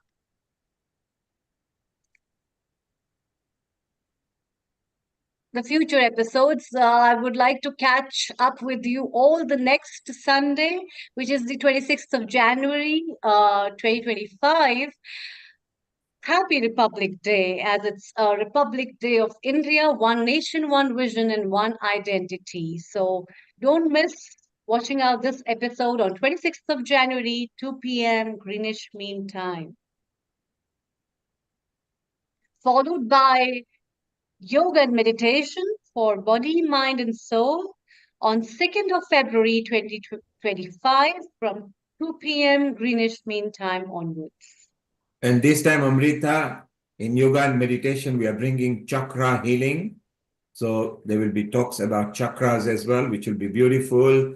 And as you say, next week, next Sunday, the Indian Republic Day. So happy Republic Day to wherever you are. And if you are of an Indian origin, and even if you are not, but you've got affinity to India, it's your time to come and recite a poem, sing a song, talk about your memories or whatever is happening in your country where you've got affinity to India. So it's so beautiful. And just before we close and everything, Sharon, what would you like to conclude? Dawn is here. So Amrita, Dawn, you want to say something? Dawn agrees with you that smile is enough, isn't it? And look at her smile. Look at smiling Dawn. Dawn, I want to see you in all the future episodes.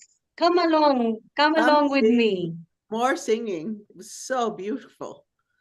I would love to In India, be we call more. in India we call it as bindi, and it looks so gorgeous on you. So it's so nice.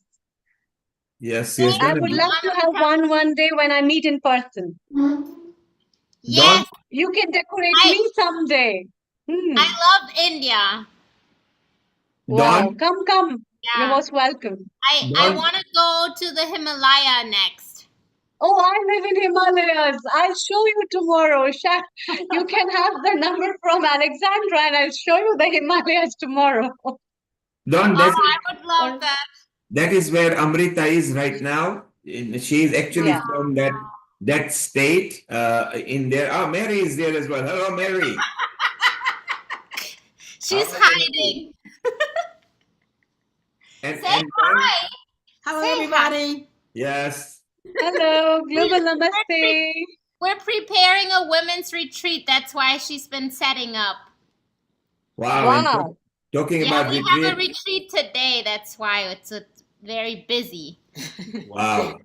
It's so beautiful. And look at Alexandra has told you about the retreat she's doing in Croatia. So the more of you that hook up together, it'll be so beautiful. Don't come closer to the camera and show Amrita the full design. Come a bit closer. That's it. And look up. It goes in the scout Beautiful.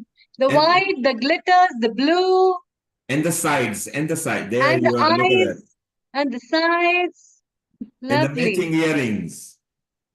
Yeah, and the matching earrings. Wonderful. Okay, Lata, over the next 30 seconds or a minute, your quick conclusion before we go to Sharon, and then Mita, keep a quick conclusion ready so we can close early today. Over to you, Lata. Beautiful, beautiful rose there, Don. Oh, do you know what I thought it was? I thought they were your glasses. I thought you had a pair of glasses on with that bridge and then the spectacle arms. So. Well, maybe in the future they can be designed. Yeah, yeah. that. Oh, I'd love that. I'd love to design these. So happy birthday to you, Sharon. Finally, I got a chance to say that because we were expecting you to be there last week. I got caught up in helping my husband with his film. So, yes. Yeah, we understand. So, yeah, my take on this has been that we need to be grateful for whatever God gives us with our features, our hair, our body, our mind, our creativity, and it's a composition of everything. If we just develop our skills and our talents, and because I love colors, and I think I'm so grateful to God for giving us colors. It really uplifts us, and color on our face, color in our hair, and color on our clothes and accessories, jewelry, nails. It's just beautiful. Flowers and everything, you know. Color in the home, make our home feel good. Then the spirituality and everything else. That is the cherry on the top. So I think, you know, the more we realize about the spirituality, the more we learn to appreciate life. And I think when I found Healing Our Earth, if I can go back to that, I really felt I had found, like you, Sharon, I found my home sort of thing, gradually wetting my feet. And I gradually realized, you know, this is what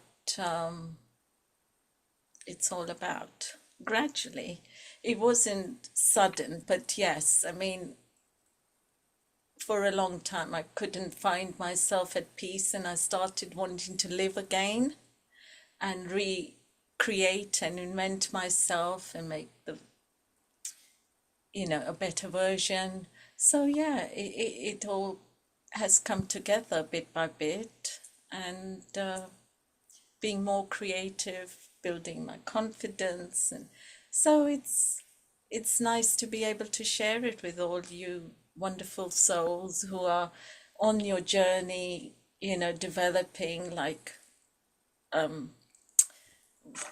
you've just achieved your doctorate, and I really take my hat off to you. You know, that's a big, big, big thing. And Don, what you're doing, it's amazing what you're doing, Alex. And to see all the transformation taking place, it's so nice, you know, as we're all developing and holding hands and together and developing. Amrita, you always come in smiling from the Himalayas. And have you frozen? Amrita, are you there? No, she is there. Okay. And Mita as well. Mita, we've all got to develop the inner peace and the glow. And so this is so apt, the title Glow Women from Inside Out. Thank So, you, Lata. Very yeah. good. So the Glow Woman title is nice, from inside out. Mita, your quick comment, and then Amrita, you and Sharon can close, please. Over to you, Mita. Global Namaste and happy birthday both to you, Neil, and to Sharon. Hope you had a great day. Sharon, I love your hairstyle. Thank you. And I'm not sure what Neil you did for your birthday, but she at least we know she did the hairstyle.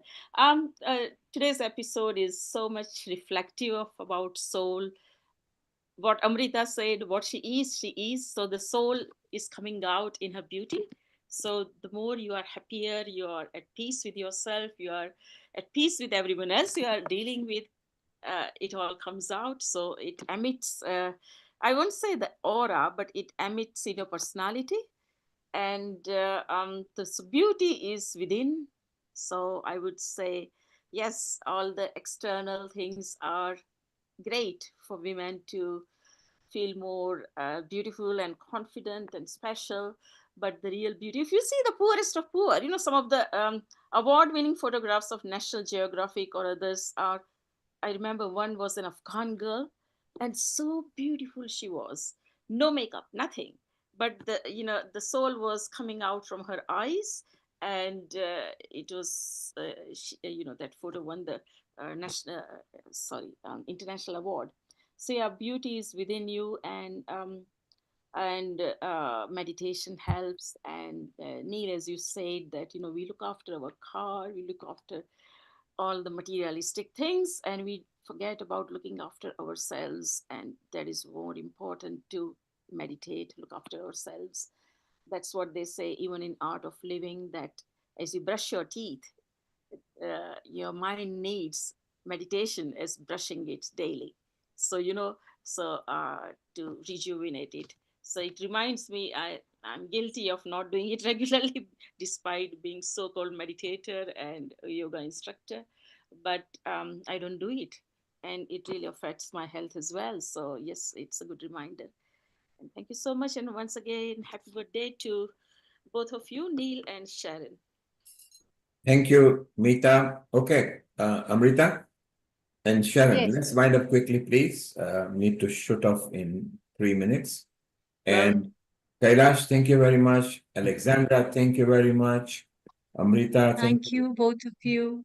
All of you have been from a start. And Sharon, would you like to do Gayatri Mantra on your birthday? Yes, please. Sharon, please. You want me to do it? Well, I wanted to talk a bit about a couple things before we finished. So all my life, I being in the arts, I have had a unique style. I don't care what's going on anywhere else.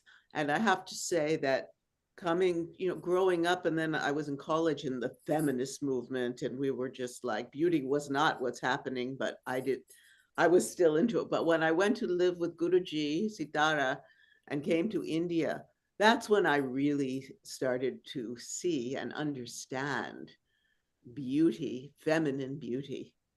And I remember, going to these salons where one person is oiling your hair, one person is doing your nails, one person is giving you a massage. I felt like I was in the Wizard of Oz.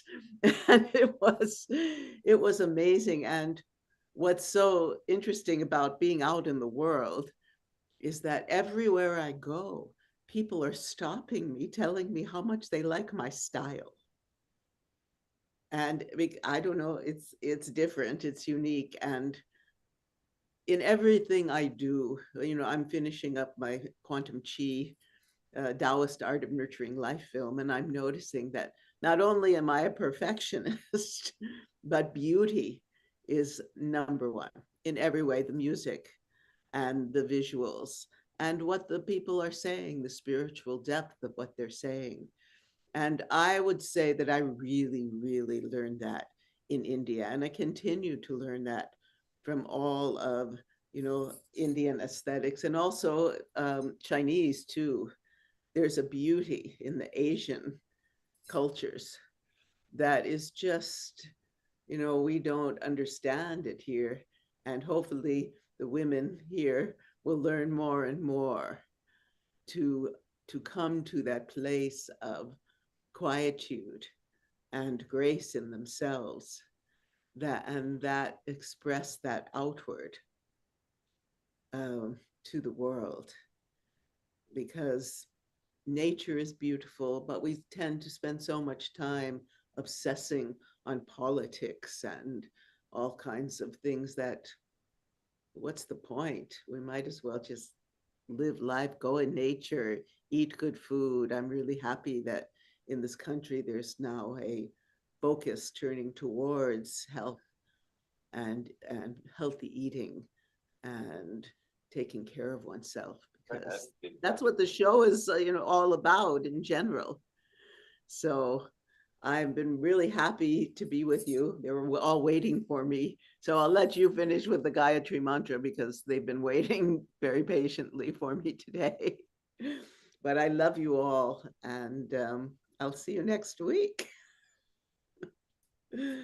Global Namaste.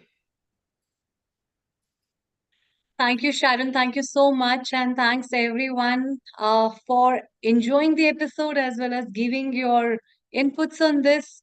It is really lovely to have you all, and we would love to see you the next week again, and your messages with your if you really have any messages for India in love of that, as well as your affinity to India, you can share, join in, sing, and chant, and let's cherish this time. So thank you so much. Let's wind up with Gayatri Mantra. Om Om Bhurbhuva Swaha Tatsaviturvarenyam Bhargo Devasya Dhimahi धियो यो न प्रचोदयात् ॐ भूर्भुवः स्वः तत्सवितुर्वरेण्यं भर्गो देवस्य धीमहि धियो